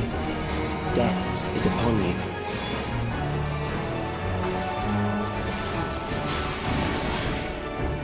Perhaps this.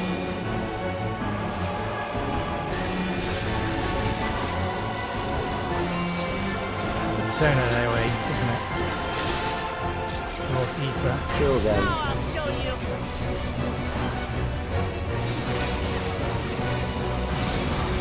Yeah, that's what I thought. Circle AoE.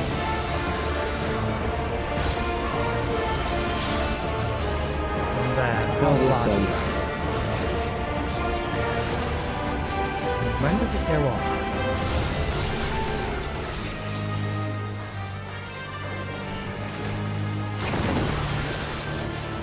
Kill them. Ether plants fire triggers. Only as big as theirs. Rocks. Fear compounds fear, eroding your strength.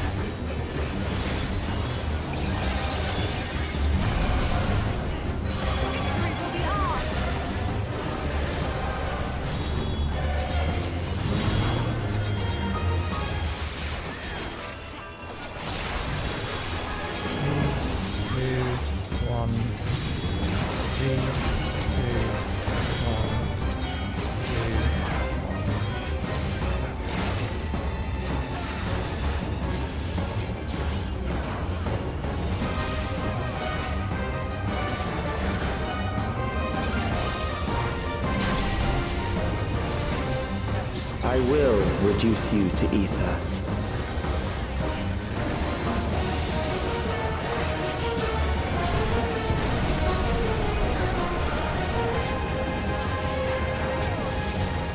You will die for me now.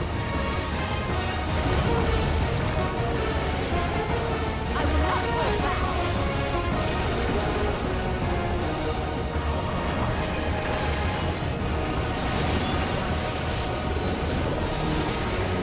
Gloves are off.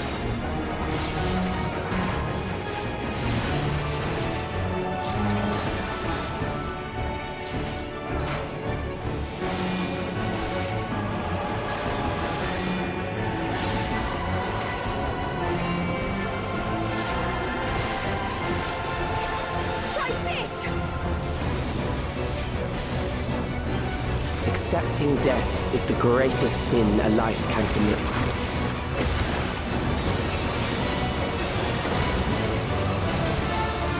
The endless darkness engulfs you.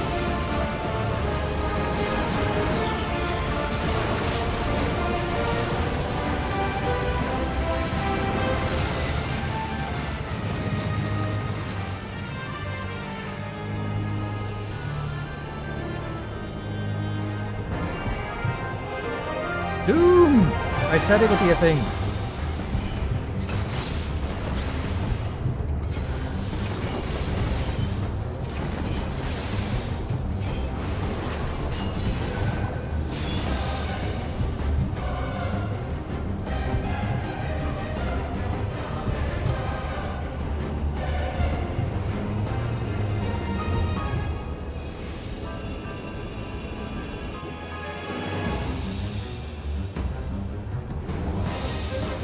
Still alive. But there are ways to change that.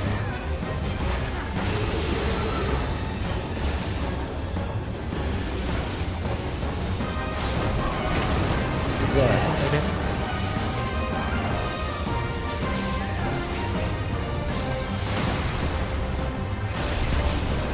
Those who do not resist death deserve it. I should use it.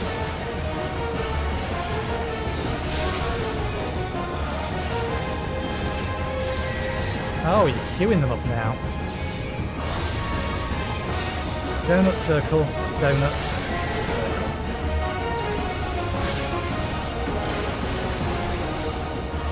I am prepared for you.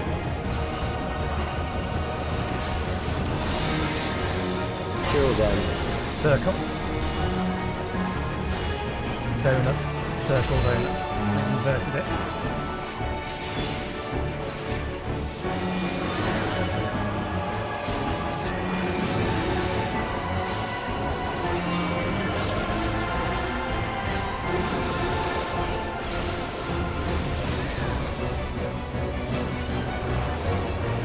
Fight, if you must.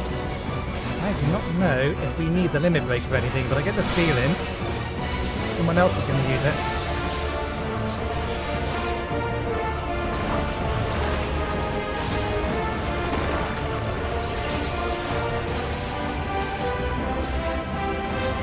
There.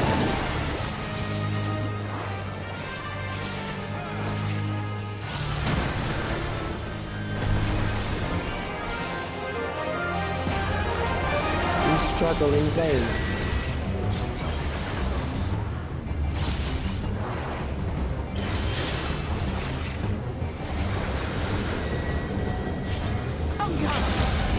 Yeah, there she goes. Once the terror takes root, it will only continue to grow.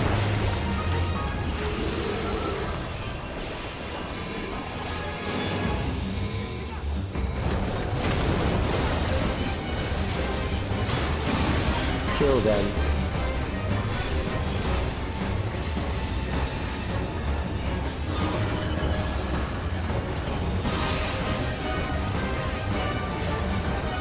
Fear compounds fear, eroding your strength.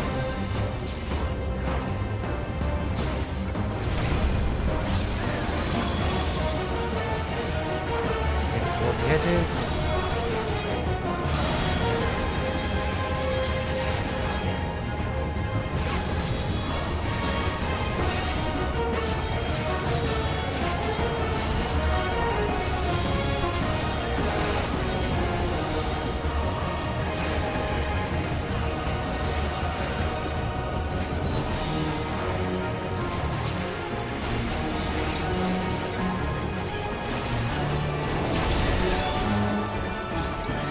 I will reduce you to ether.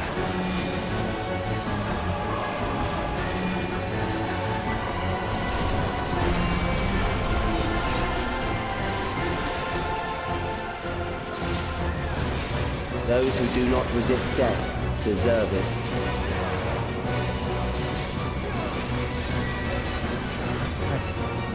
Look at one off the ball again. Circle donuts.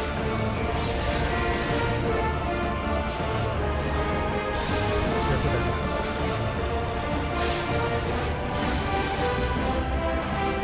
I am prepared for you.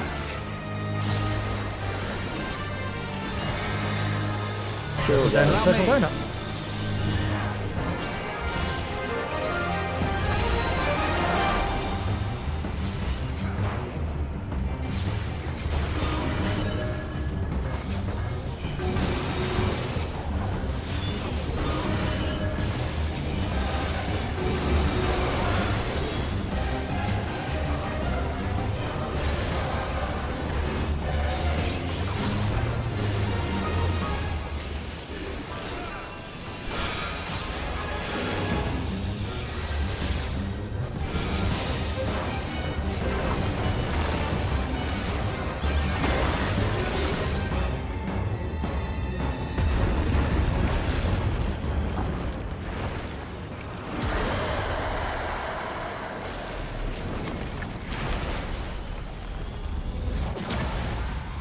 That would probably have been harder if it was done with trusts first. Sorry, done with humans first. Particularly, or it depends upon how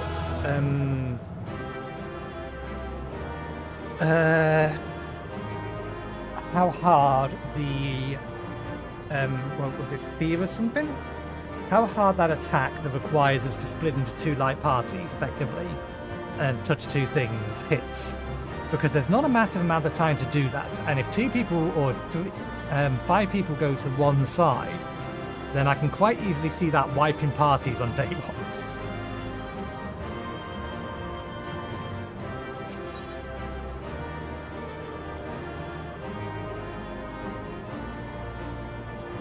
This is why it's useful to do things with trusts. They teach you how to do it, and then you can do it in parties. I still think that that one's going to screw people over, although item level's probably a factor now. You can probably survive with just 3 of them.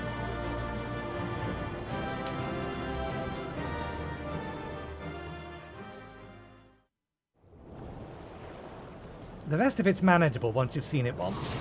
But yeah, that one I can see still being a problem in the future.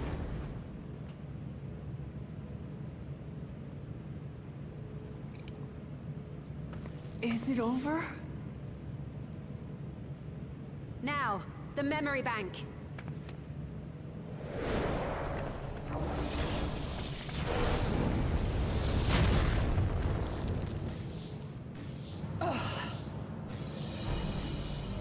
It's shielded. I invited you to destroy it. I did not say I would let you.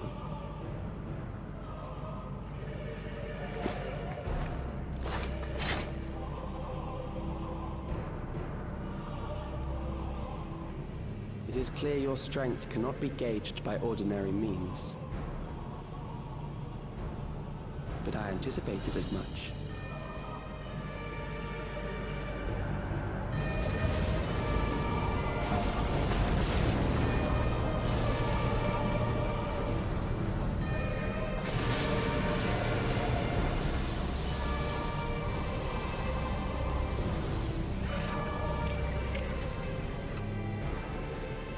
What did you do to it? The ignorance is almost laughable. You do not understand that you yourselves are to blame. You brought death to my creation. What do you suppose happens when a being manifested by the fear of dying experiences that terror firsthand? It grows stronger.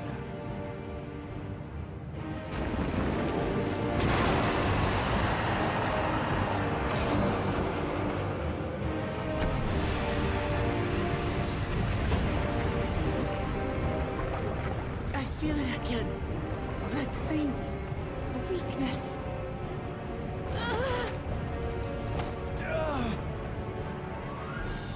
It will rise again and again until the lightning which infuses this entire world has been drained to its last spark.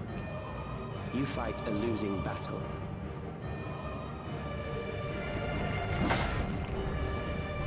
God damn you.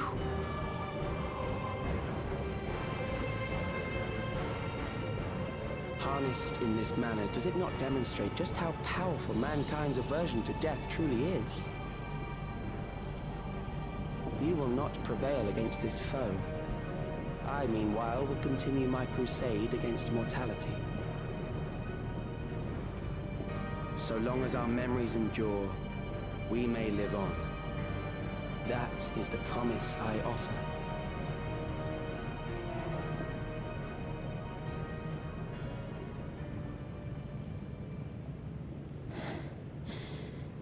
So long as our memories endure. This is wrong, Alex. You twist the meaning of those words. They are not meant to teach the living that physical death is nothing to fear.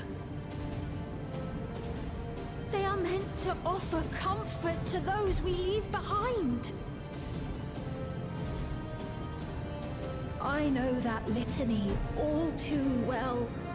I heard it time and time again over the course of the war.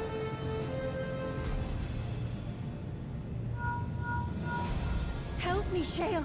I must speak to Alexandria. Make my voice heard.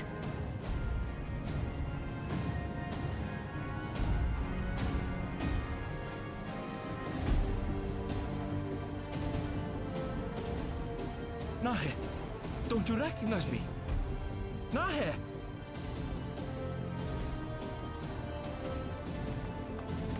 What's happening? What's wrong with them?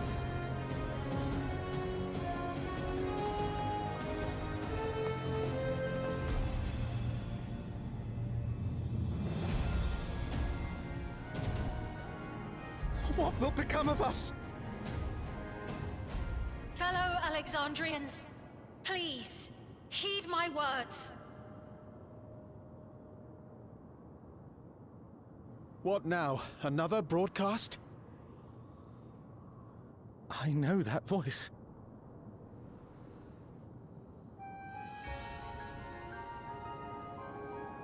Death can be frightening and terrible. I understand the desire to forget, to seek eternal life and be freed from fear. Yet, we live in this world in the here and now, the bearers of memories varied and rich.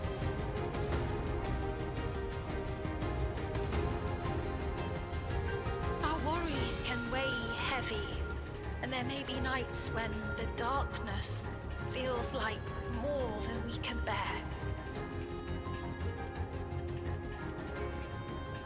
But if we can endure those dark hours, the world will always brighten come the dawn.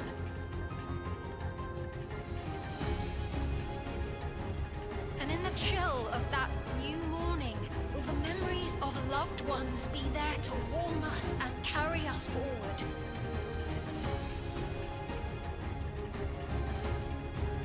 So do not forget their passing.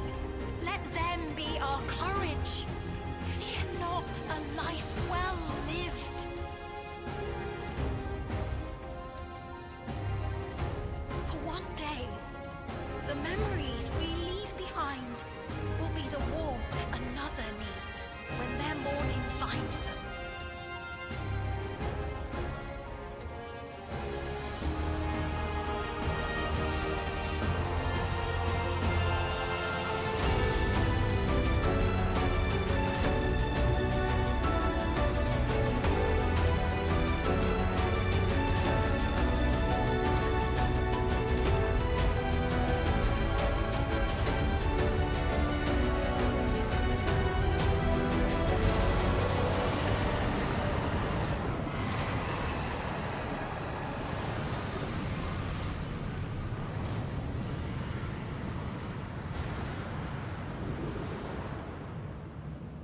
What is this reaction?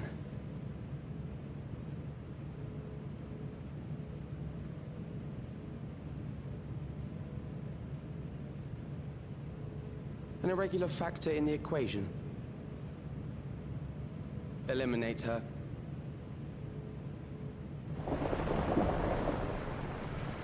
Wuklamart's gonna let ya? Oh, we got there first.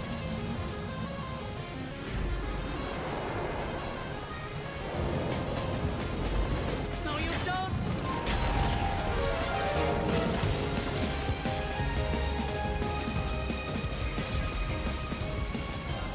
Memories cannot be duplicated, but they can be transferred.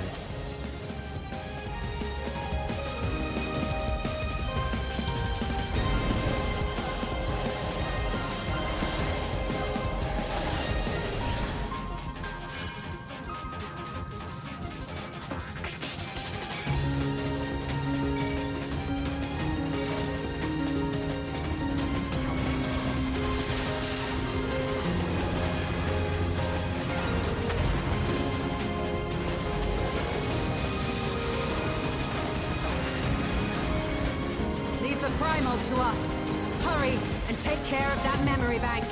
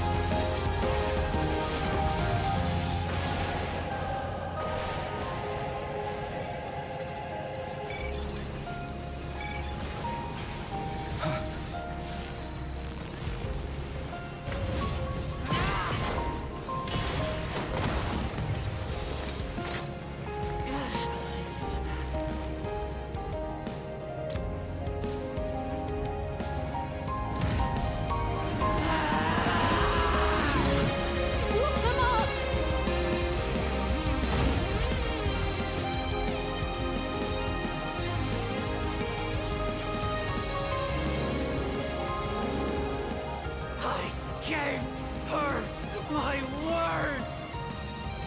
I promised I would protect her people!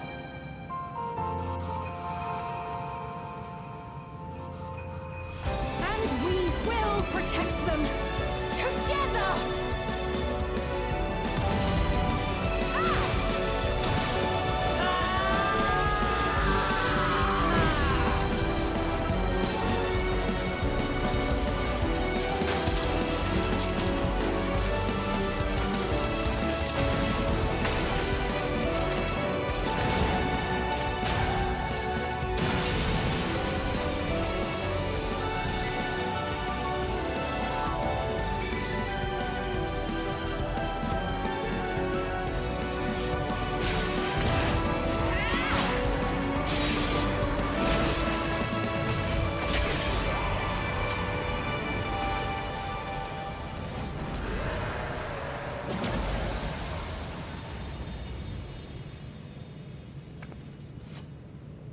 The others.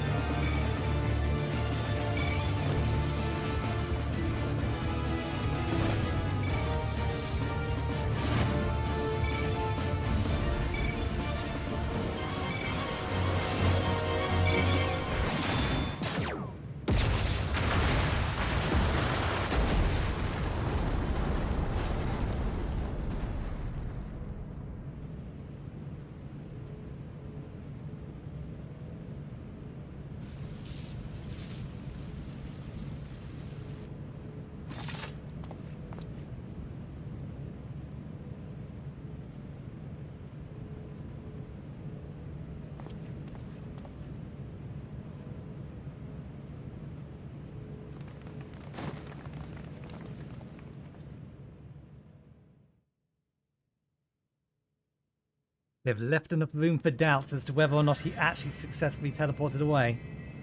Or rather, transferred his memory elsewhere.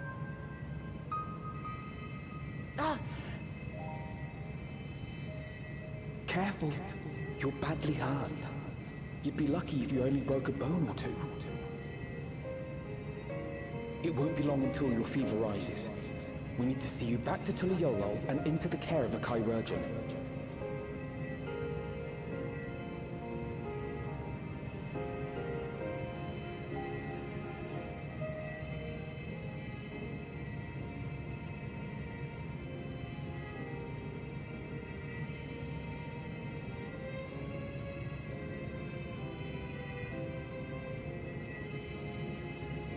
I kept my promise.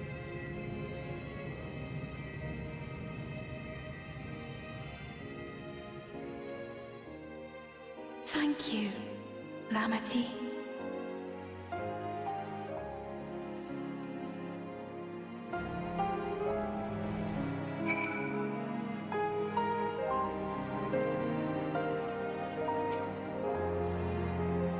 Let us bask in the victory a moment, shall we? We can take stock of once we've had a chance to recuperate. Phew. It is good to be out of that terminal. But what of you? No injuries or lingering ill effects? After dealing that last blow, I hadn't a drop of ether left to spend. Thank you for seeing it through to the end. I believe Calyx was working to transfer his memories at the end there, but he had vanished, but he vanished at the exact moment the device exploded. We must have stopped him just in time. It's finally over. One thing I did notice, and I wonder how deliberate that was. I noticed that they were using the ninja sprint animation, which makes me wonder whether or not the actual animation of attacking the core is unique depending upon the class that you're playing. Because we stabbed it very much in a way that made sense for the weapon we're using. Whereas if you was a warrior and wielding an axe, you'd probably be doing an overhead leap, much like Latamete was. So I wonder if they did multiple different animation sets, or used multiple different animation sets for that particular cutscene.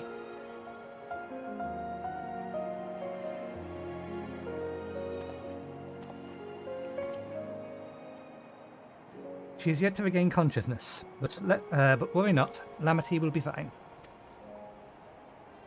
I've been in touch with Valkona. He has made arrangements to convey her home, by which he means he will come and fetch Latamete himself, apparently. Given the extent of her injuries and exertions, she will likely spend many days abed. Oh, Wuklamat. You just can't help yourself, can you? Like a certain someone. Certain someone. They say we couldn't have done it without you. Well, that said, we couldn't have done it without you.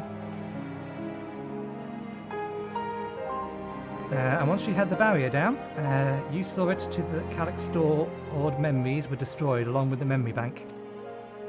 Which means preservation is no more, I pray.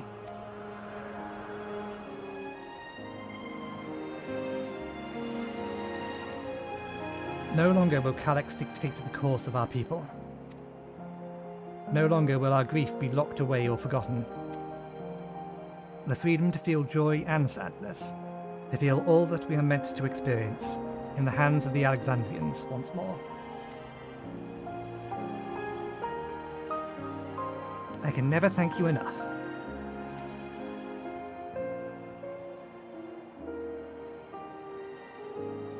When we are rested and ready, we shall have to conduct a thorough investigation as to how Calyx came to know that summoning ritual. Aye, for where there are primals, there are Ascians. The Ascians are never far.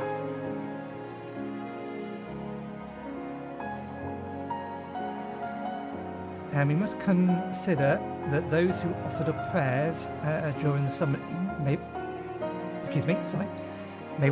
very well have fallen under the entity's sway. I shall wait here with our patient until Valkona arrives. Feel free to go on ahead and attend to Alexandrian's needs in the meantime. Yes, we should get going. I'll contact Shale en route and ask for an update on the situation in the city. Shall we make for the outskirts first, then? We can check on things there before heading into Everkeep.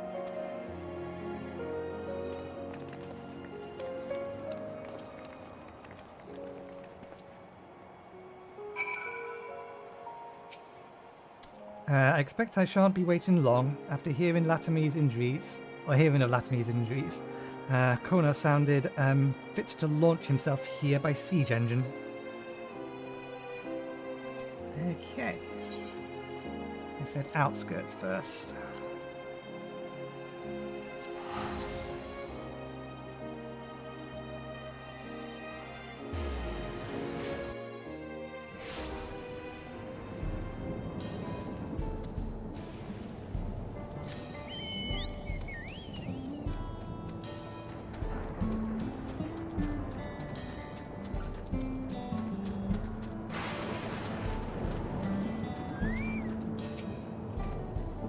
I was able to speak with Shale and Ermenveld. I'll share the news with everyone in just a moment. I've given Sveen an abridged explanation of primals for and their enthralling influence. Too much detail would overwhelm her. Thank goodness. Things are much calmer than I expected. No sign of recent violence. The soldiers should be behaving, at least. Nathan, everyone has been teaching me what it means to be enthralled by a primal. The outskirts seems untouched by trouble, as far as I can tell, but what if something awful has happened? Deep breaths, Sveen. Ermenveld and Shale have brought me up to speed. First off, just as we feared, those who adopted the neo-regulators appear to have been enthralled. So far, however, they've not shown any hostility towards others. I suspect this was due to the calming effect of your broadcast. Government administrators are presently working with the rest of the citizenry to bring the afflicted into the care of the authorities, and I am happy to report that this seems to be proceeding in a largely peaceful manner. Which is all well and good, but the city's officials are understandably requesting an explanation of events. Raha, Cryle, would you be able to handle that? Certainly. We shall return to aid with the treatment efforts forthwith. Meanwhile, might I suggest you look in on the people you thought so hard to save. It may ease your mind to see the fruits of your efforts firsthand. Thank you again. How very fortunate we are to have you as our allies.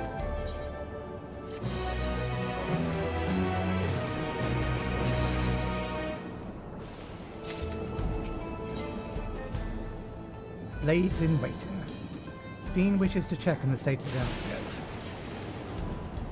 Perhaps I shall take you up upon your suggestion, only I'm concerned that, given who I am, approaching those unaware of my return may only serve to confuse them further.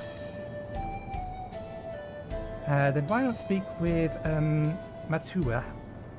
She works the field at Yapeli Hollow, not far from here. As one of those who came to see you off before our clash with Calyx, she'll surely be glad to know you are safe and sound. What an excellent idea. I think I'll do just that. Thank you, Crow.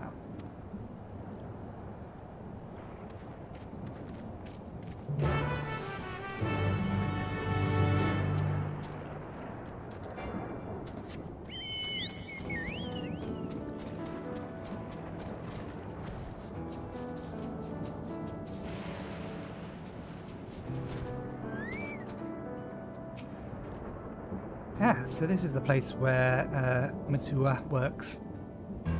Back in Resolution, she seemed most interested to learn about me, yet I'd be glad to learn much more about them as well. Sveen's identity will not remain a secret much longer. Her message touched the hearts of people throughout the kingdom.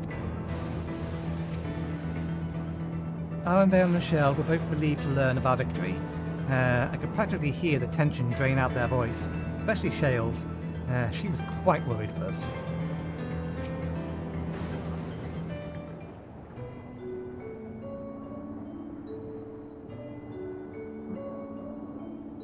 Look who it is. Good to see you again, hale and healthy. I am sorry we did not get a word to you sooner. How is everyone? Well, nothing terrible befell us as such. The neo-regulator crowd did all start acting strange at the same time, though.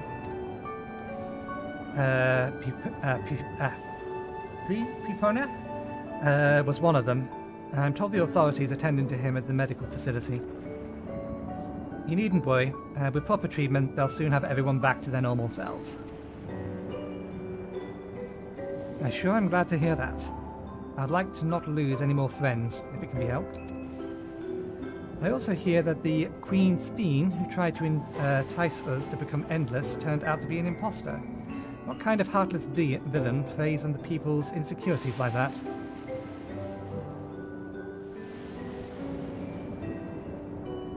Yet, despite the danger to yourself, you and yours made sure to put a stop to it, if I understand things correctly. then we owe you a debt of gratitude. It's up to each of us now to make the most of what you've given us.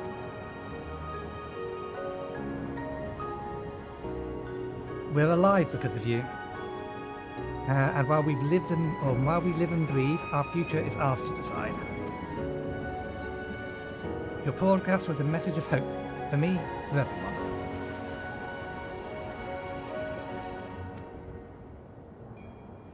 Now, I really should be going. We still have to keep things running without Paponi and the others, and the outskirt needs all the spare hands that they can get.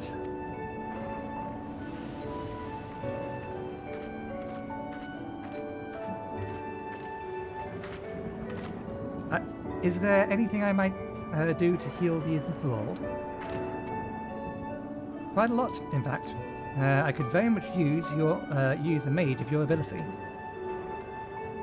Actually, this would be a good opportunity to round up other arcane practitioners and teach everyone how to use the porksies.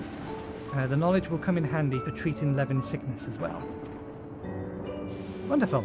I shall petition Gosen to spread the word.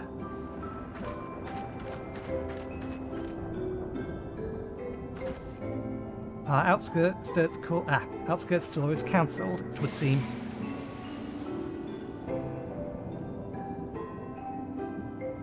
By the way, Nathan, Alphino told me that Kona arrived to escort Latmi back to Turali. Alphino himself will be returning to Alexandria momentarily, so between the two of us, I think we can sort out treatment arrangements. Given all that, I had a mind of asking you for a different favour. Would you mind looking into Garuja? According to Shale, he's been running around the kingdom determined to personally solve every problem. Last you heard, he was pitching in over Drifttown with Arenveld. If you ask Tapu, I believe her name was, she should be able to point you in their general direction.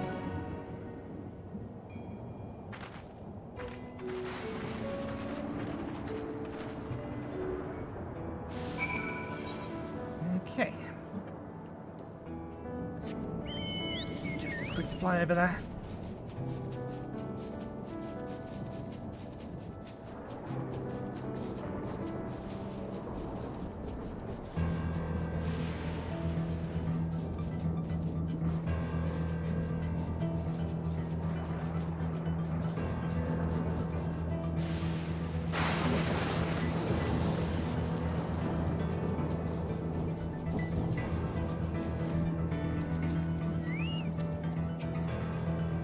I know that voice, and I'm happy to hear it. We all prayed fervently for your safe return.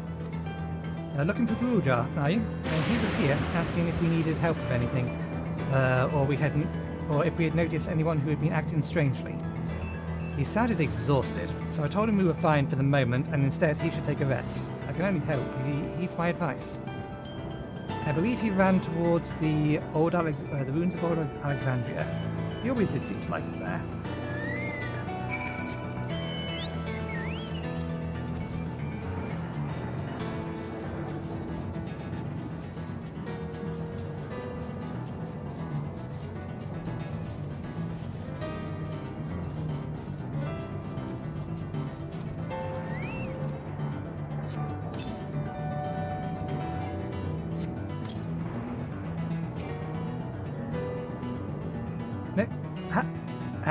Came in search of us, did you?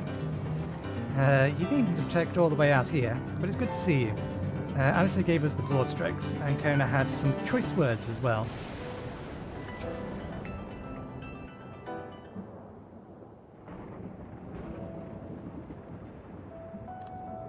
Oh, welcome back!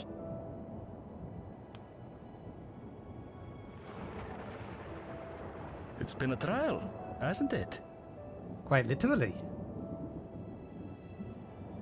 We heard from Kona. He said that Lamachi is in no immediate danger and should make a full recovery. Vow of resolve indeed. Resolved to be as reckless as ever. She might spare a thought for us helpless spectators from time to time. You and Lamachi and all the others fought so bravely for Alexandria. And What did I do? I was useless, even with the king's authority.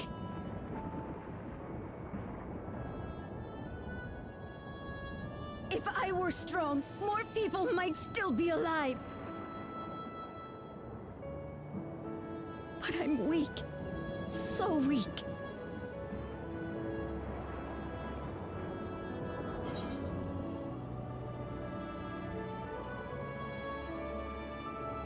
Those who know weakness first often become the strongest.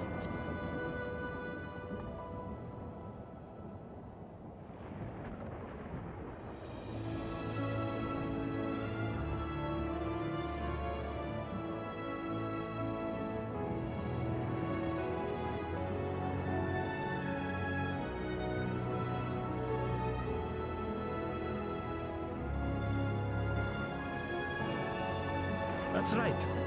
And you have your whole life ahead of you. We all start somewhere.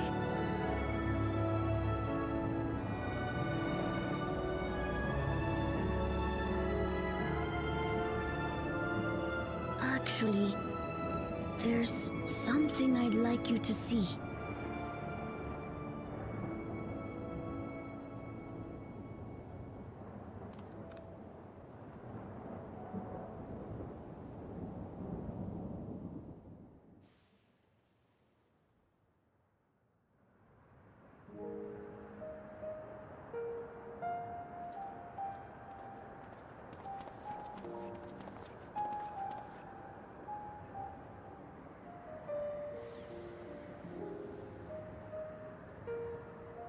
My father and Odyssey's swords.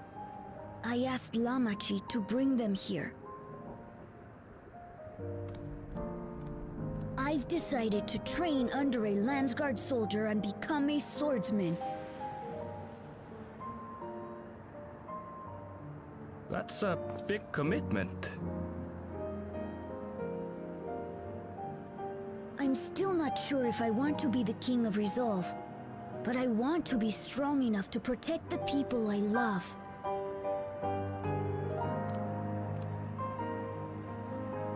So I'll train as hard as I can, and then I'll come back here when I'm ready to take up these blades.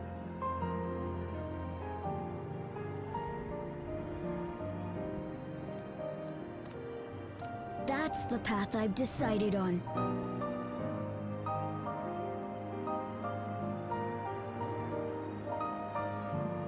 Good for you, Gululcha. I look forward to seeing your progress.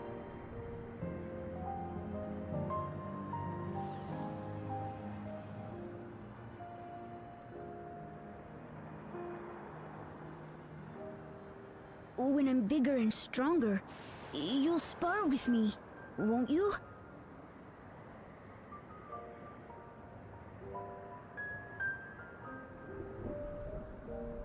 Like we would ever say no to such a request.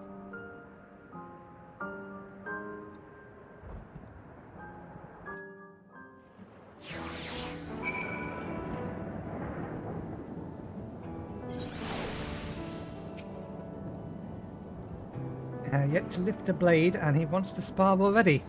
He is Guru Jar Jar's grandson, alright. Thank you both for listening. I'll take it one step at a time and stick with what I know for now. Like cooking meals that Otis taught me, and keeping everyone's bellies full. How does that sound? Sounds like a fine idea. Everyone's been working hard, so I'm sure a good meal would be much appreciated. Well, I think we've passed a milestone here. What about the back room? If you haven't already, I expect Shale and the others would appreciate you stopping by to say hello. Fair enough.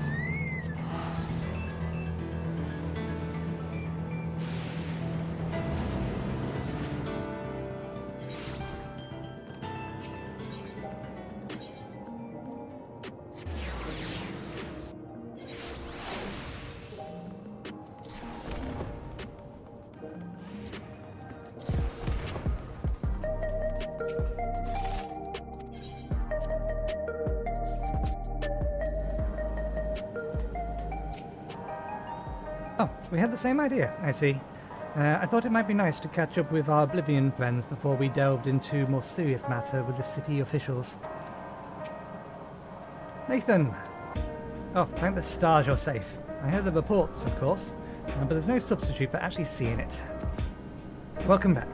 We have so much to thank you for.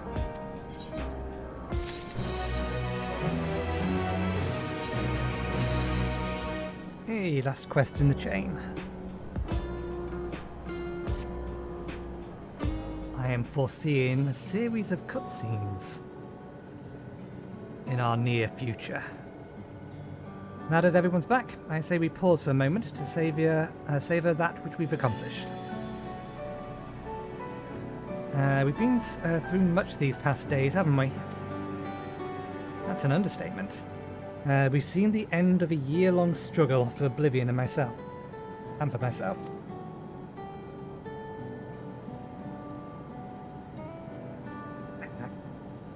Trying to remember the... Kaku and Geode would be happy for us. Close enough. I think I still got it wrong. Oddly enough, fulfilling our purpose has somewhat left me with even more work to do. The government has tasked me with conducting a more complete survey of the containment complex.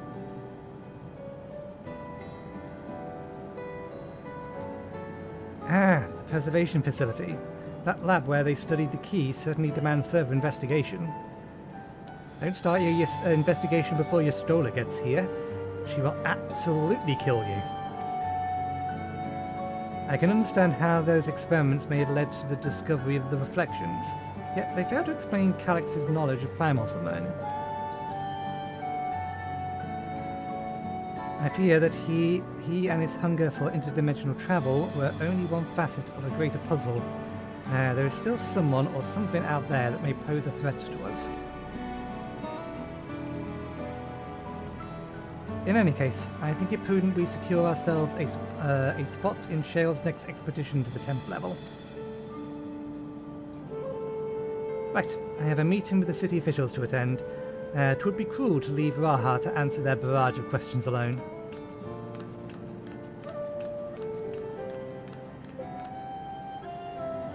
I should return to my work as well. My first job will be to analyse the data we pulled from the containment complex 1029 and locate other facilities of interest. I can only hope the information we uncover will serve Alexandria in the future we want to build. Whatever we end up finding, however, it'll likely take some weeks to put the city back to rights. All these ambitious plans aside, I think you've earned a rest, don't you?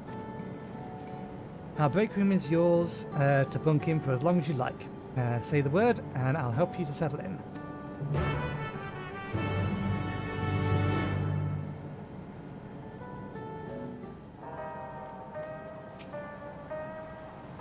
Ready for a cot and a fluffy pillow? It will likely be some time before the city returns to normal. You may choose to remain in the back room and watch over the proceedings.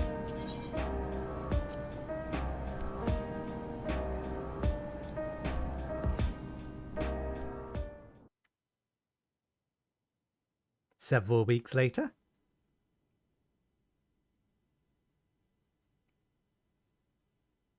Is it waiting for me to click? Nope.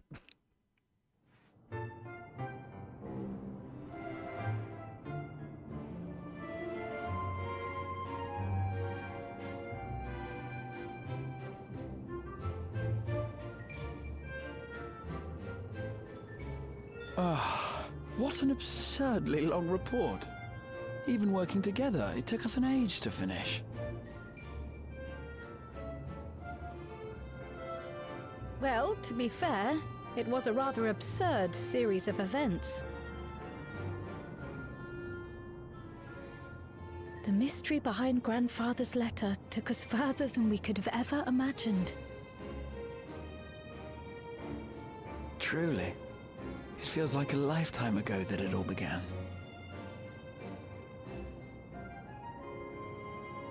Right then, one last bit of proofreading.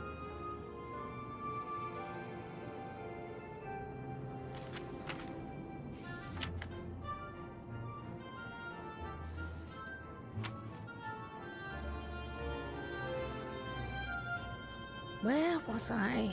Ah, yes. The chaos which had gripped the Kingdom of Alexandria was slowly but surely giving way to order once more.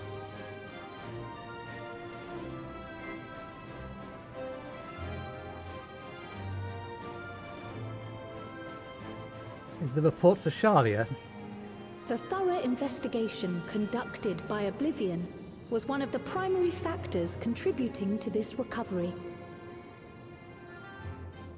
Its members uncovered multiple preservation research facilities, allowing for a comprehensive study of regulator design and function. Thus have we come to understand that memories pertaining to the deceased were not erased from the minds of the living, but in truth, merely locked away.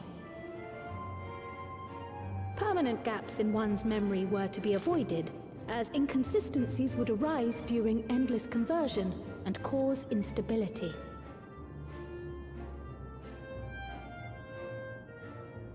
When the time came, restoring these buried memories would be a simple matter of transmitting a signal from the Meso terminal.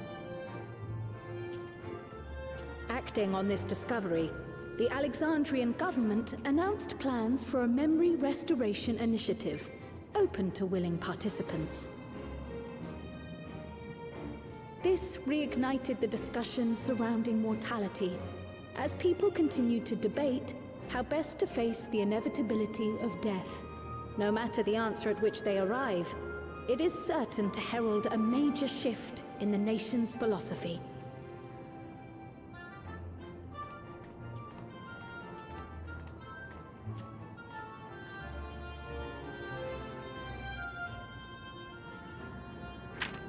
Yes, that matches my understanding of events. Excellent work, Raha.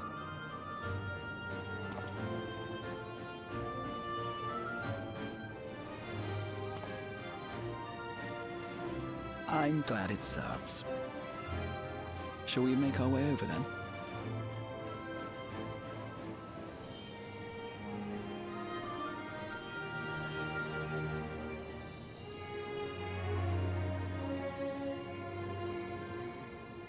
Ahead of the memory restoration, officials requested the assistance of those familiar with the processes involved. So it was that our party and Sveen, who had eagerly volunteered, accepted the task of escorting the city's representative to living memory. Before you go,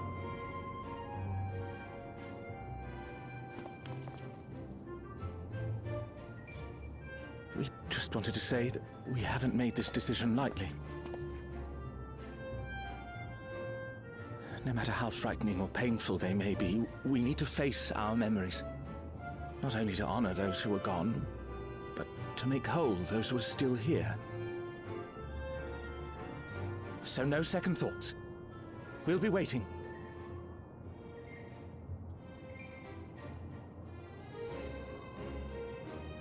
If anything tries to harm you, you knock it flat.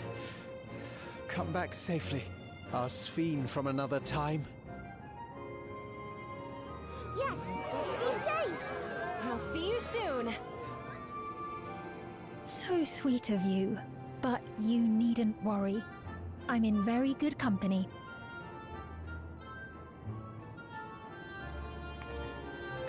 Thank you all for your well wishes.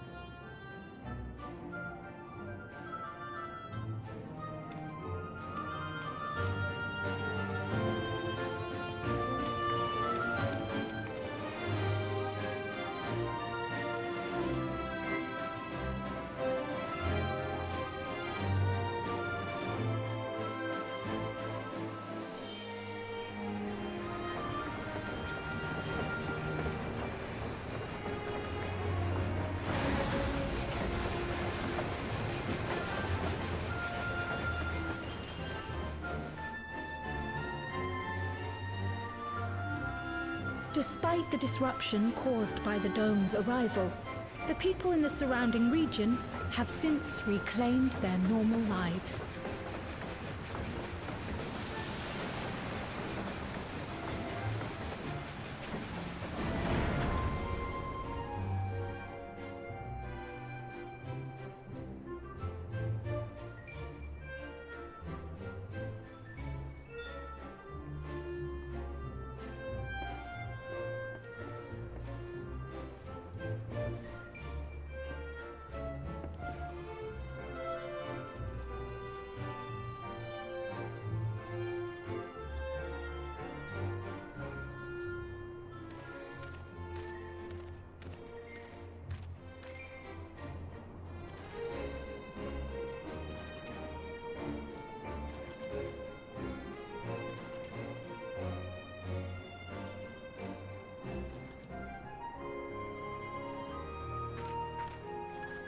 The Tural which Galul Jar Jar united is nothing if not resilient.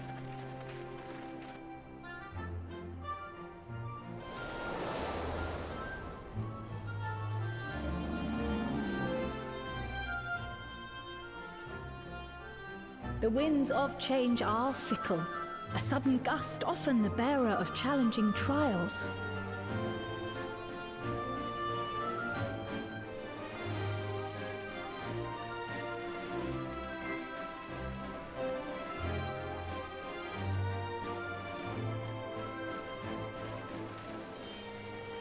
But so too do they spur us onward, keeping our feet ever moving along life's path.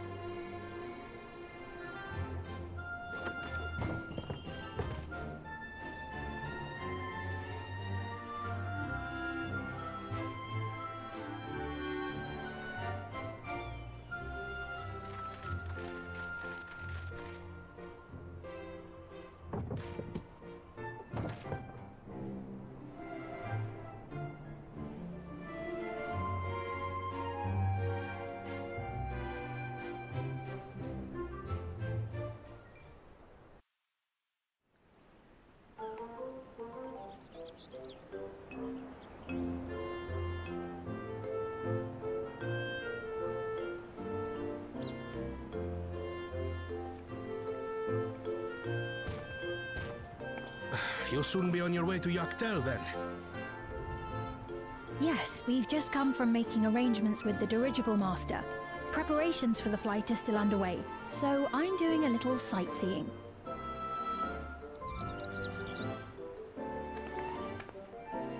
My gratitude to the Landsguard for providing us with the permits we need to visit the Skydeep Cenotaph. Of course. We'd hardly refuse a direct request from the Vow of Reason. Our vigilant comrades at the gate will see you safely through.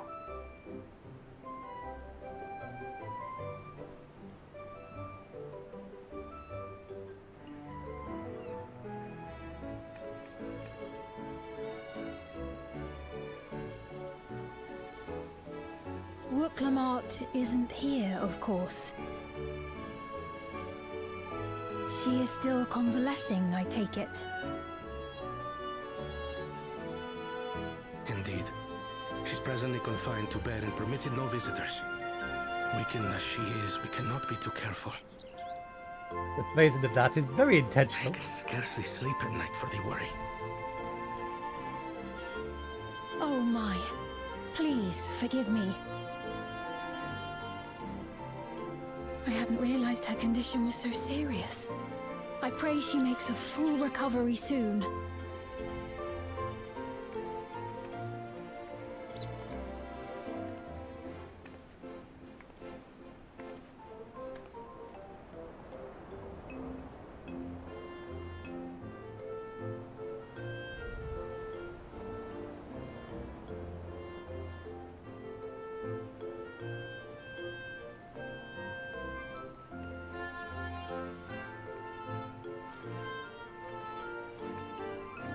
Not seen you in a while. Greetings! What a rare pleasure this is! Is something wrong? Your friend looks like she had some bad news. She wanted to visit the Vow of Resolve. And there's little reason she couldn't have. Is there something you wish to say? I see. I'm glad there's nothing terrible afoot. And yet, where there's a need... Sorry, I just remembered a pressing errand. Let's talk again soon.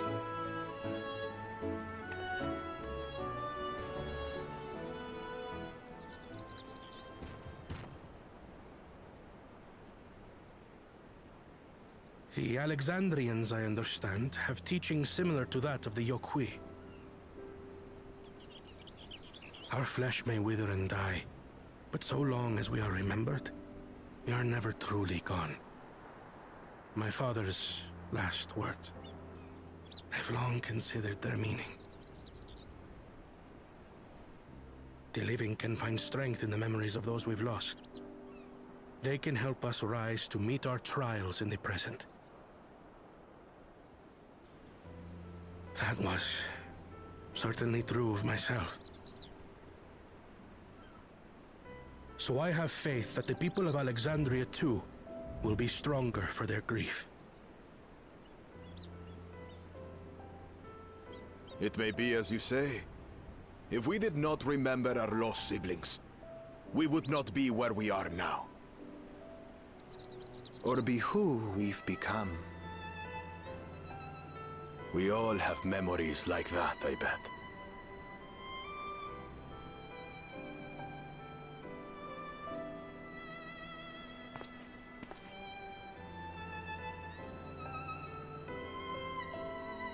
So I'm betting Kona is imprisoning his sister for her own safety, and Brook Jar Jar and now Mablu are going to release her from captivity.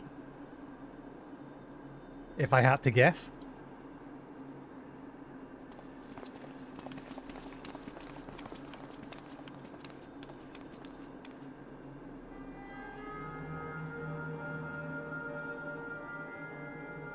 Well, we made it. The journey was so smooth as to be almost disappointing. I can only agree, especially after our first visit felt so fraught with danger. It's the curse of experience, my friends. Before we know it, the extraordinary becomes every day. Life is an accumulation of such things, both the happy times and the sad.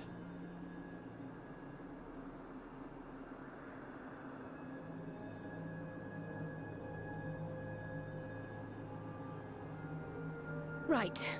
Let's go over Shale's instructions on performing the memory restoration. The first step is to reactivate all the terminals at the same time. This will supply the ether necessary to operate the equipment, without creating any new Endless, of course. Once things are up and running, we use the Meso terminal to transmit the signal and unlock the sealed memories. There are 5 terminals in total. Might you lend us a hand with one, Sphene? Yes, I can do that. Not to butt in, but would you mind letting me take it? Lamichi! Should you be up and about? No, she should not. I'm fine. My worrywart of a brother exaggerates. Mablu came by to fill me in on your plans. After that, I couldn't stand being cooped up a moment longer, so she helped me sneak out of the palace.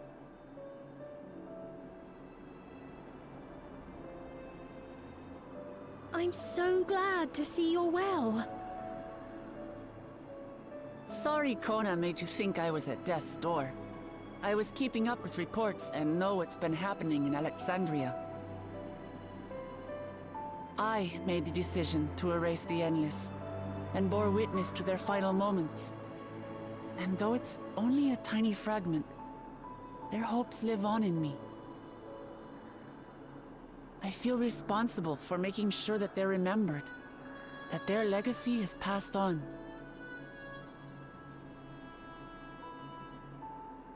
So please, let me help with sending the signal.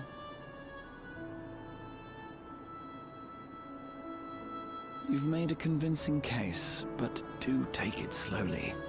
The way is not without its perils. I'll be careful. Thanks. Very well then. I leave these tasks in your capable hands.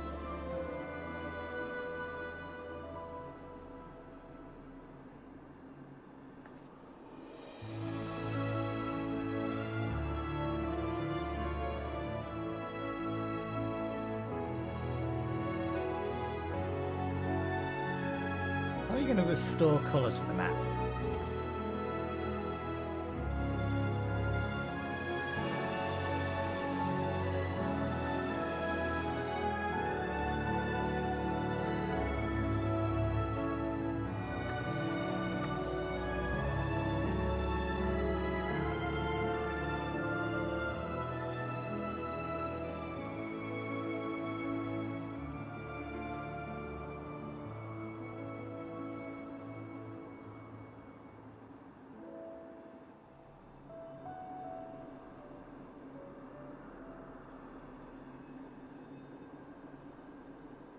Right, everyone? Begin.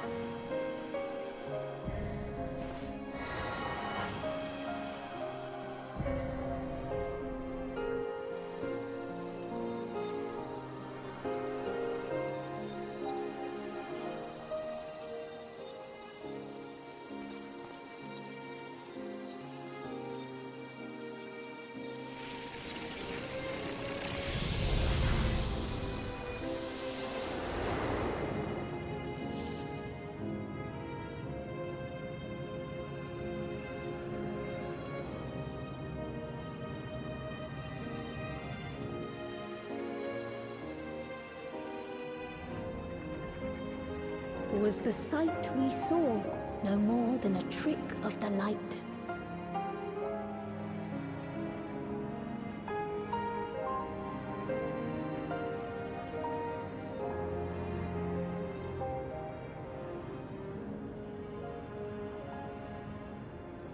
Or was it a gift? The Terminal's parting miracle?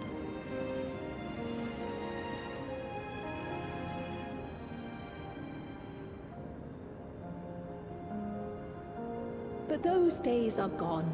We chose to move forward. We hold fast to our memories of sorrow and of grief.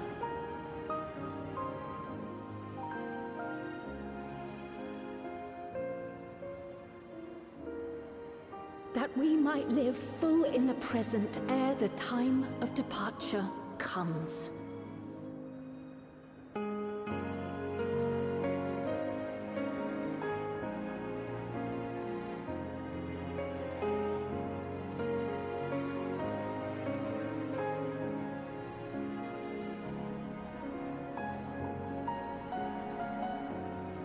Let's go home.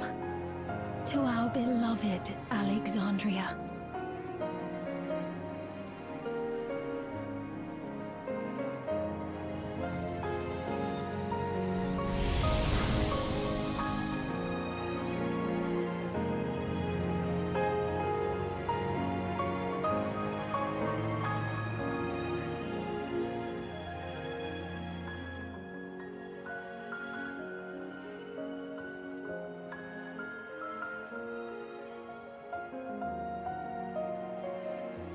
I wonder if they always was intended to restore the colour to that map.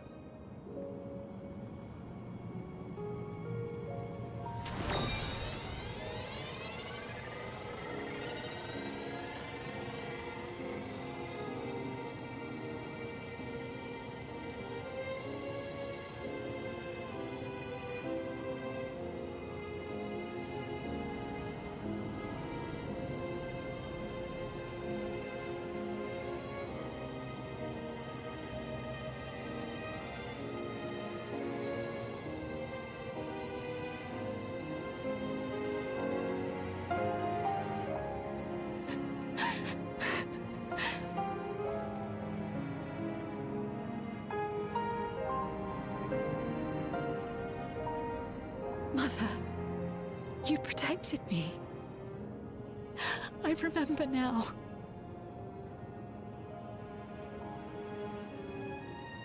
In soft golden light, the memories of the lost returned. There to be clutched tight by loved ones, never again to be surrendered.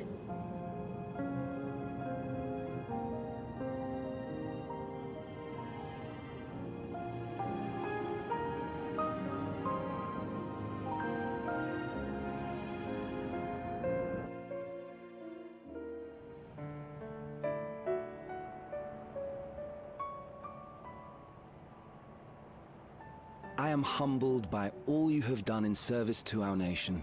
On behalf of its people, I offer our most heartfelt gratitude. We were only too happy to help. There are still problems left to solve, of course, but you've taken an important step forward. We have.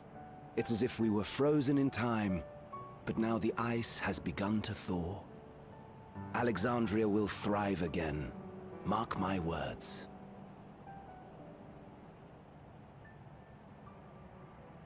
What will you do now, Sven? Ah, yes. Well, that will depend on Gossen.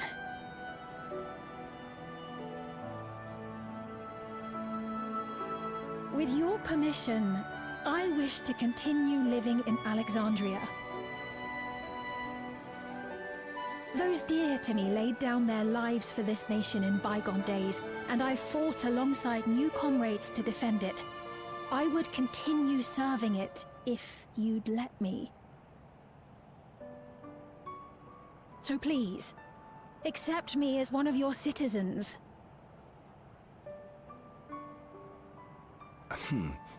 That will not do.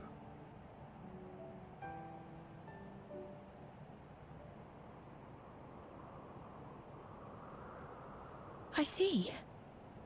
I suppose my presence would cause too much confusion. Now hold on a moment. You have to reconsider. I'll vouch for her myself. Oh dear, do forgive me. I've caused a misunderstanding. What I meant to say is, it will not do for you to be an ordinary citizen. The people have been most insistent that you take your rightful place as queen. As queen? When despair held us in its thrall, it was your voice, your words, which led us to salvation.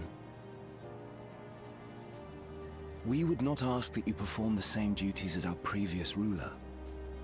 The structure of both government and nation is to be re-examined and revised such that the burden doesn't fall upon you alone. If that is acceptable, we implore you, please live among us and lend us your gentle guidance. The Alexandrian monarchs of old cared for us and fought for us, and you stand proud among them. But I... Oh, what of Galuja? You have him, don't you? Alexandria has 2 thrones to fill now. What one ruler might struggle with, the 2 of you can accomplish together. Galuja's still young though, so don't expect too much of him just yet.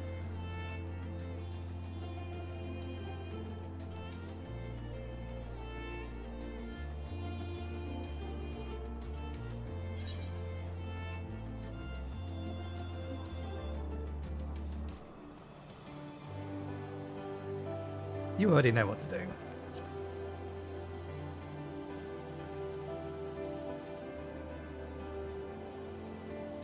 Yes. Yes, you're right.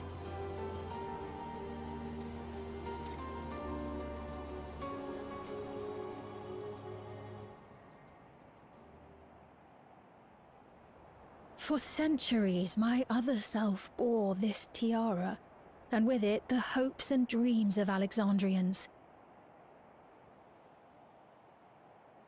I will not let them go unanswered.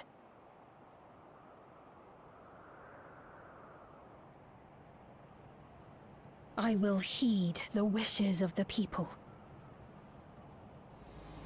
With peace and prosperity for Alexandria as my foremost purpose, I accept the role of Queen of Reason.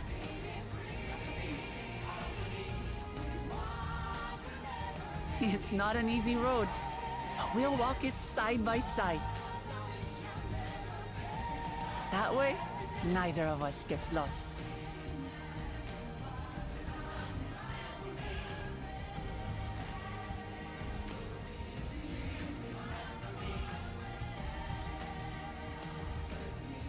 Thank you. Thank you all so much.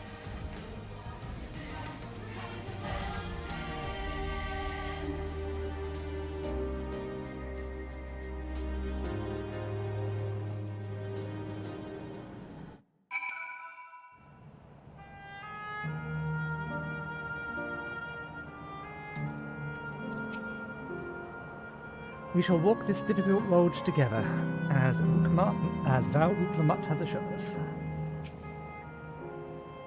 The great nation is set to become an even greater one. How fortunate we are to be here and witness this turning point in its history. Guluja was also of the opinion that Steen should become the Queen of Reason. He'll be delighted to hear that she has accepted the role. So Steen is to sit on this throne once more. She may have questioned her claim, but Alexandria's citizens made their feelings known. A new Alexandrian queen has risen. It is an occasion worthy of a grand celebration. Thank you for your kind encouragement, Nathan. Uklamat is right. Ours will not be an easy road. But with your words to lend me strength, I shall take it one step at a time. And Tuiolo will be there to support you. Speaking of which, I should be getting back to the palace. I'll make my next visit as an official one. No sneaking out under Kona's nose like this time. The vow of reason and resolve will both come.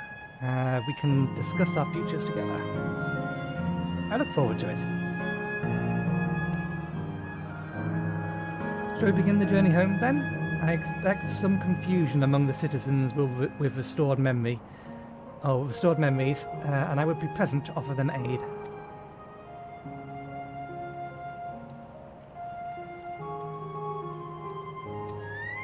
Well, I believe this marks the end of my role as guide. I was intending to accompany Uklamat back to Turali. But what are you planning, Nathan? Didn't you have some other matters to yet attend to in Alexandria?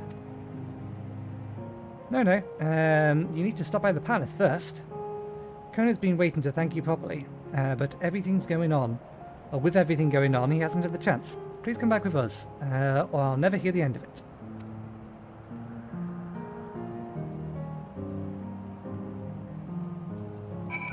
To Tuiolo, I guess.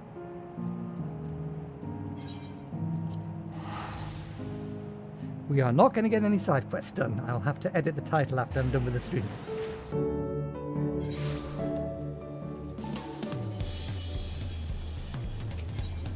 We're not going to be far off 6 hours though.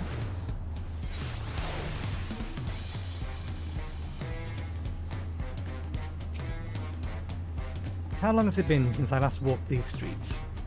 Maybe I spent too long in Solution 9, but the city seems livelier than it ever was. Nathan, no one told me you were coming. The moon restoration went well, I am told.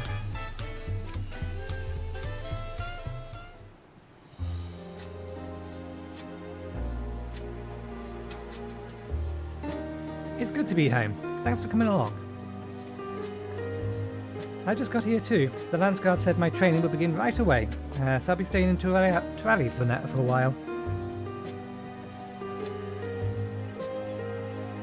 We believe in you, Gruja, and whenever you need advice, your aunt is always happy to give it.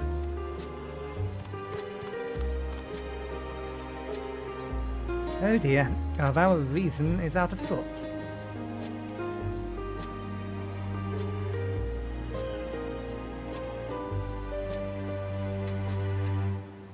Can you blame me, Lamati? You were supposed to be convalescing in bed. So you would study the way of the blade, Gruja. Is that not allowed? I will permit your training on one condition. You only practice swordplay in the presence of a grown-up. Yes, Kona, I promise. It won't be long before you're good enough to train without a minder. You take too much after your sire and grandsire for that.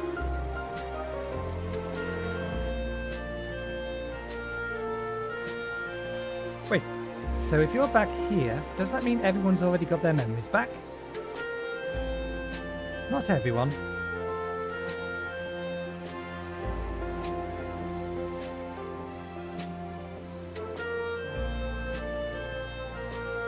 So, that was that.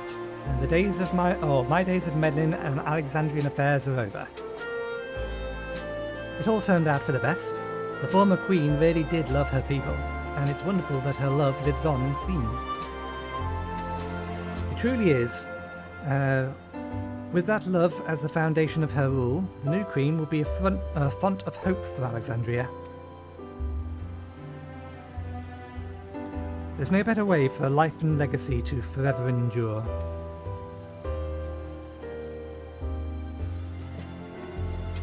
You'll be heading back there, won't you, to Alexandria? I won't pretend that I fully understand the workings of the key or the reflections, and I know I couldn't have stopped Calyx without you. Nor fulfilled my promise to the endless spine. Thank you, Nathan, from the bottom of my heart. Be sure to come and visit us in Turiolo. You'll always be welcome here.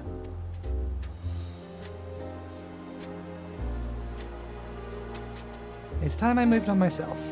Once I've made the necessary preparations and arrangements, I will embark on an extended journey. Well, I expect my days will be filled with the administrative duties, much as they already are. I am hoping to compile a comprehensive history of Turioli, however. The tale of our beautiful and resilient nation should be preserved for the future, with each successive generation adding their own chapter to the saga. I think I've learned to be happy with who I am, Nathan.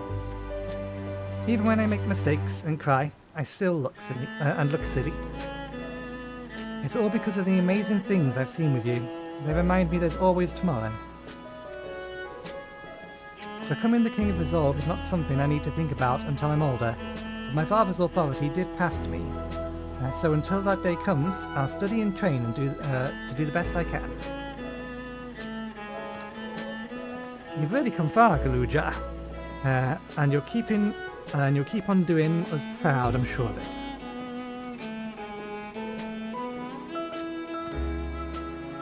I guess I have to go now, so be safe and enjoy your travels. We'll miss you. Send our best to Sveen and the others.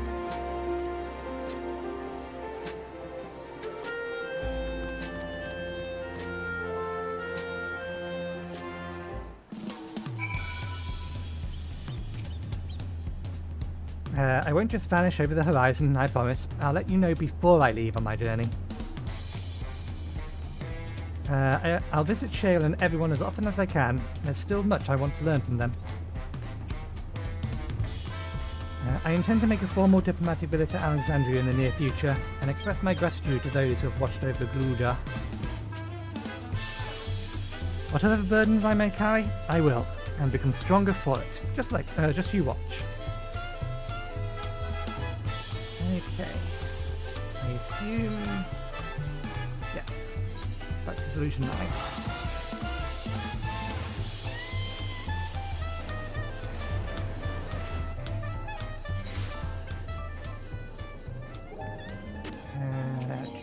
Towards the administrative district.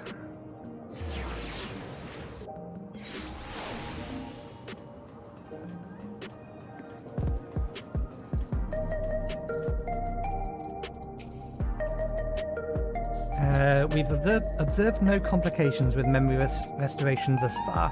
Thank goodness for small mercies. I need to give a full account of what happened here to Thancred and the others.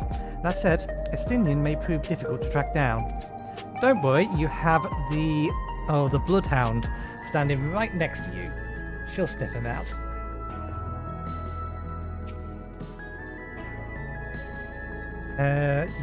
You've had a busy time of it, Warrior of Light. Take advantage of this lull while you may. When did Ehrenbell leave Alexandria? Don't tell me he's embarking on some far-flung expedition without saying goodbye. I heard Galujas packed his bags and left the train into Urai. Oh, I suppose you would have seen him while you were there. There are still those who can't decide if they want their memories back. I would say I wouldn't. I said I would restore mine after things calm down, but the truth is, I'm not sure I'm even ready. So we'll make this a gradual process and give everyone time they need to prepare, myself included.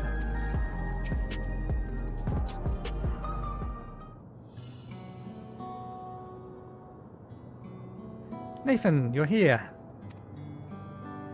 We were just discussing what it is to be done after the coronation ceremony. Our heretofore isolated kingdom must join its peers on the world stage. The fact that Alexandria is, or was, a nation of the Ninth will be the cause of some consternation. It may smooth introductions with the science to provide an explanation for its arrival in the source. Rest assured, Sveen,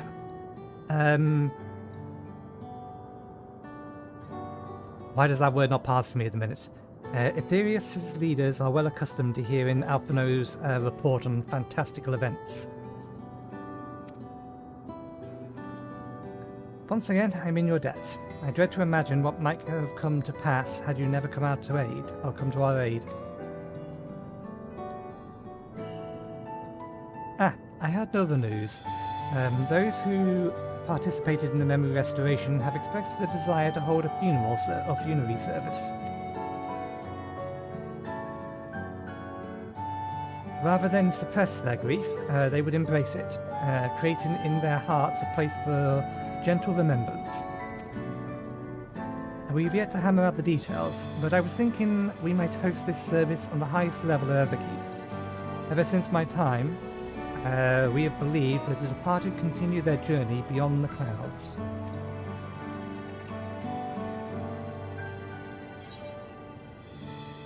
That seems very fitting for Alexandria. You'll invite our friends from Turioli, won't you? I'm sure they will. We don't need to mention that. Yes, I hope that such a place, our prayers may be heard, a wish for our loved ones to soar forever, joyful and free in the heavenly expanse. After so long distancing themselves from the realities of death, the Alexandrians are to be commended for their courage. Yes, 'tis a tremendously brave thing they're doing. Perhaps our hearts can never capture a memory as perfectly as data in a file. But what precious recollections we do keep will guide and sustain us as we fulfill the promise of tomorrow.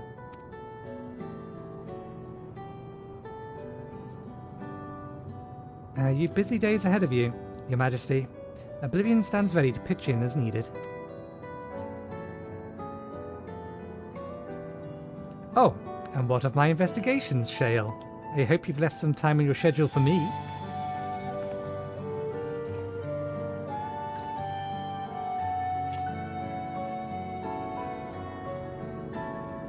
Do you recall my first tour of the city after I woke?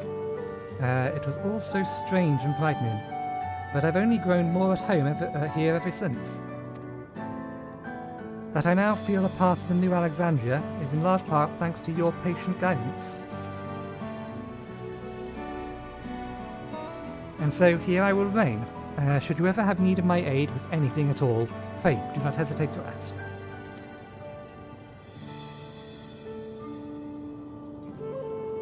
Some few of us will stay here a while. As it happens, we've made several interesting breakthroughs, and have no shortage of mysteries into which we would delve. Then be welcome as honoured guests for as long as you like. You are, or always will be, my cherished comrades.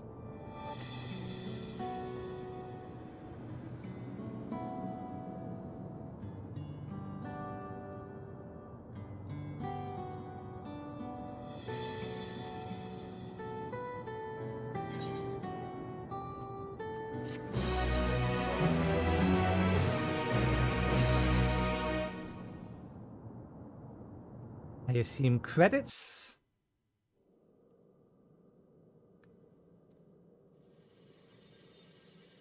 Nope, we are getting a scene first, then we'll get credits, then we might get another scene.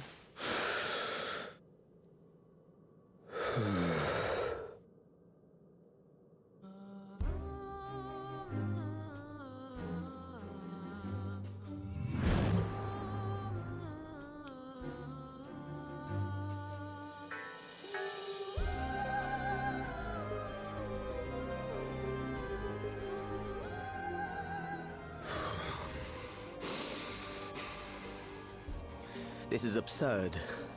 I have neither heart nor lungs.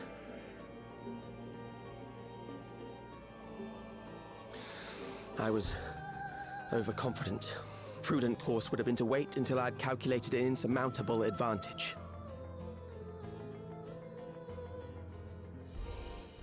A rash decision. One perhaps influenced by the others and their developments.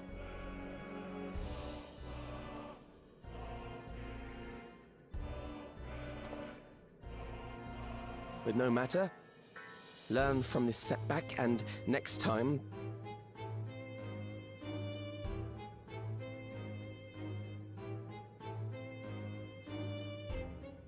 Next time? How much time and effort did I pour into this master plan?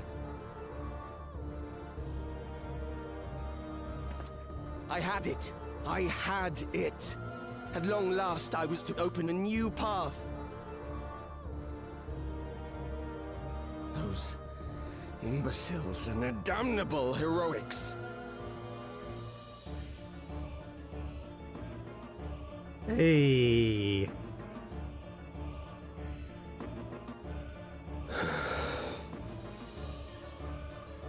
Detected the stench of failure already, have you? Such a keen sense of smell. Yes, I will give my report, as is protocol.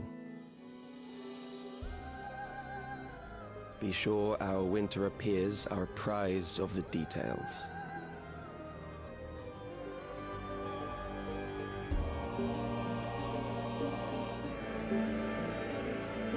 That would have been an interesting note at the time that this would have come out. I don't think the next expansion's name would have been released at that point. Oh, I thought they usually did credits at this point.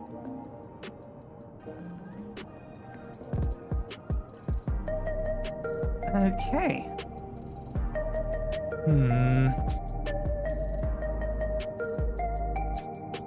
I highly doubt 15 minutes is going to be enough for me to get one, much less both, custom delivery quests done.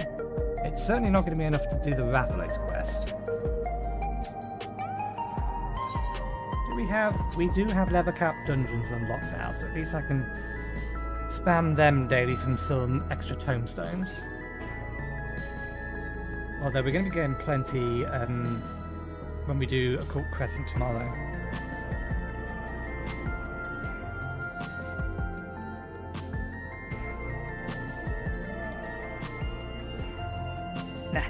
We overran the last 2 streams, so what's 15 minutes early to end this stream?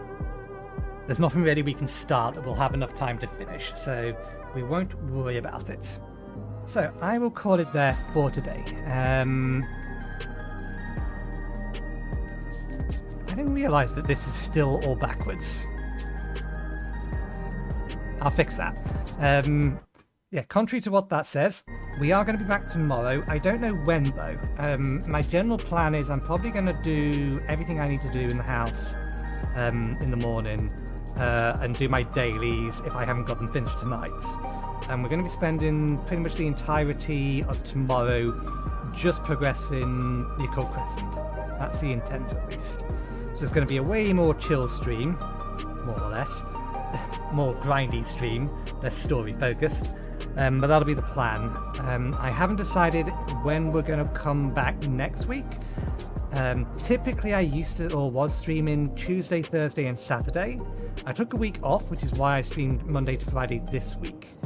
But I don't know what my plans for next week are. I'll decide that tomorrow, but one way or another, the stream, or at least as far as YouTube is concerned, I'll put up the 3 streams, like when I'm going to stream, up the morning of which I will stream. So that'll either be next Monday or next Tuesday. We'll get at that point. We'll start by getting the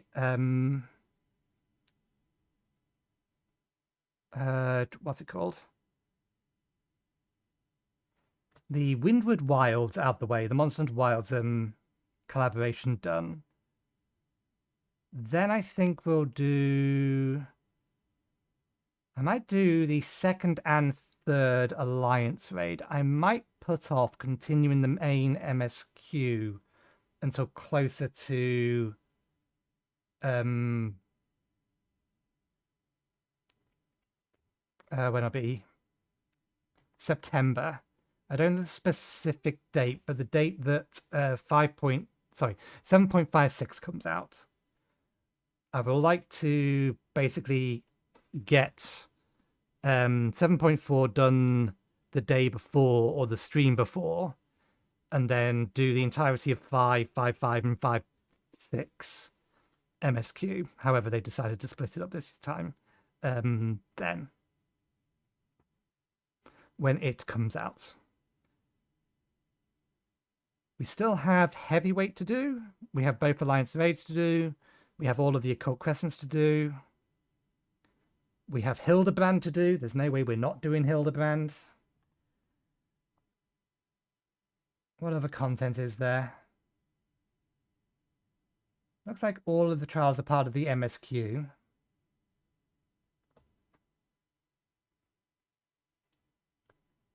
And then maybe I touch variant dungeons. I've never touched them before. But yeah, there's plenty of us to be getting on with before then. But we'll figure something out one way or the other. Either way, that's it for today. Thank you very much for watching. Hope you enjoyed the show. We'll be back again tomorrow from don't know when. The second I'm ready to stream, I'll start streaming. I will be just going through the Occult Crescent. That'll be the plan. So thanks again, and hopefully we'll see you next time. Cheerio.